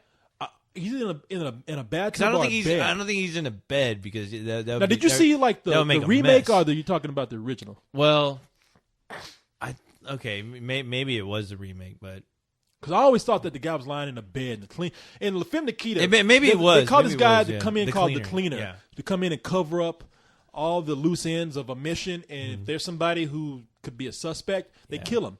Yeah. And why they use I haven't seen the movie in years, so why they use acid, I don't know. I guess to cover up the guy's identity. They do. Yeah. Well, because in the remake they had him the cleaner had the guy in a tub, I think. But I mean, if you think about it, that would be the only way it would really make sense, because if you're a cleaner, I don't think you'd want to put acid on somebody's body while they're in bed, because that would just make a bigger mess. The thing is to hide all the evidence. Yeah, it could be that. Maybe it was a bathtub, but yeah, that's always been something that I've always found fascinating, because that show that Leon turned me on to, Breaking Bad.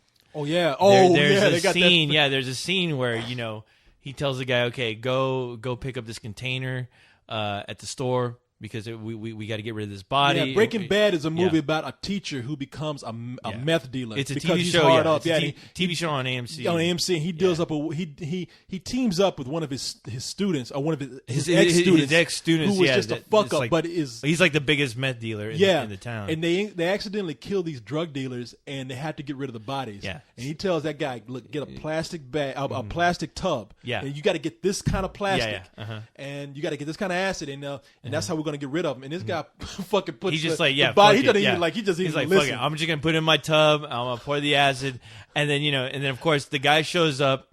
The teacher shows up, and he's like, man, this is bullshit. You're making me fucking go out and look for these fucking tubs, these fucking containers, and where I got a perfectly good bathtub where I can just fucking do this shit, and then all of a sudden you start to hear this drip, drip, drip.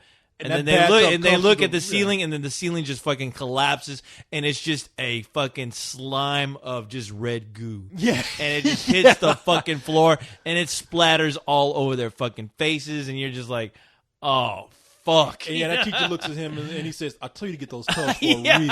Exactly. You fucking asshole. You dummy. Yeah. But no, that would have been pretty... at that point, it turns into another movie, though. If you were to show something, yeah. No, but, it does. It does turn into another movie. Yeah, That's the but only thing I but that remember. would be. I've always thought that would be interesting, but a morbid kind of interesting.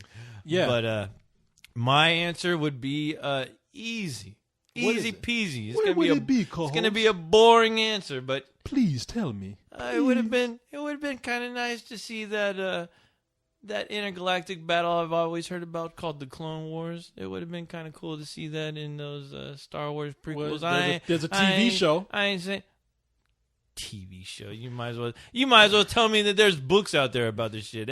If it ain't on the fucking silver screen, it doesn't exist to me. All right, I'm sorry.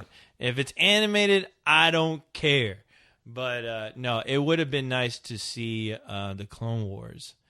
That actual battle actually take place on the big screen like I was promised, but no, I get all the boring shit instead. So, and I kind of get the cliff notes on the Clone Wars, but sorry, that's what I would have liked to have seen. But, Clone Wars was actually on. I'm trying to find the guy's name who did it, but the Clone Wars. Which one? There's two of them. The 2D Clone Wars. Yeah, that was animated by the guy that did Samurai Jack. That was great, and it's great, because that is the only version of the new Star Wars that reminds me of the original Star Wars.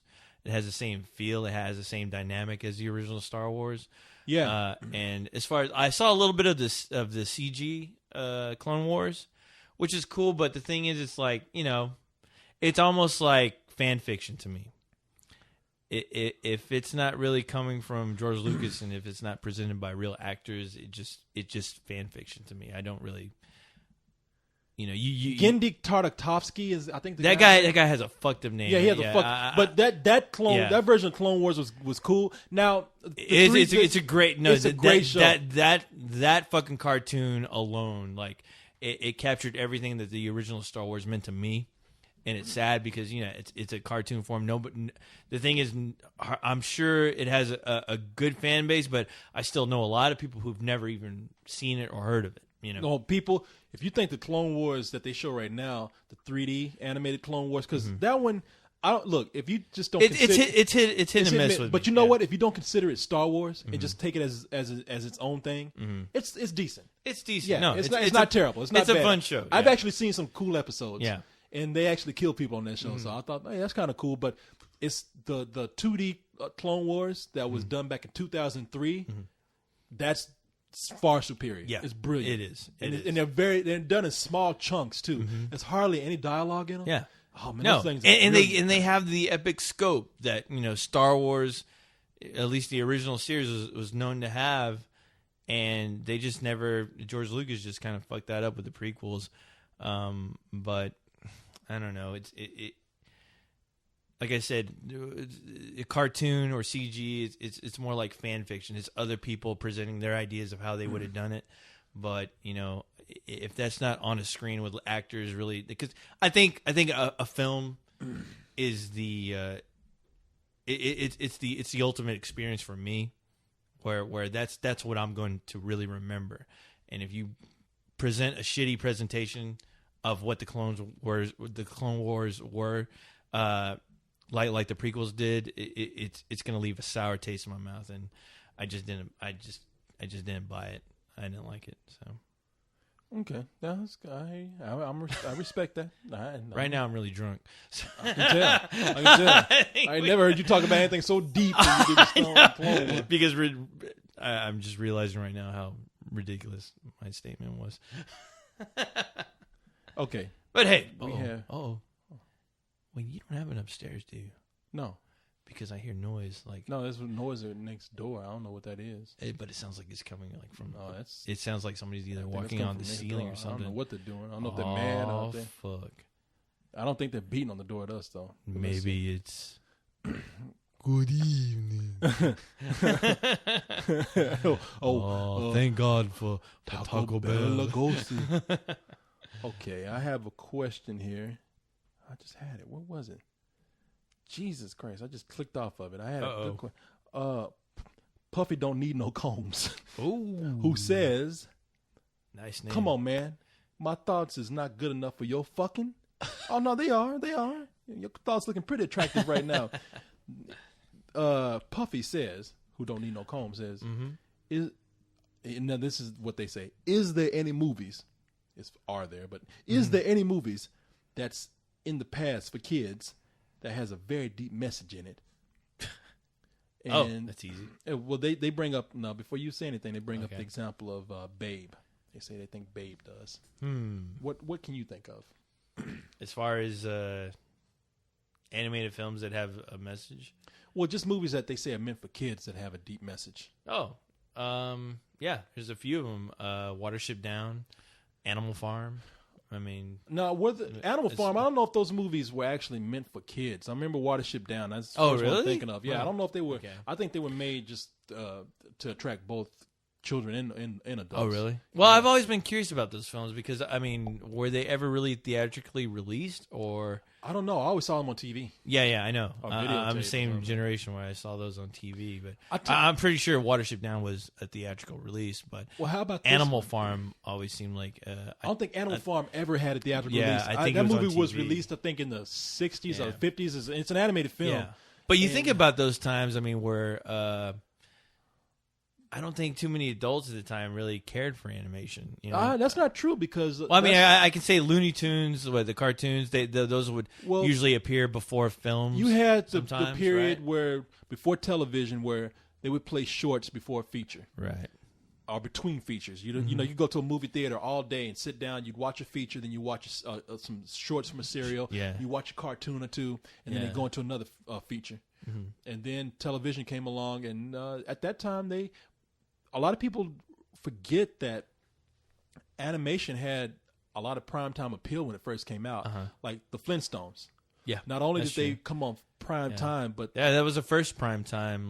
was that the first one? Yeah, at least, yeah. I'll trust you. I may be wrong, but yeah, I thought that was the first prime time, trust you. like cartoon that Well, they had kind of was like a landmark Yeah, for okay. appealing to adults and kids.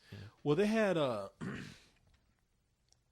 they had a commercial for the Flintstones where Fred Flintstone was actually hawking cigarettes. Yeah. He was smoking cigarettes true. and telling, Yeah. yeah. And You're so, right. So yeah, animation started out sort of as an adult form. Not so much that they had adult issues or anything, but they didn't make a distinction that this is for kids and this is for adults. Yeah. We just make funny things. Talking animals might say things that adults might find funny, and that's it.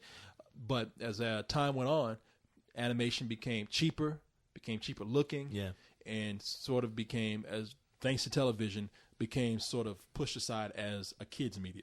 That's changed very much today, especially in the 90s when the college crowd started embracing animation, and embracing the animation of adult animators such as Ralph Bakshi, who didn't cater to the whole notion that animation is just for kids. And I think Watership Down was one of those films where they said, we're making a book, we're making a movie based on a good piece of literature that doesn't have animals in it. Yeah. Not exactly a children's movie. But the movie that came out recently that handled some themes that I think,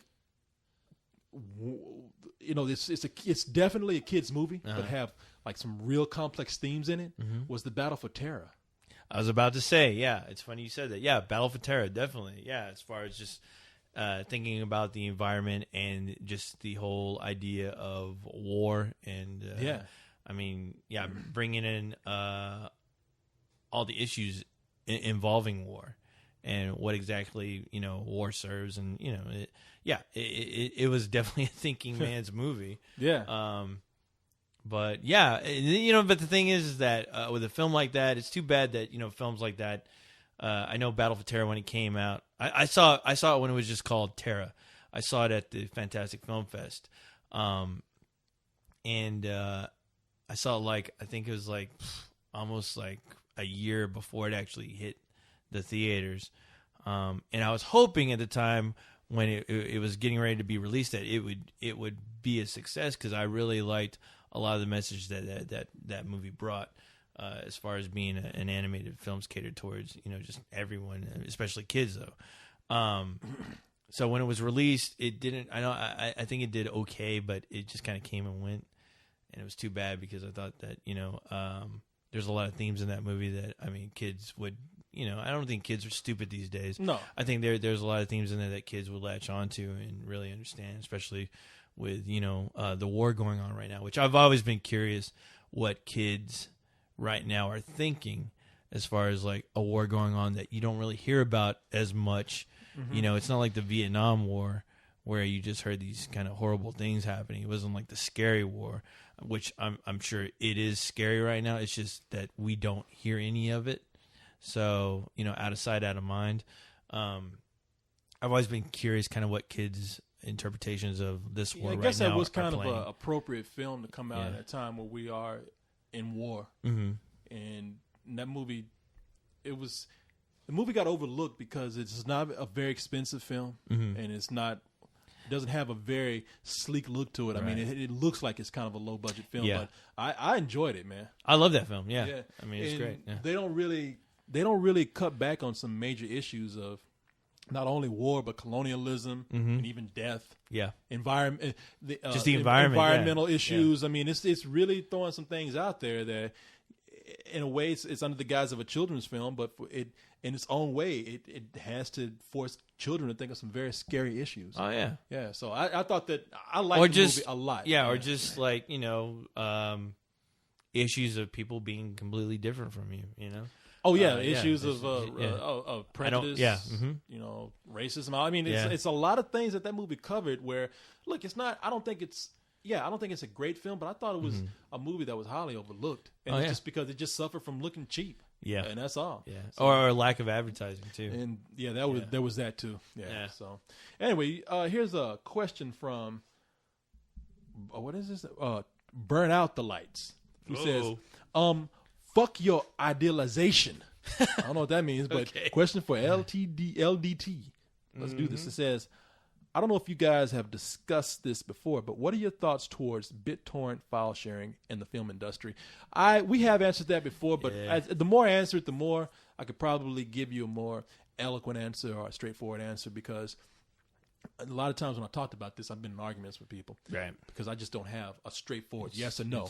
Because if you, it's definitely a moral issue, I guess people want to take it there as far as I mean, stealing. The thing is that good or bad. If you're downloading something and it's a property of somebody else on its most basic level, it is. No, it is. It's wrong. Yeah. But at the same time, I'm not out there trying to take a holier than thou approach or this self-righteous approach, like, oh, I'm better than you because I've never downloaded anything, because I have. I have downloaded something. I remember when to this day I've downloaded stuff. I mean, if there's music that I can't find on iTunes or I can't find anywhere else, I mean, I'm not going to drive around and look for it. I'm probably going to download it off the internet. And hey, look, chances are, if that band can't be found on iTunes, they need to have their music downloaded, because they need to have their music spread around. But I also think about some people who are in other countries where they don't get the releases that we have. I mean, they hear about a movie coming out for months ahead of time, and that movie's already out there. Look, that's just too much temptation for somebody. Yeah. I mean, maybe that's why I always said we'd probably need to figure out a better structure for how to do this. And there's also been those cases where people have had to compromise with music, movies, and even books. Yeah, let me say this. that like the perfect example will always be Rec for me, because I mean, just knowing that there's a great film out there and you're just dying to see it, but the fucking people, whoever's running these studios, when they hear about these certain films that are doing really great business overseas, and they're like, okay, we're gonna take that idea, we're gonna rip it off, we're gonna steal it, we're gonna present it in our own way. They make a film like Quarantine, they release it, and still, you know, even when Quarantine came out, I'm like, you know what? Okay, once Quarantine hits, hopefully they will release Rec on DVD around the same time, just so I, you know, just because it'll pique my interest. They didn't even do that. You know, it seemed like I was waiting almost a year until that fucking movie came out. You know, and the thing is, if I hear something is really great, I'm going to go out of my way to see it. I'm sorry. Yeah. If I have to steal it, I will, because you know what? I'm just dying to know. And I'm sorry. That is just a condition in me that I cannot change, and I will go out of my way to see it. You're right, because I'll tell you something, like video games, I don't pirate video games because I know that those companies, they work hard on those games. Yeah. And they need that money. I know how many companies are closing because they just don't get enough revenue in at a time, and then people get laid off.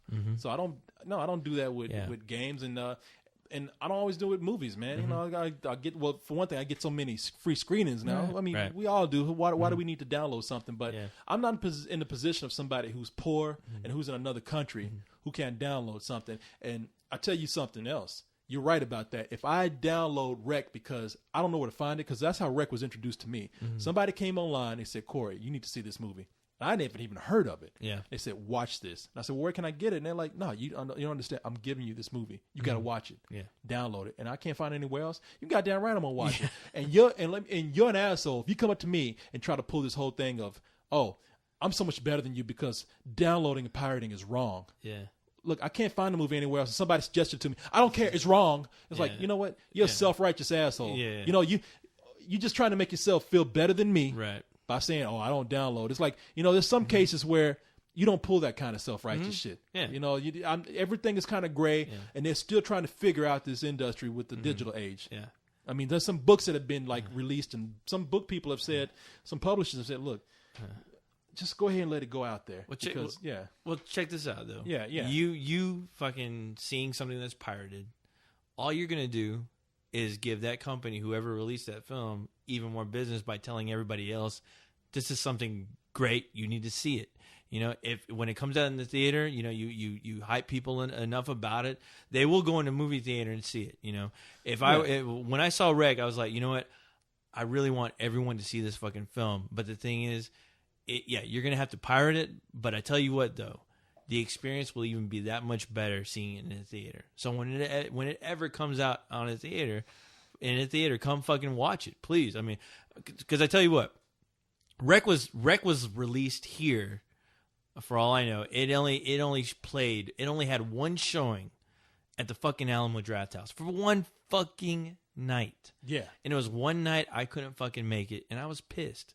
But you know what? As soon as I heard that it was on DVD, I had to go out of my way. I mean, you can't even go into like a Best Buy or a Target. If you go into any of those places looking for Rec, good fucking luck. You're not gonna find it at all. And the last thing you need for somebody is saying, "Oh, you can't find it." Yeah. Did you watch it anyway? Right. Oh, well, you're wrong. But you know what? I did manage to find it somewhere. I found it like on a website, and I fucking bought it. You know, I bought it, and I paid fucking full price for it. I wasn't waiting for no discounts. I bought it because I love that film that much, and you know. If downloading that movie before makes me a bad person, then I'm a bad person. Fuck it. I don't care. But you know what? I still support the movie, and I'm going to support the sequel, you know? Yeah. But, no, I mean... I just never liked anybody who tried to make themselves feel better because they weren't doing something you know what? at the time. That's their fucking problem, you know? And the thing is, you know, what can you do? Why worry about that? And the thing is, you know, okay, so you don't download. You know what? You probably fucked up in some other part of your life. Nobody's like, you know, don't try to sit there like you're like so much of a better person. Because I've heard that argument used with several people. Oh, it's wrong, and if you do it, you're just wrong. It's like, fuck off, man. But I tell you what, though, I mean, I think with the technology today, you know, the studios will eventually figure it out. Like, I went and saw Kiss Friday night. Kiss came to town, and that's a whole nother story. Maybe I'll talk about it next week. But the thing is that at the end of that show, I remember when I was, of course, I'm a huge fan of music, And a lot of times, like, I'll go to some record shows and I'll look for favorite bands of mine. I'll look for live recordings of certain shows that they've done. So the only way you can buy those is doing it through bootleg. And the thing is that a lot of these guys who record these shows and put them on disc, you know, they're going to charge about $30 for you to have a bootleg, unofficial, you know, copy of the show. You know, and so bands are losing money, you know, when this stuff goes on. Yeah. But I have to admit, you know, Kiss, you know, you talk shit about them all you want, but they pretty much have it. I was really impressed by the fact that when we went and saw that show, at the end of the show, they were selling these wristbands, right? These wristbands that have like a metal, like Kiss little, you know, a Kiss decal. And you basically, it's a wristband that when you pull the Kiss decal apart, it's a USB. So what these guys did, what Kiss did is they put that show that they performed that night, they put half of the show on a USB and they sold it for $25. Now with this USB, you get all the songs that they played that night in your town. You get that show along with photos that were taken by photographers that they hired. Those photos get put on a USB as well. And when you go home, you plug it in, and you have all the songs that you heard that night in perfect fucking like sound. See, that's the thing. You know, there's people who just want to come out and say, "Hey, this is wrong," but like I said, we are still in the early stages. It's a digital age. Yes, a digital age, and we still there's still more technology to come, and we're still trying to figure out how to monetize on certain things. I mean, just look at the internet alone. They're trying to figure out they're still trying to figure out the right model, how to make money on certain things. Yeah. So right now, yeah, I mean, if you know that somebody's losing money and they're going to go under, you know, then don't be an asshole and steal. But yeah, I mean, there's some people like the music industry. There's some artists who want you to like spread this shit around. Oh, yeah. They want to offer it for free. Yeah. They want you to download it. And the music industry ain't losing shit behind this. Oh, yeah. They've been assholes about it. They're the ones who were like against things like iTunes. Yeah. You know, any kind of digital file sharing, whether it was sold or not. They didn't want to embrace it at first, and now they're realizing, hey, okay, we're getting closer on how to make a model on how to make money on this, thanks mainly to iTunes coming about. Yeah. So yeah, right now, it's just too early to take a tone of like this is right and this is wrong. Right. There's certain cases where it's wrong, and there are certain cases where you should like cut somebody you should cut slack on somebody for doing it. And and there are people going to. I think as people do what you just said with the Kiss concert, you're going to figure out that people are going to discover that fans and users or whatever, players, gamers, whatever, they're willing to pay. Yeah.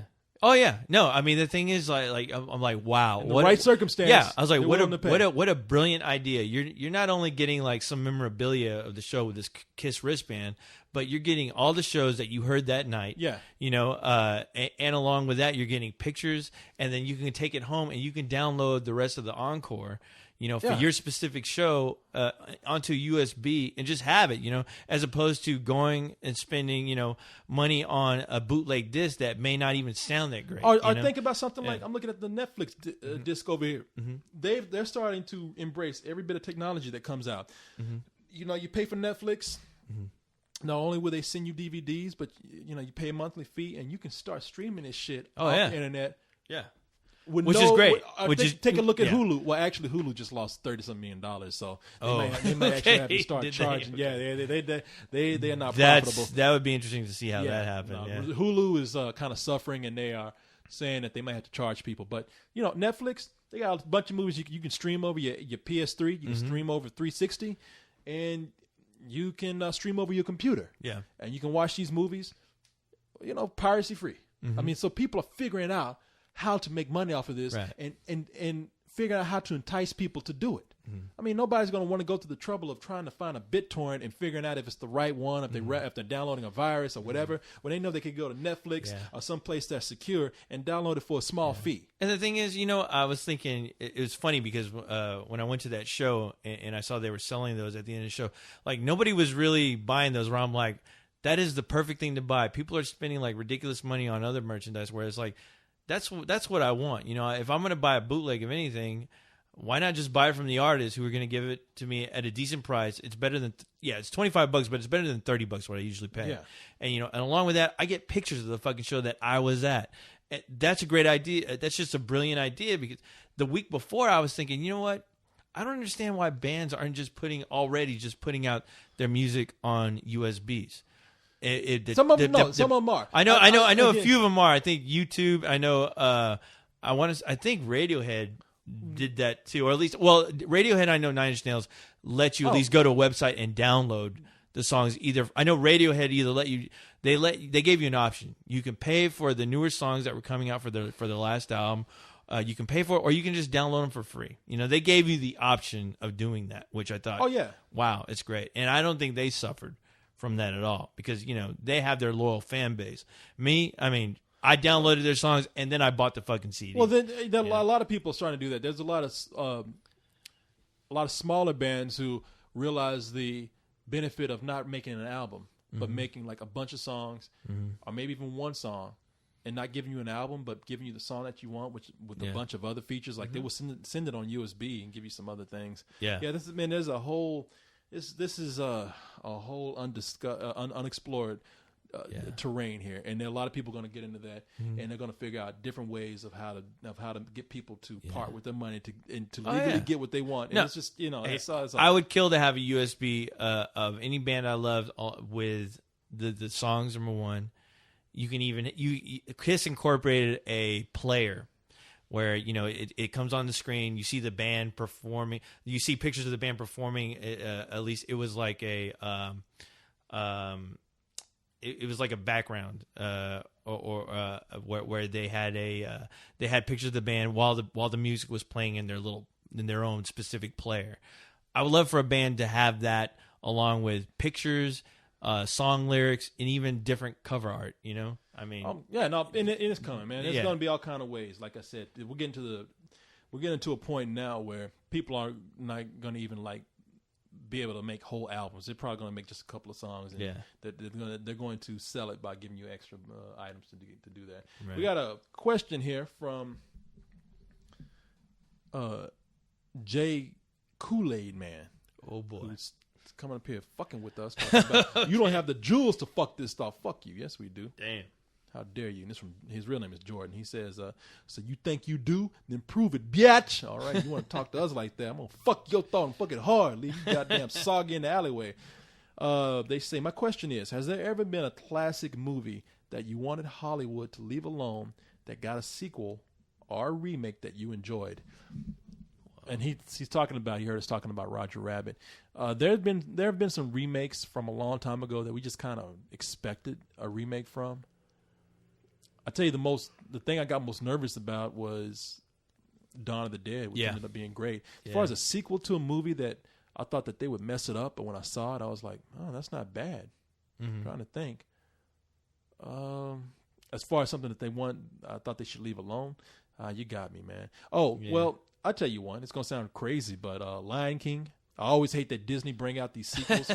I even got one. My mother knows I love animation. She got me a sequel to Lady and the Tramp, and it was fucking horrible. Here you go, baby. Yeah, it's Ammunition. You like the talking dogs, don't you? It's your favorite. And I tell you, man, Lady and the Tramp is one of my favorite movies. I love that movie. I think it's one of Disney's most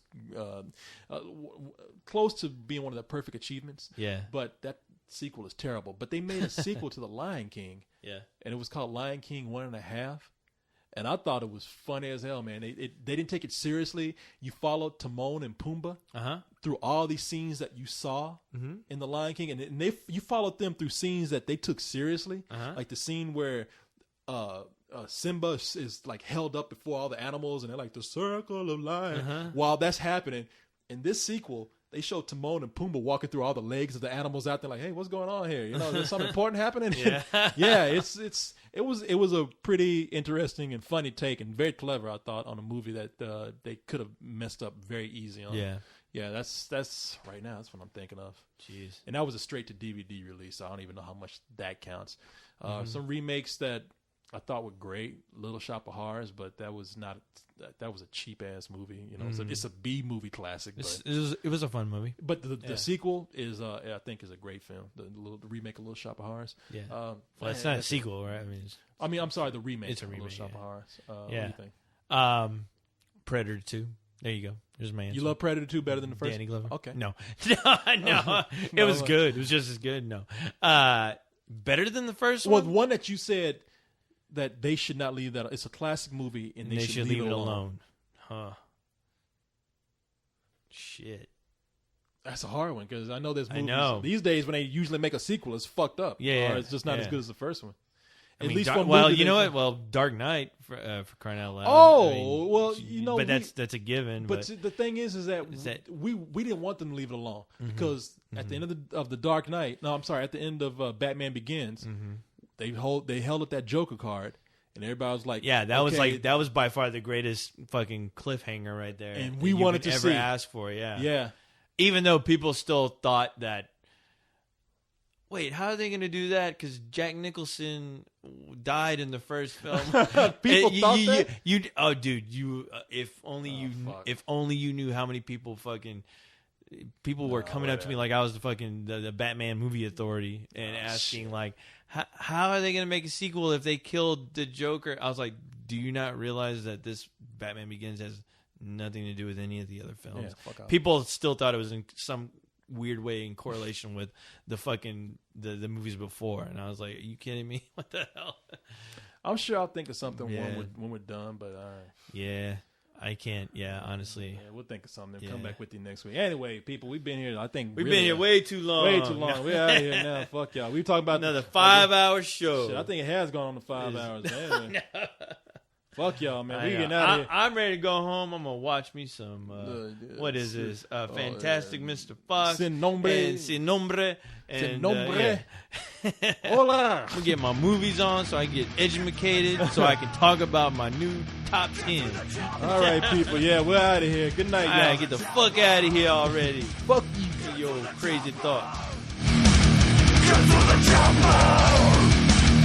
Get to the chopper!